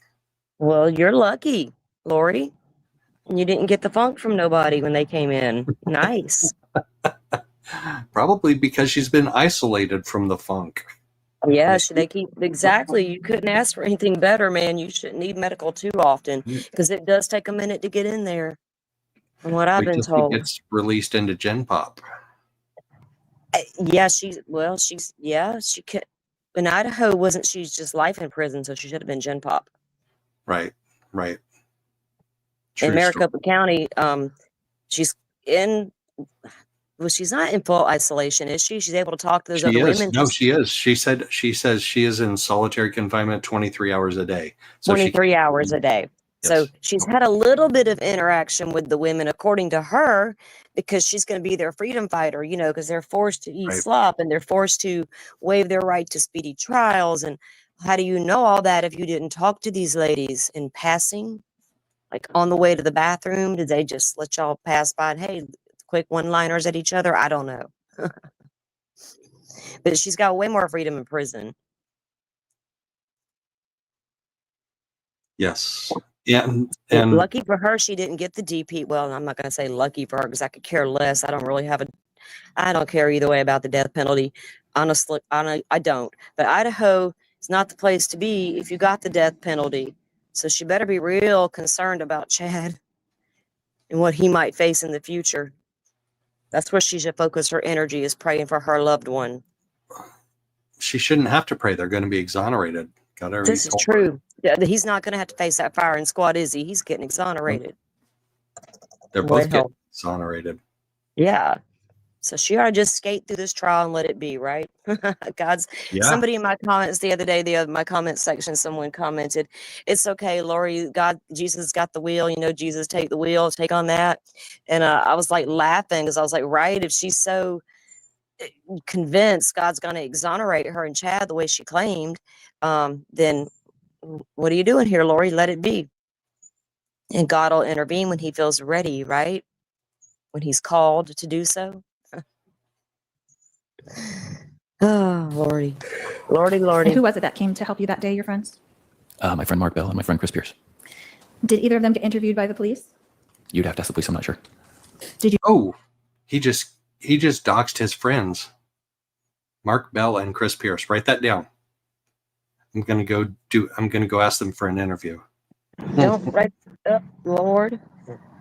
You see any of them get interviewed by the police? Did the police ask them direct questions in front of you? I can't recall. So by the time they arrived, were you done with your interviews with police? No.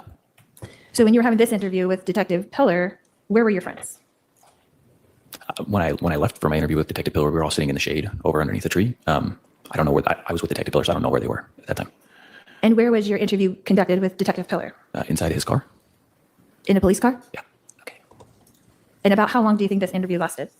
It's a long time ago. I don't know. And then after you had your interview with Detective Pillar, you rejoined your friends? I did. Did you interview with anyone else besides Officer Rob and Detective Pillar? Not that I can recall, but I may have talked to other officers.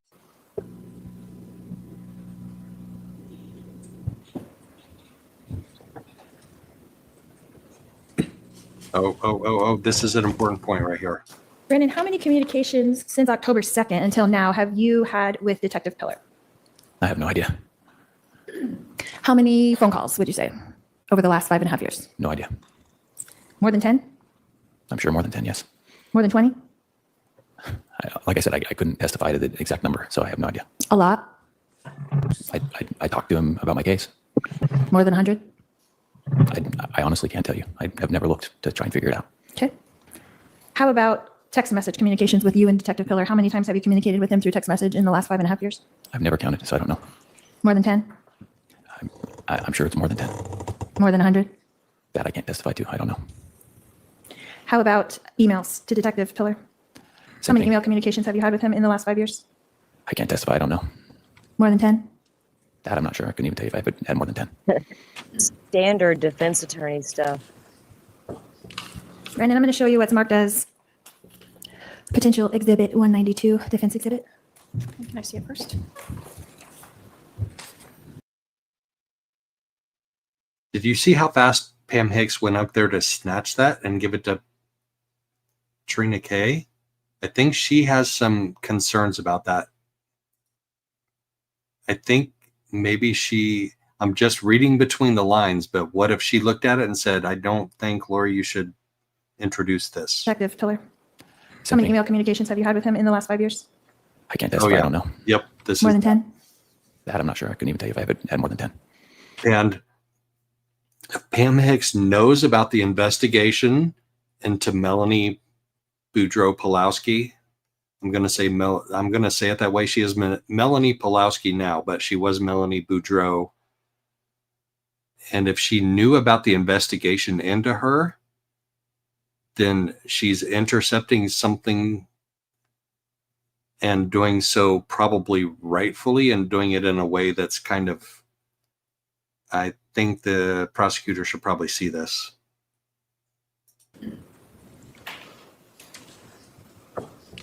Brandon, I'm going to show you what's marked as potential exhibit 192, defense exhibit. Can I see it first?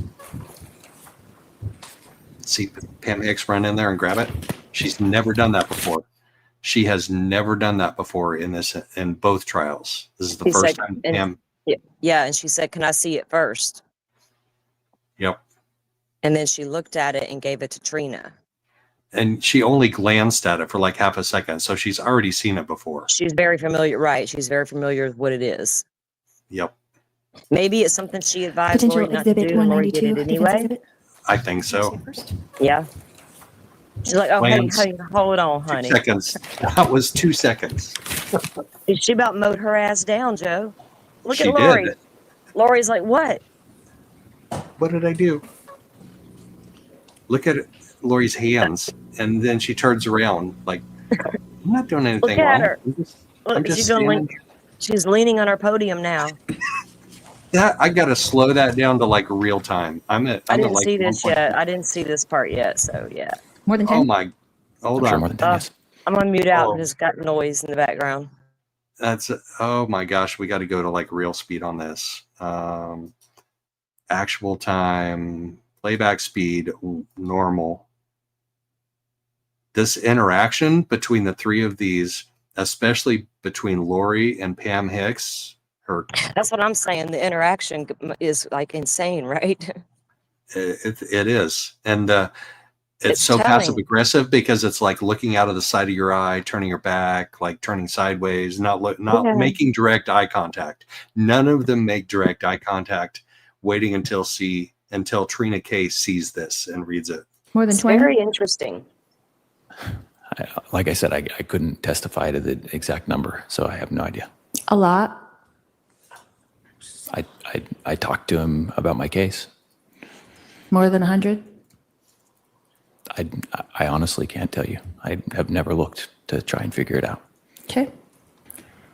How about text message communications with you and Detective Pillar? How many times have you communicated with him through text message in the last 5.5 years? I've never counted, so I don't know. More than 10? I'm sure it's more than 10. More than 100? That I can't testify to. I don't know. How about emails to Detective Pillar? Same How many thing. email communications have you had with him in the last 5 years? I can't testify. I don't know. More than 10? That I'm not sure. I couldn't even tell you if I Here we go. had This more is than the 10. emails we're getting in, trying to get in.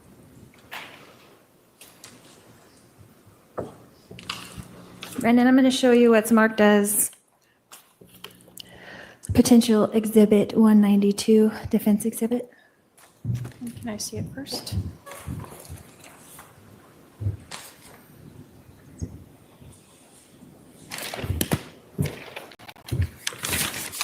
Wait. Right there, Pam Hicks is kind of half turned towards Trina K and kind of giving her a little, not side eye like in the bad way, but kind of like, you need to see this. Check this out. Yeah. Oh yeah.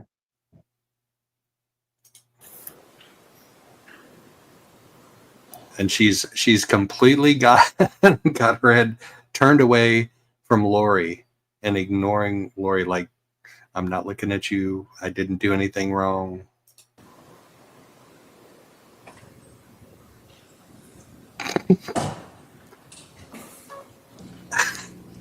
The judge has got his head cocked looking too, you know. I mean, he's like, Yeah, this is like, I got to back up like 10 seconds because that is like a classic scene. That's too much. Sorry. A little more forward. Right there. Pam Hicks is studiously ignoring Lori. Lori's looking at like, what? I didn't do anything. Did I do something? What did I do? well, is there something in the email exchange that would implicate Melanie right here in open Yes. court? Right?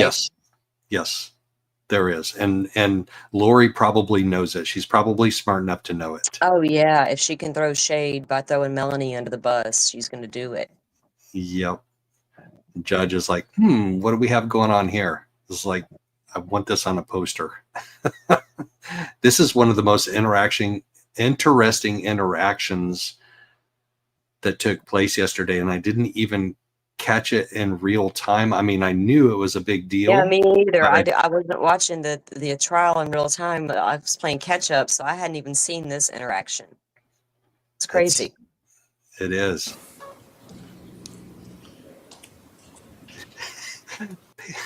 Look at Pam Hicks' face. She doesn't like want to face Trina, and she doesn't want to face Lori. I think she's more afraid of Look. Lori right now, though. No, she's like, Really? no, she's mad. I already got in trouble because of this lady making me late for court over Oh, some yes. stupid shit. And now the judge done reprimanded me and said if I was in federal court, I'd be in trouble. And no, give me that, Lori. Here, Trina. Right. And Lori's making her walk back and forth to the witness to hand him exhibits. Oh my goodness. Oh Lordy. Lori.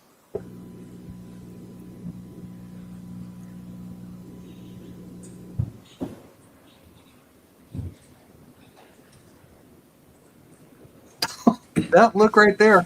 I got to see that again. Watch this. No, they caught a glance at each other. Yeah, they did. Pam's like, what?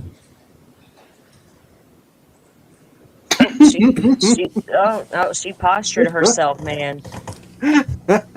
You can't portal me, Lori. Pam is not afraid of Lori at all. Nope. She doesn't intimidate her.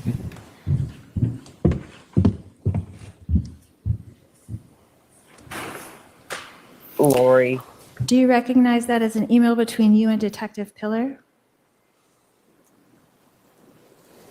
I can't tell you what this is. I can tell you what it says. I can't tell you if this is something that, where it came from. I don't have any reference on it.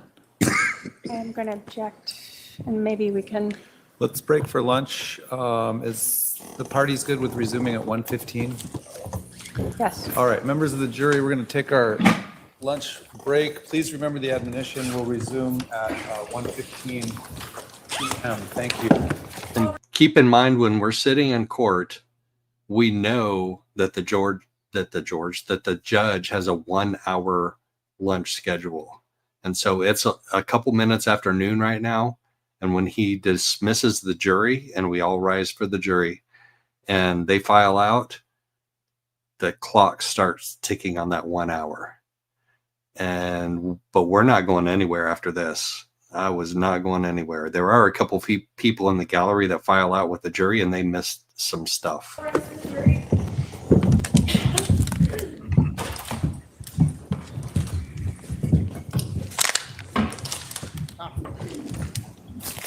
Wait, did you see that? She just motions to Pam Hicks. And Pam Hicks comes by.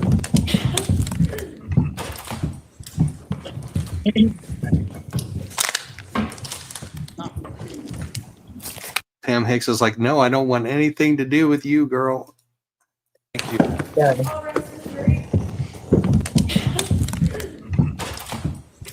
Come here. Let me make you dark. You're going to be dark.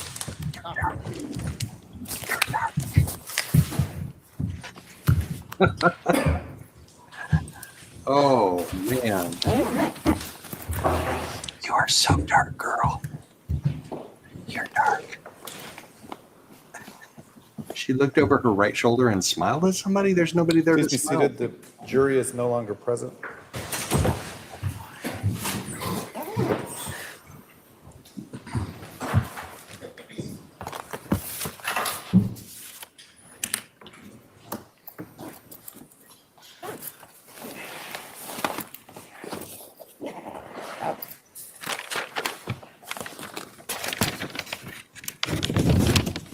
All right, so I've reviewed Exhibit 192. The line of your question was to establish that this witness has had contact with Detective Pilar over the years, in the last 5 years. This particular email is actually, appears to be 3 separate emails in a string from February 12th of 2020. So what's the purpose of this? Yeah, are you trying to admit it? What are you? I would like to ask him about it. What's relevant about it? A lot of things, Your Honor. What? I can't hear her. Please speak into the mic. It's relevant to his discussion with Detective Pillar from the October 2nd date until this date on February 12th. What is relevant about it that is an issue for this jury to decide? That's what relevance means. It's something that this jury either makes something more or less probable for some fact that they need to decide. It's relevant in the way that this email communicates that the information that was being given to the detectives was directly from Brandon Boudreaux. I know, but what in the content of that email is relevant for this case? The fact that the last line. Did I miss something? What's the last line? He gets to go to the judge's bench again. At the bottom? And Hicks doesn't have to walk up there and do it again in her heels. Let's, okay, hold on. Make sure everyone can hear you in the court reporter. I would have to ask to see that as well. I don't. So know what she's the talking last about. line was Detective Pilar writes, is it Pilar or Pillar? Pillar, like a pillar in a building. Pillar. Detective Pillar writes, this information is requested so we can see if Melanie has any financial gain from your death, basically, correct? Correct. Okay, so that creates motive for Melanie. It seems like I guess it's fair area for him to talk about in general, but it's also a fair area for you to talk to the detective about what areas they investigated. But let me hear the state's response. It's crazy to me that they let the witness sit in here and watch these legal arguments. Because, I mean, if it's a truthful witness, it's not going to impact their testimony, but if they can be influenced in any way, whether it's subconsciously or not, by hearing these legal arguments, maybe they should be dismissed too, especially since the jury is gone. We don't need the witness there. This was an odd little twist to me to see Brandon sitting there, like having a front row seat to all of this craziness that's going on. Yeah, it was kind of odd to me as well. It struck me too. And I think he picks his nose here in a minute. But as far as that particular right there. Oh no, he's just putting his hand up to his mouth. The cop.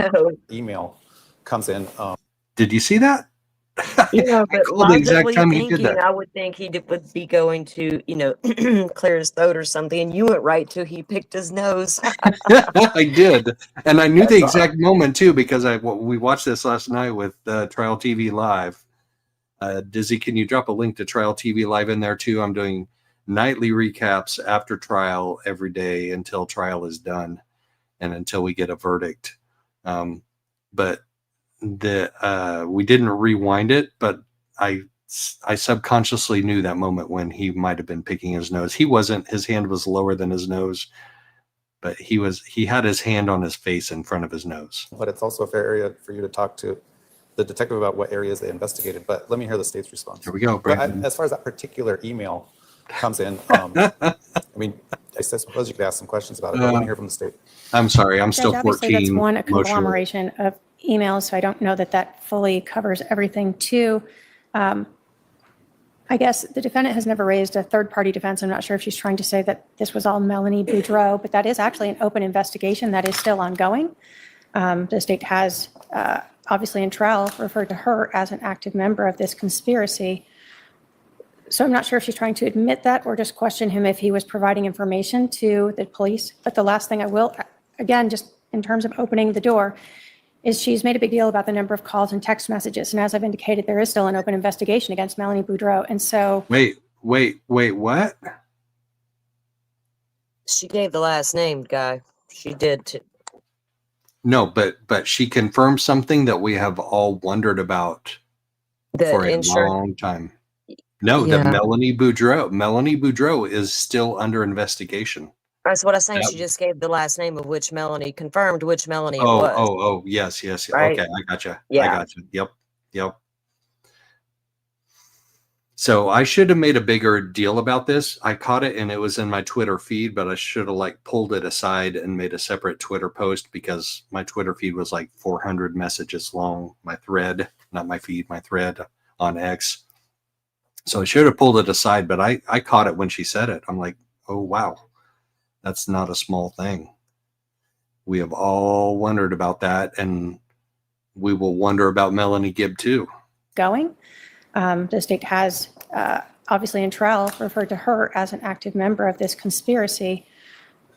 So I'm not sure if she's trying to admit that or just question him if he was providing information to the police. But the last thing I will, again, just in terms of opening the door, is she's made a big deal about the number of calls and text messages. And as I've indicated, there is still an open investigation against Melanie Boudreaux. And so many of that information might relate to that case or it might also relate to the Tammy Daybell case because there was information about that, as well as the Charles Vallow case. So to infer that all of those conversations related solely to this defendant, Wait, did she just say that there might be co-conspirators in Tammy and Charles's cases too?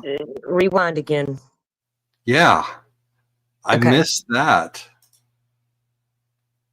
Not just for Brandon's case. It seems like I guess it's fair area for him to talk about in general, but it's also a fair area for you to talk to the detective about what areas they investigated. But let me hear the state's response. But as far as that particular email comes in, I mean, I suppose you could ask some questions about it, but let me hear from the state. Judge, obviously that's a conglomeration of emails, so I don't know that that fully covers everything too. I guess the defendant has never raised a third-party defense. I'm not sure if she's trying to say that this was all Melanie Boudreaux, but that is actually an open investigation that is still ongoing. The state has, obviously in trial, referred to her as an active member of this conspiracy.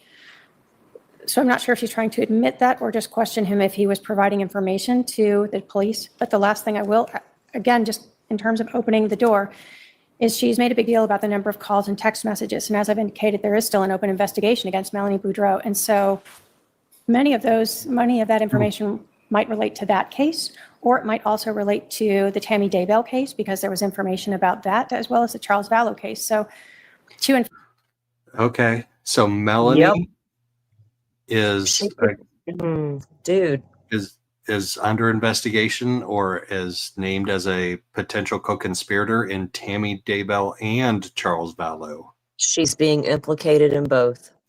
And probably Brandon's also. Oh, yeah, including Brandon would be 3. Wow. I would be buying me a plane ticket.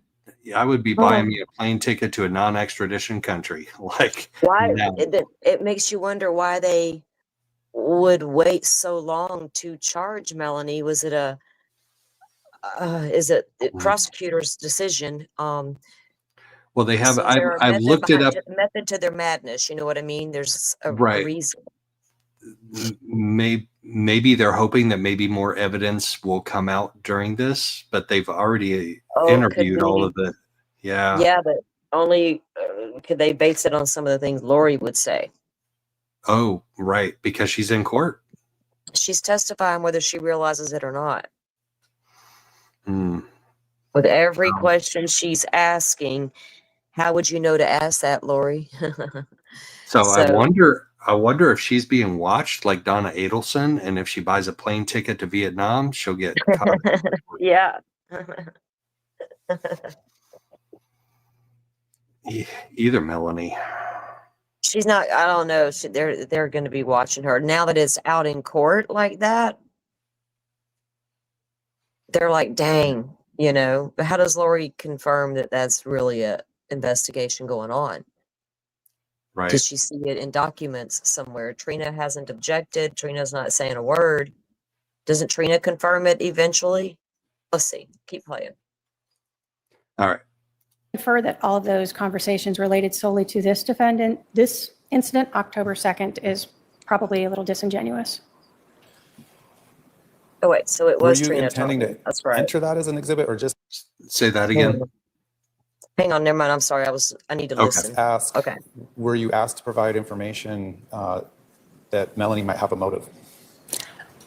I would like to admit it, and I would like to question him on it as well, yes.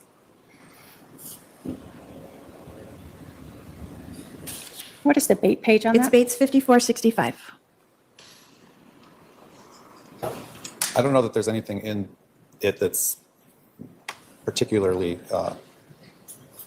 misleading or anything like that to the jury. I don't know how relevant it is, but I think to the extent that there may have been some questions about Melanie's participation and whether or not she had a motive are relevant.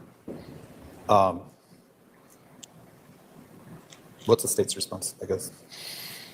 I know she didn't notice third-party defense. I guess that was significant to me because all of a sudden he throws the term out there, third-party defense. Mm-hmm.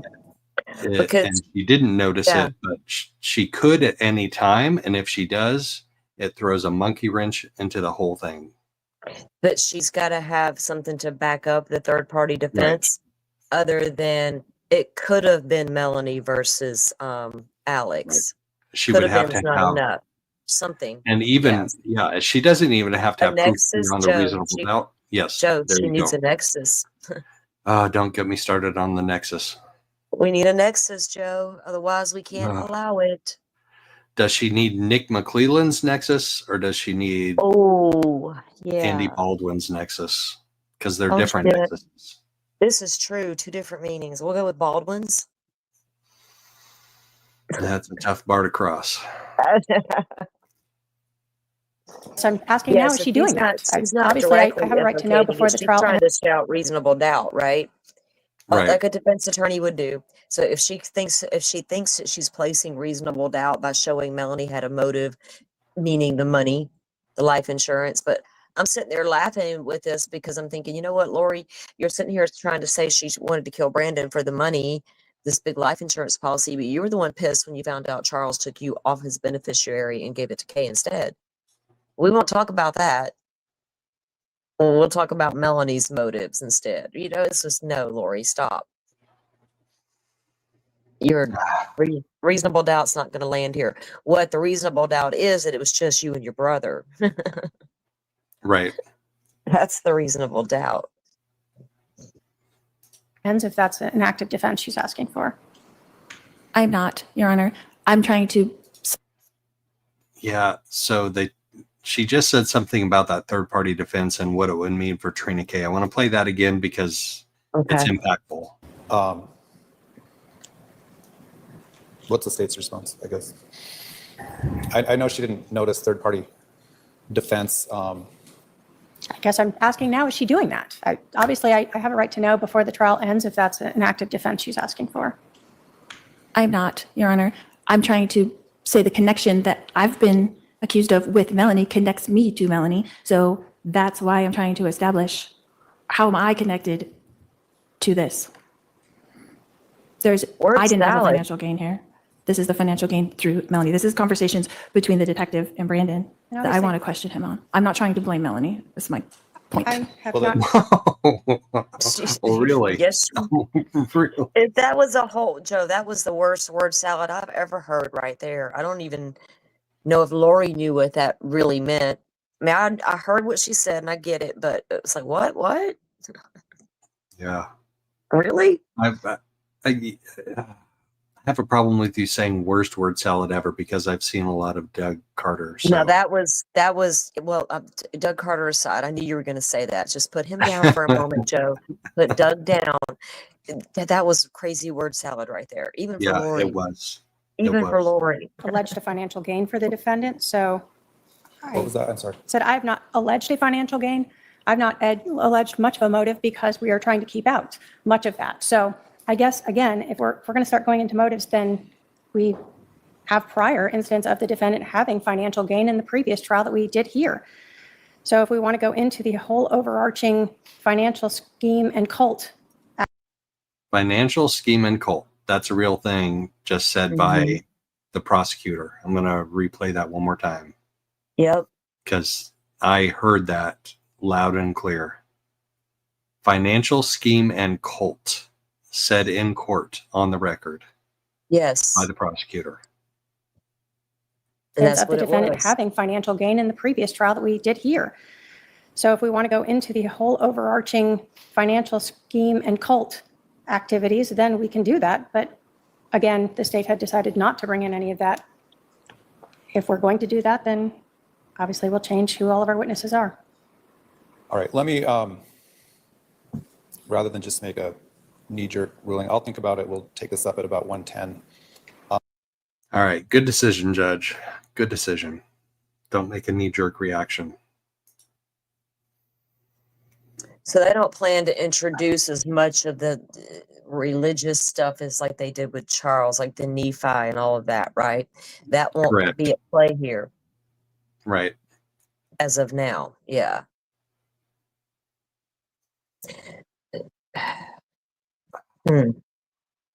Right. They still have it, but yeah, but see, but she's right. The financial gaining cult motives, because it was a financial bonus win, right? No, we need to get rid of them, whether we can't continue the way Melanie and Lori couldn't continue down the path they wanted to go down if these men were in their way. And as long as these kids were in the way, these men were going to be in the way, right? So they started concocting ways to get rid of these men and these children. They, oh, what we can label them dark. I don't know if Chad come up with that idea and just was like, yeah, this will work and help me get rid of them kids. And then everybody, they just, I don't know how they ended up deciding all that, but the financial stuff was a bonus. It was absolutely bonuses. Everybody had life insurance, and then Lori pulled the scheme to get the kids. She continued to get the kids money once they passed, right? But it was all bonuses. If it hadn't take the money element out, so they weren't wealthy, that they didn't have life insurance, they still would have done what they did. There Right. were other motives other than just getting that life insurance policy. Right.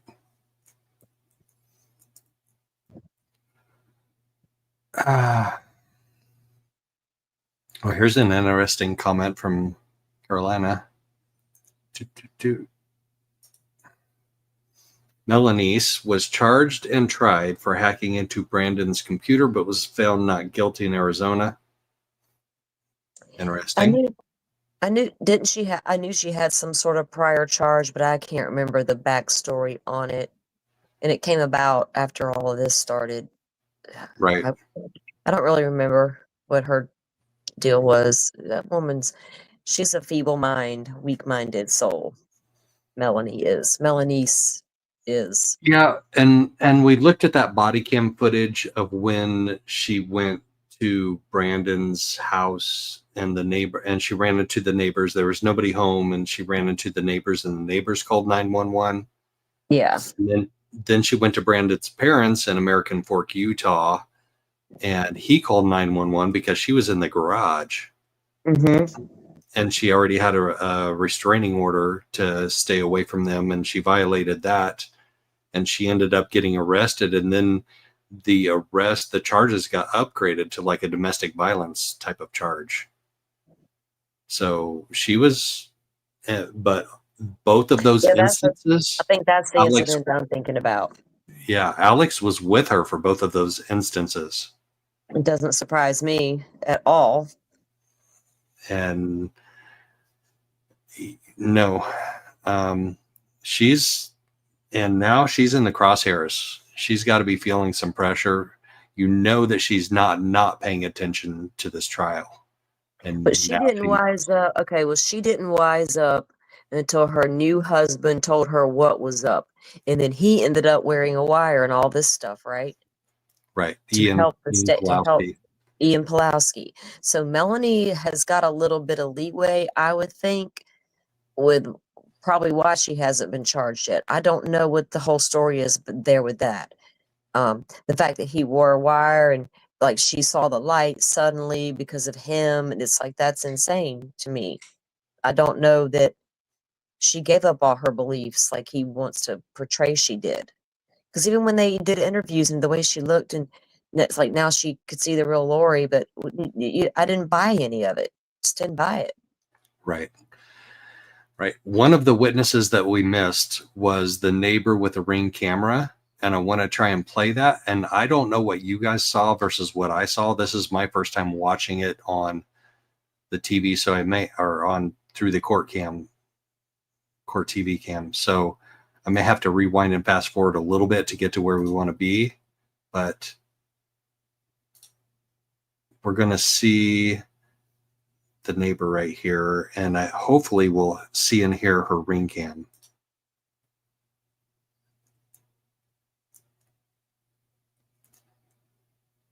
Sorry, There's a map right from. oh, sorry. Let's fast forward I'm trying to think. Wrecker. This is Fairview. Right. So it's either Fisher or Cole. I can't remember which street corner. So there's a park, and it's right on the corner. Okay. Is this the one named Lynette? Try Wrecker, turn in. Yes, this is Lynette Mendoza. Put up 3. This is the one Lori didn't know who she was or what her first name was. Oh, okay. So even though she was on the state's witness list in the middle of May. Yes, right there. Yes. So you're right there. Yes, right here. Okay. Yes, that's the house. Back on October 2nd of 2019, did you have a Ring doorbell? Yes. Did your front door sort of face out towards Fairview Street? Yes. And do you recall sort of where your Ring doorbell was located? Yes. Where was it? So from the front door, it sat off to the left-hand side if I was in the home at the front, and it faced out towards that street. Did it sometimes get a little bit of this intersection here? All the time, yes. Okay. And was it sort of motion activated? Yes. Okay. So that means that when there was some sort of vehicle going by, it might activate it to start recording? Yes. Do you recall back on October 2nd, an officer coming around and asking you if you had a ring system and to kind of look in the time range of 9:15-ish to see if you had any footage of vehicles going by? I do. And were you asked to email any recordings to the police department? Yes. And did you do that? I did. And Your Honor, if I can, show defense counsel or the defendant exhibit 120, if I can have my paralegal show that to the witness.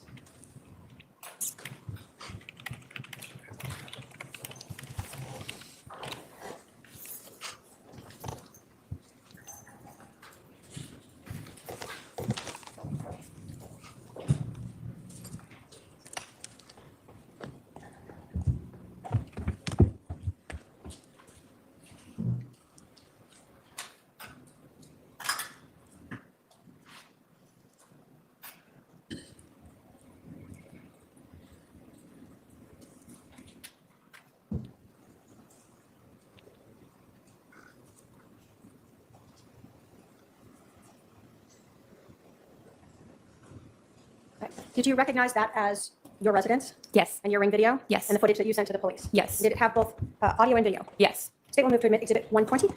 Any objection? No objection. 120 is admitted.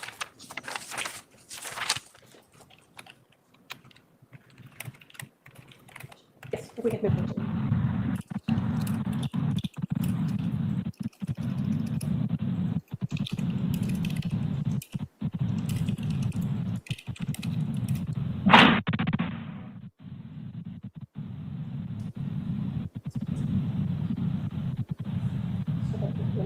And if we could just show at the beginning we missed where.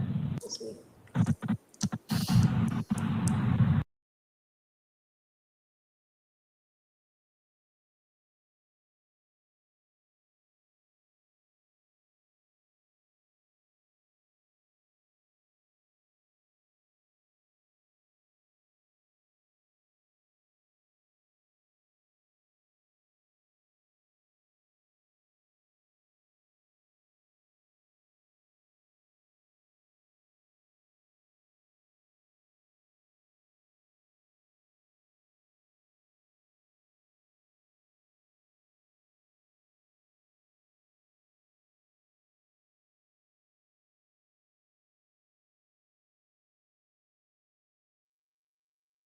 Are we?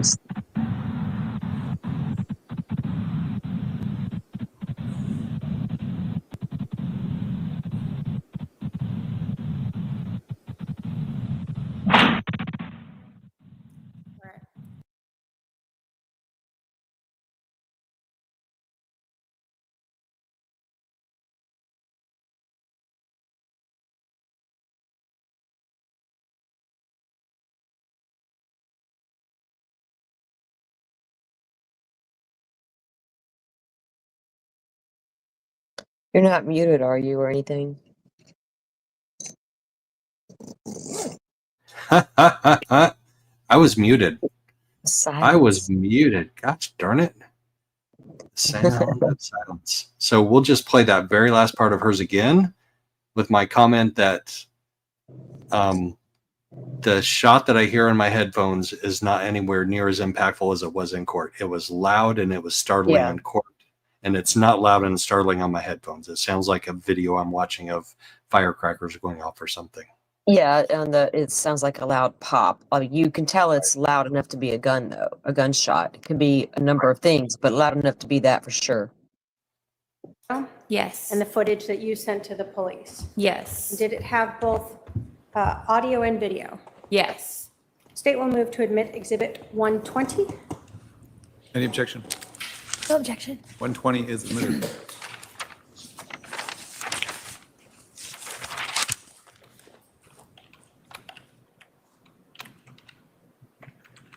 Watch at the very, very beginning is the Tesla, and I didn't see it in court. If we could move to There it was right at the very beginning. I missed it in court because it's like right in the first half second. It's a motion activated camera, so it doesn't play continuously. So it just caught like a frame or two, and there's the gunshot, much louder in court.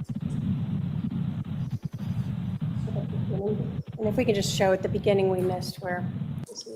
There it is at the beginning.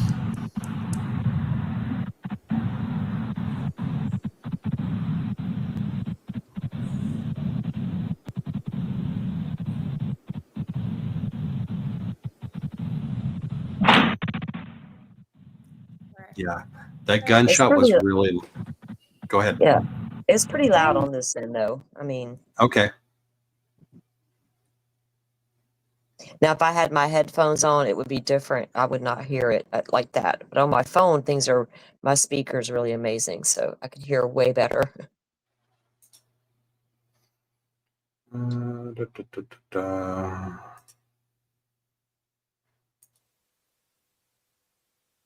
So judge tells her how she has to ask her question. Yes. On what date?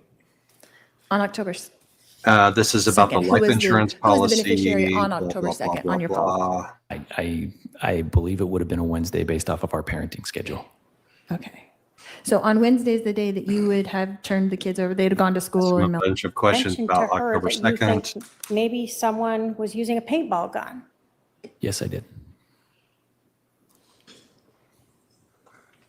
Trina rehabs it pretty When your well. car was- We don't need to go into details on that. 25 years. And I want to. So this is Detective Duncan from Chandler PD. He took pictures at the scene in Chandler on July 11th. We know that. These are pictures of the Jeep and the truck. We should probably take a quick look at these because you guys can see that the Jeep is stock. It's 100% stock. It's got stock wheels and it's got stock lift or no lift, factory lift, whatever you want to call it. OEM. The Jeep is 2018 Jeep Wrangler JK, which is a 2-door. JKU is a 4-door. Jeep Wrangler JK. So judge is looking through the pictures that Lori objected to. I don't know what her objection was. Nobody does because they went to sidebar. She says, can we go to a sidebar? They go to a sidebar. He's looking through the pictures for a lengthy period of time.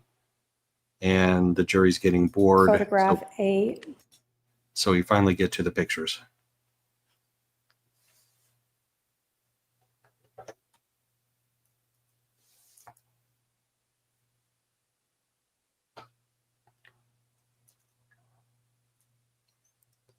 All right, let's go, guys. Playback speed. All right, let's speed it up.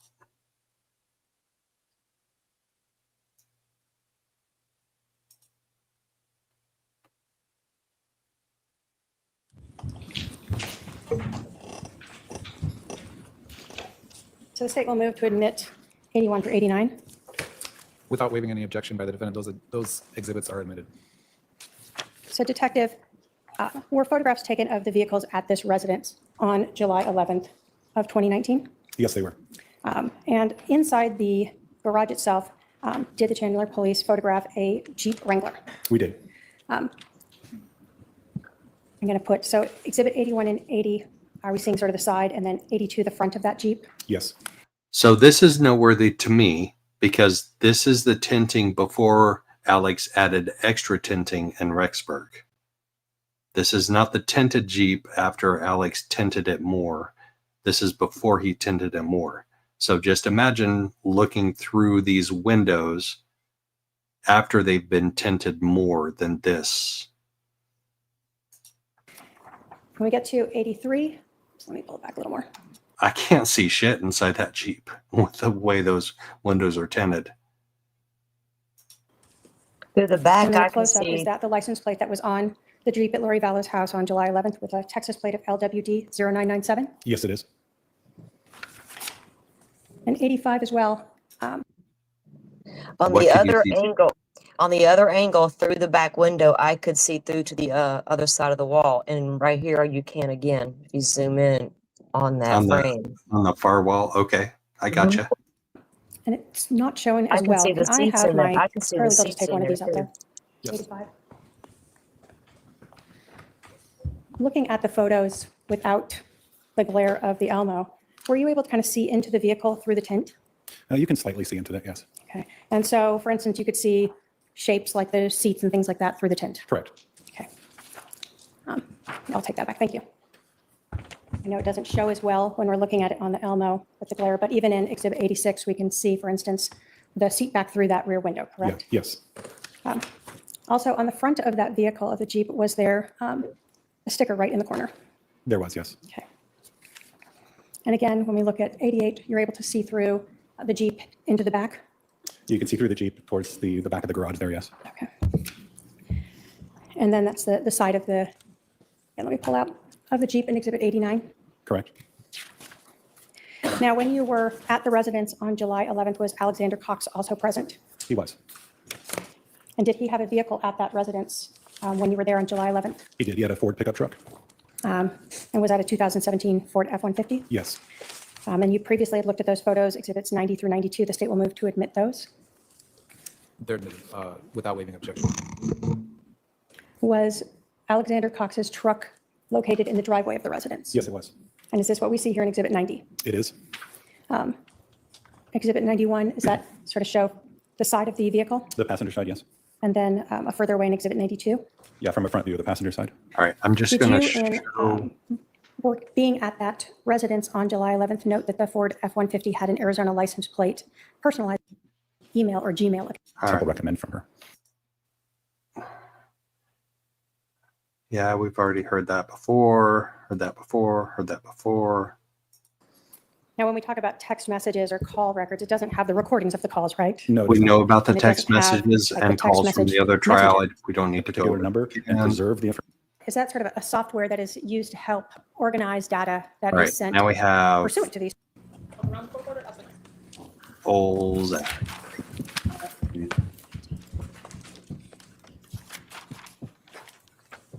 Could you please introduce yourself to the jury? Hello, my name is Tom Olzak. I'm a retired This is a state short trooper with time the Arizona Department witness. of Public Safety. How long did you work for the Department of Public Safety? 24 years. He's What one are of you the currently ones doing? that went I up currently work for to the United States Secret Rexburg to Service examine the at Jeep. Phoenix office as Detective this time McDermott from Gilbert Police Department to remove an infotainment system from a Ford F-1. yes. What did you? I saw that head stack was not one of the ones that that was shown on the website. So yeah, he on the went up actual to software. Rexburg Did to you end up get the actually calling for to infotainment find out if you system might still out be able of, to access this? I did. out of the Jeep in Rexburg. I think Pillar is a little more relevant, and especially towards the end of his testimony. So let's go there. So in October, then Melanie joined them in Idaho. Yes. On October 16th, did you learn that a license plate reader had recorded Lori Vallow's Jeep with that Texas plate LWD 0997 on the I-40 on October 1st of 2019? Ooh, yes. What did Was we just hear? that reader located in Holbrook, Let's Arizona? Holbrook. Yes. Let's hear that again. Her interview with Brandon Boudreaux, he advised you of that incident that occurred in Chandler on July of 2019 involving Lori Vallow and Alex Cox. Did you reach out to the Chandler Police Department? Yes. And did you learn from the Chandler Police Department that Lori Vallow had a 2018 Jeep Wrangler with Texas plates LWD 0997 in her garage on that July 11th of 2019? Yes. Did you learn photographs had been taken? Yes. Were you provided with copies of those photographs? I was. When you learned that license plate, were you also able to run that and get information about the Jeep? Yes, we did an MVD records check, which is a simple license plate check, which will provide the registered owner and their information and vehicle information. So by October 9th, you had the license plate number and VIN for that Jeep. Yes. Now, as a case agent, are you the person who is responsible for interacting with the listed victim in a case? Yes. And was it your common practice to give out your work number to any victim so they could reach you? Yes, both this case and any case I worked, I would regularly give out my direct work cell phone number, my name. I encourage them to text me and call me as needed, with the caveat that I'm not always available. But if you leave me a message, I will respond. So as a detective, you actually are provided a work cell phone for that purpose. Yes, ma'am. And all of their detectives are given the same sort of thing, a work cell phone so that victims and witnesses can reach them? Yes. On October 14th of 2019, did you learn from Brandon that Melanie was moving to Idaho? Yes. Were you able to confirm that with her? Yes. Did you learn during this investigation that Lori Vallow had moved to Rexburg, Idaho? Yes. Did you learn in this investigation that Alex Cox had moved to Idaho? Yes. So in October, then Melanie joined them in Idaho. Yes. On October 16th, did you learn that a license plate reader had recorded Lori Vallow's Jeep with that Texas plate LWD 0997 on I-40 on October 1st of 2019? Yes. Was that reader located in Holbrook, Arizona? Yes. How long before the shooting of Brandon was Lori Vallow's Jeep seen on that I-40 heading towards Phoenix? That Jeep was seen on the I-40 heading towards Phoenix approximately 26 hours and 30 minutes prior to the shooting at Brandon Boudreaux. Wait, let's hear that one more time. Let's hear that one more time. A plate reader from DPS, which is Department of Public Safety, which encompasses a lot of public officials, including state troopers. When they were searching for Brian Koberger when he left, allegedly now, when he left Washington going back to Pennsylvania. Now, this is in court documents, actually. He was picked up on a license plate reader in Colorado. That's how they knew some theories are out there saying he was being followed, but if you go with it that he wasn't being followed, they did use that also to track him. All they got to do is enter the information and it will come up if you went through any of them, right? In Florida, we have the SunPass system throughout Florida. Any toll bridge, any toll highway, you're going to be able to use that pass. That's also a way to track you. That came up in the Adelson thing, didn't it? Right? Like the people they hired, the assassins they hired were picked up with the SunPass readers. A lot of cameras in Florida on the highways, and SunPass readers are everywhere, and they're not expensive. You just attach them to your window, you add money to your account, you're good to go. And when you drive through it, it reads it, and the money comes out of your account, and you pay your tolls that way. It's to pay tolls on these toll highways and bridges. And there's a lot in Florida. So we have the SunPass system. So it's used statewide. Anywhere we go, county to county, we can use it as long as there's money in our accounts. And if there's not, then that license plate reader will capture your license plate, and then they have your information, and they will send you the bill in the mail. So. Yeah, they track you down through your BMV records or DMV or MVV or whatever. Mm-hmm. Yeah. So if you skip out on paying and you go through anyway, they're going to capture your license plate and they're going to bill you in the mail. And then if you get caught up in a criminal investigation, they're going to find that out too. Right. Like the Adelsons. So in October, then Melanie joined them in Idaho. Yes.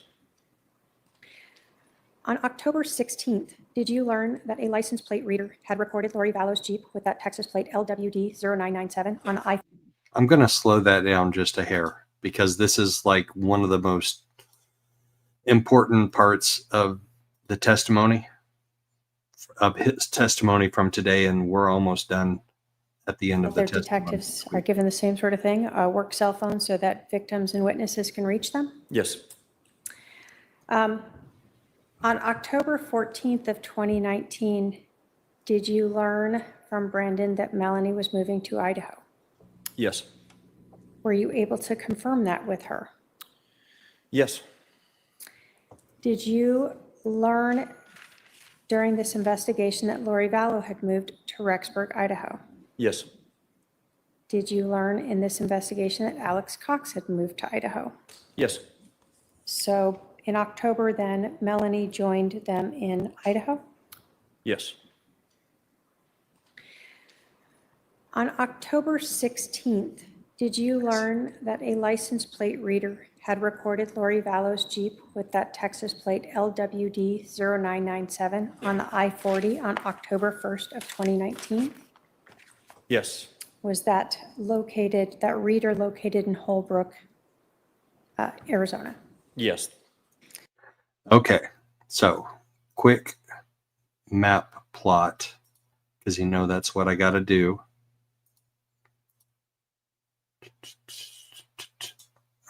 Share this. So this is Rexburg, Idaho to Holbrook, Arizona. So you have, once you get to Provo to Salt Lake City, you have two paths to get down to Arizona. You can go the westerly path down this way, So Holbrook is at the end of this line, but Phoenix is off to the southwest over here. So Holbrook is where the license plate reader was read on I-40. So what is this interstate over? What is that road? So he could have gone either way. Oh, but it was on I-40. So it was this path over here. Boop. That's where he was picked up. So he came down 40 through Flagstaff. It could have been either way, honestly, because 40 is this highway here that goes east to west through Arizona, and it was picked up on a plate reader around there. So he could have got there from Rexburg either way, either going down the 15, I-15, or down US 191. I'm guessing he's a over-the-road truck driver, so he went down the 15. So he drove down the 15, and instead of going, that's weird, maybe he went the back roads, though, because we say he was an over-the-road truck driver, but if you would get to Flagstaff and you would go down the 17 to Phoenix. You wouldn't go all the way over here to Holbrook. So he was driving back roads all the way down. There doesn't appear to be any cameras anywhere with that Jeep in movement, right? So that other than the license plate reader stuff, right? Like there's no video capturing it riding by or going through a toll booth, or I know the windows were tinted, but an image of a person in the vehicle, none of that. So did he drive the back roads, right? Was he smart enough to know to go that back way in case cameras, and he was trying to get out of the back way from Brandon's? Was he going to take the back roads to and from? Right. As well. Exactly. So if you look at Google Maps, there's only 1 minute of difference, and there are several dozens of miles less if you go down 161. Right, or 191 as opposed to the 15, and that's a back road. That's a back route. The state has to know his route if they know he accessed that Google account in the maps, right? They know which route he took, and I think that will come out. But yeah, he probably did go the back way if he's thinking about camera capturing him. But he may not be that smart. You know, this is Alex Cox without Lori's direction.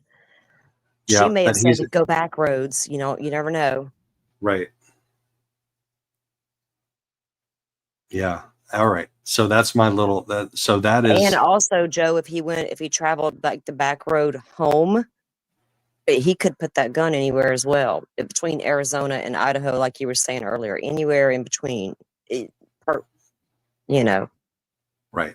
So I'm saying where my mouse is right now, that's where the camera reader read him. And, you know, maybe he went down like one of these back roads down into the East Valley. There's Gilbert. There's Santan Valley. He had a house in Santan Valley at one point. So he would know the area enough to be able to move through it. Is the best way for him. Well, what felt most comfortable for him. Right. That'd be the route he's going to travel. The familiar route, right? Right.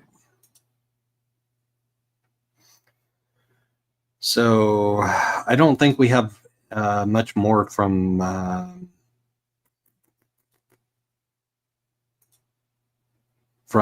Detective Pillar.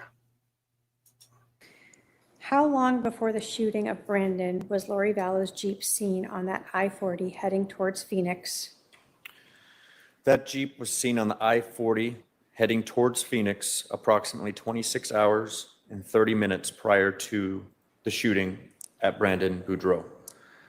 In particular, the LPR, the license plate reader, has cameras. This was a DPS camera, if I recall correctly. Took a picture of the Jeep Wrangler with the Texas license plate LWD0997. And there was no wheel affixed to the back of the Jeep Wrangler, which Jeep Wranglers are typically have that wheel affixed to the back of them. In this image. That's a good one. I want to see that. I want to see that picture. Are we going to see that first thing Monday morning? No wheel affixed to it. We've seen the storage unit video of them removing the seat and the tire and putting it in the storage unit in Rexburg.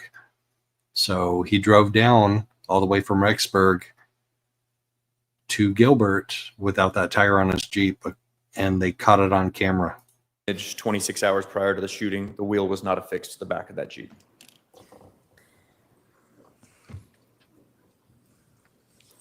When you were working this case, you had talked about other detectives. Did you continue to work with some of them to help you investigate this case?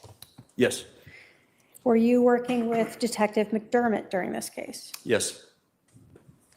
And as this investigation continued on October 31st of 2019, did you learn of LPR hits of that Jeep in Idaho?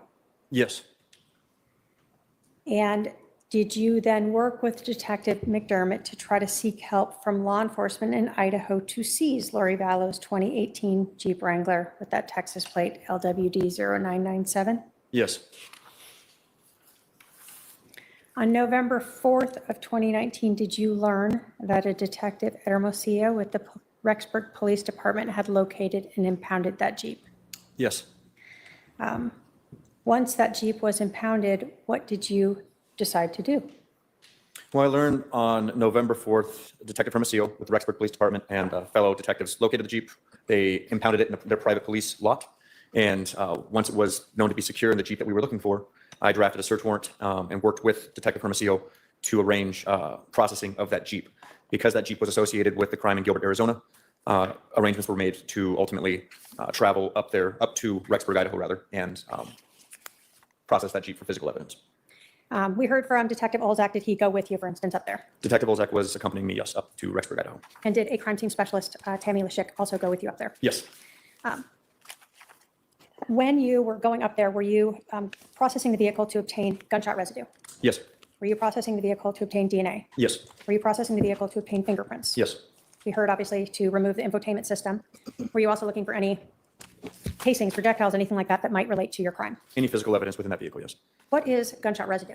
Gunshot residue, short as GSR, is small Jeep, yes. And was that because you had been advised that there was someone inside the vehicle when the rifle was fired? Correct. We said that DNA was collected also in this vehicle. Have you ever collected DNA from a scene? I have. Can you tell us how that is done? Similar Boring stuff. same process, but We're going to use our last couple of location. minutes. On day Oh, 2 are of you the kidding final me? Lori Daybell Are trial, you kidding me? more warnings and more intense. No, that's not what I was playing. I can't believe that. YouTube, you got me. Boop, boop, boop. I want to do one video real quick. We're going to show the video of the storage unit scenes where Chad and Lori take the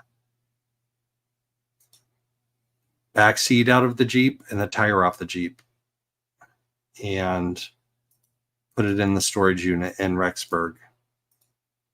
That's it. Then we're done. Because I got to take a break. I got to catch up on some other things. I have other projects to work on.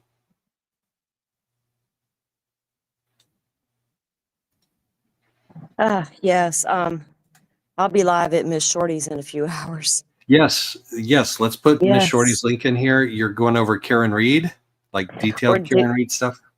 Yes, we're doing our Karen Reed show. I've been going over there guesting on her show since the beginning of the trial every couple weeks, and I'll be back this weekend tonight, and I think at 7 Central. She'll be on before that, but I'll go in and join at that time. And we're going to do like a 13th juror style recap because I nice. didn't watch the first trial. So I've been kind of coming in and weighing into somebody who's seeing evidence for the first time and seeing where I sit with the case at this point. So that's always a good time. So I got to get prepared for that as well. And I think I'm doing a live tomorrow. So I haven't done one in a couple of Sundays, and I normally do. And I got some other things to talk about. So other than Karen Reed trial and Lori trial. So if I need to get those in, I need to do it. I need to do the live if I want to get them in, right? Other than those, you got nothing going on. Dude, my plate's so full, but it's okay. I like to stay busy with it all. But yeah, right. The covering the trials though consumes so much of your time streaming it and trying to do both. I'm running out of time to do my other content too. So I need to get the show in tomorrow. So I'm planning to do that as of now. All right, let's see this video footage. So we just heard from Detective Pillar. Gosh darn it. I'm going to screw that up for the rest of my life. Like, I need to go have an interview with him so I can get it right. Detective Pillar, if you're out there, we could do an interview and it would be amazing. And then I could get your name right, probably. Eaton, and we are getting a closer look at surveillance footage from Self Storage Plus in Rexburg. This is the facility where Lori Vallow went on October 1st to rent a storage unit, and inside she placed some very personal belongings, such as children's bikes, scooters, also some photo albums, and blankets with pictures of her children, JJ and Tylee. Lori and sometimes 2 men visited the facility 9 times in October and 1 time in November. The big question is what happened on October 2nd. We know that Lori rented the unit by herself the day before on the 1st, but on October 2nd, she came in her blue Nissan Rogue with a man we originally thought was Alex Cox, her brother. But a closer look of enhanced high-quality video shows it likely was not Alex. In fact, it appears to be Chad Daybell. That's Chud right there. That is Chud. That's not Alex. Based on the way he walks, looks, and comparing his mannerisms to other video we have of him. Let me walk you through this. The blue Rogue arrives at 2:25. You can see the timestamp says 1:25, but that's because the clocks were off, according to the facility. Lori is driving the Rogue and makes her way to the door of the building where her unit is. She gets out 2 minutes later at 2:27 with the man we believe is Chad. At 2:29, he pulls a tire out of the back of the Rogue and rolls it into the storage unit. Then 1 minute later, he and Lori both carry in together what appears to be a removable car seat.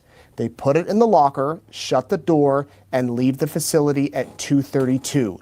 Their entire visit is just 7 minutes. So why does this matter? Well, that same day... Okay.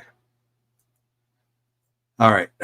We're going to wrap it up for today. We have been on for a long time. I did not expect to go for 5+ hours. Salty, thank you so much for joining me. It's like our old days, you know, right? what I mean? we just can't not How we stop started and out, comment. Joe Schmo. This is how we started out, where we're just like talking and talking and talking. It's all good. And Yep. chat's been great. Their comments are always amazing, and the conversation that they I just love that they join in on the conversation. So I got to hit a couple starred questions. I don't know anything about glasses and hair. Don't know anything about that.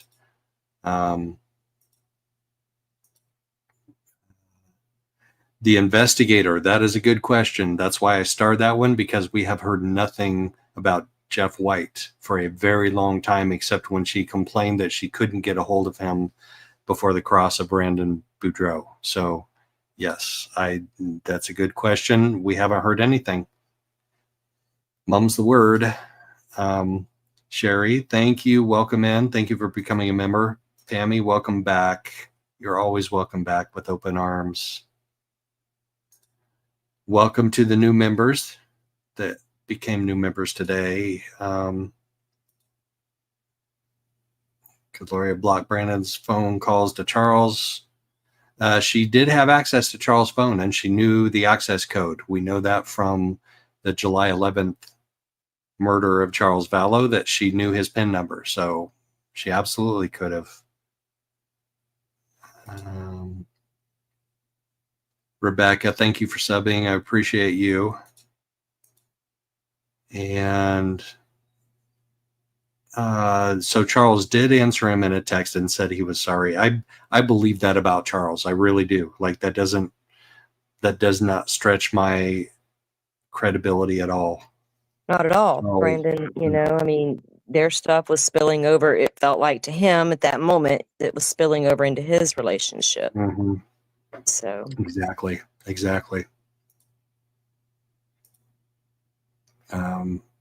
Bewitched, welcome in. I'm happy to do what I can. Marie Brown, thank you. Brandon is my hero against gaslighting. He does have a strong gaslighting shield. Like, he he makes her clarify her questions until there's something that makes sense and doesn't just like give in to her nonsense. I agree. I think Judge Bareski is also a hero against her gaslighting.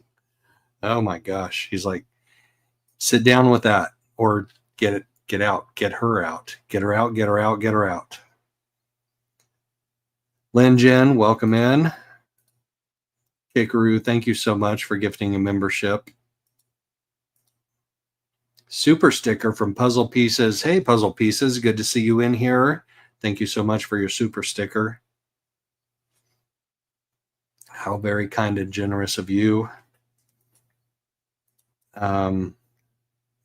Kikaru says the LDS church officials, I have never seen an official statement. I have seen unofficial statements with podcasts that are like, we highly discourage this type of behavior, type of PBS nonsense. But no, I have never seen any official. And watch for me and Kresha to go live with something on that in the near future, because we dive deep into that. She has dived deep into that a lot more than I have. D. Maynard, welcome in, new member D. Maynard, welcome in.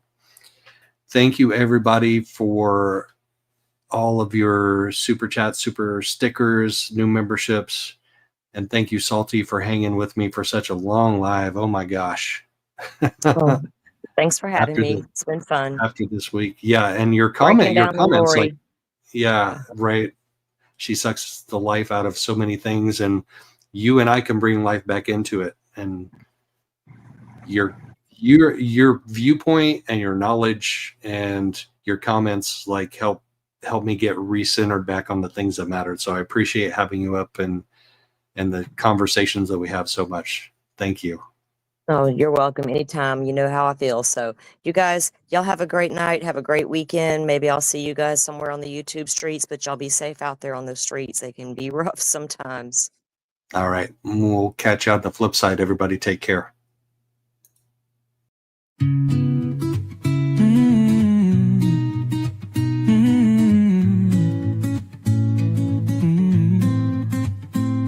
Good morning. Good morning. Hope you got your cup of joe and filled up your morning with good things to know. Good morning. Good morning. Thanks for saying hi. Together we make a difference. Be sure to come back by.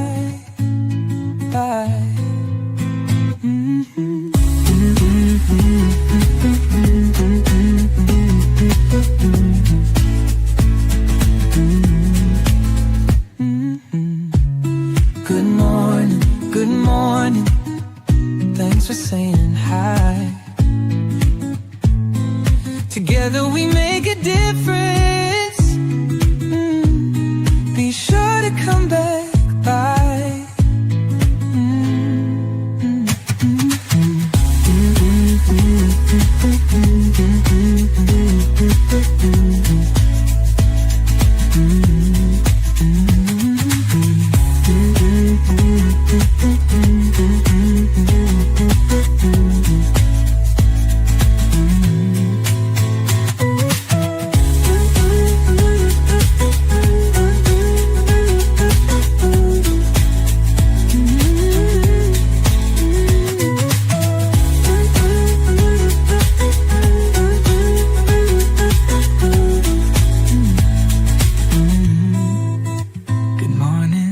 Good morning, hope you got your cup of joe and filled up your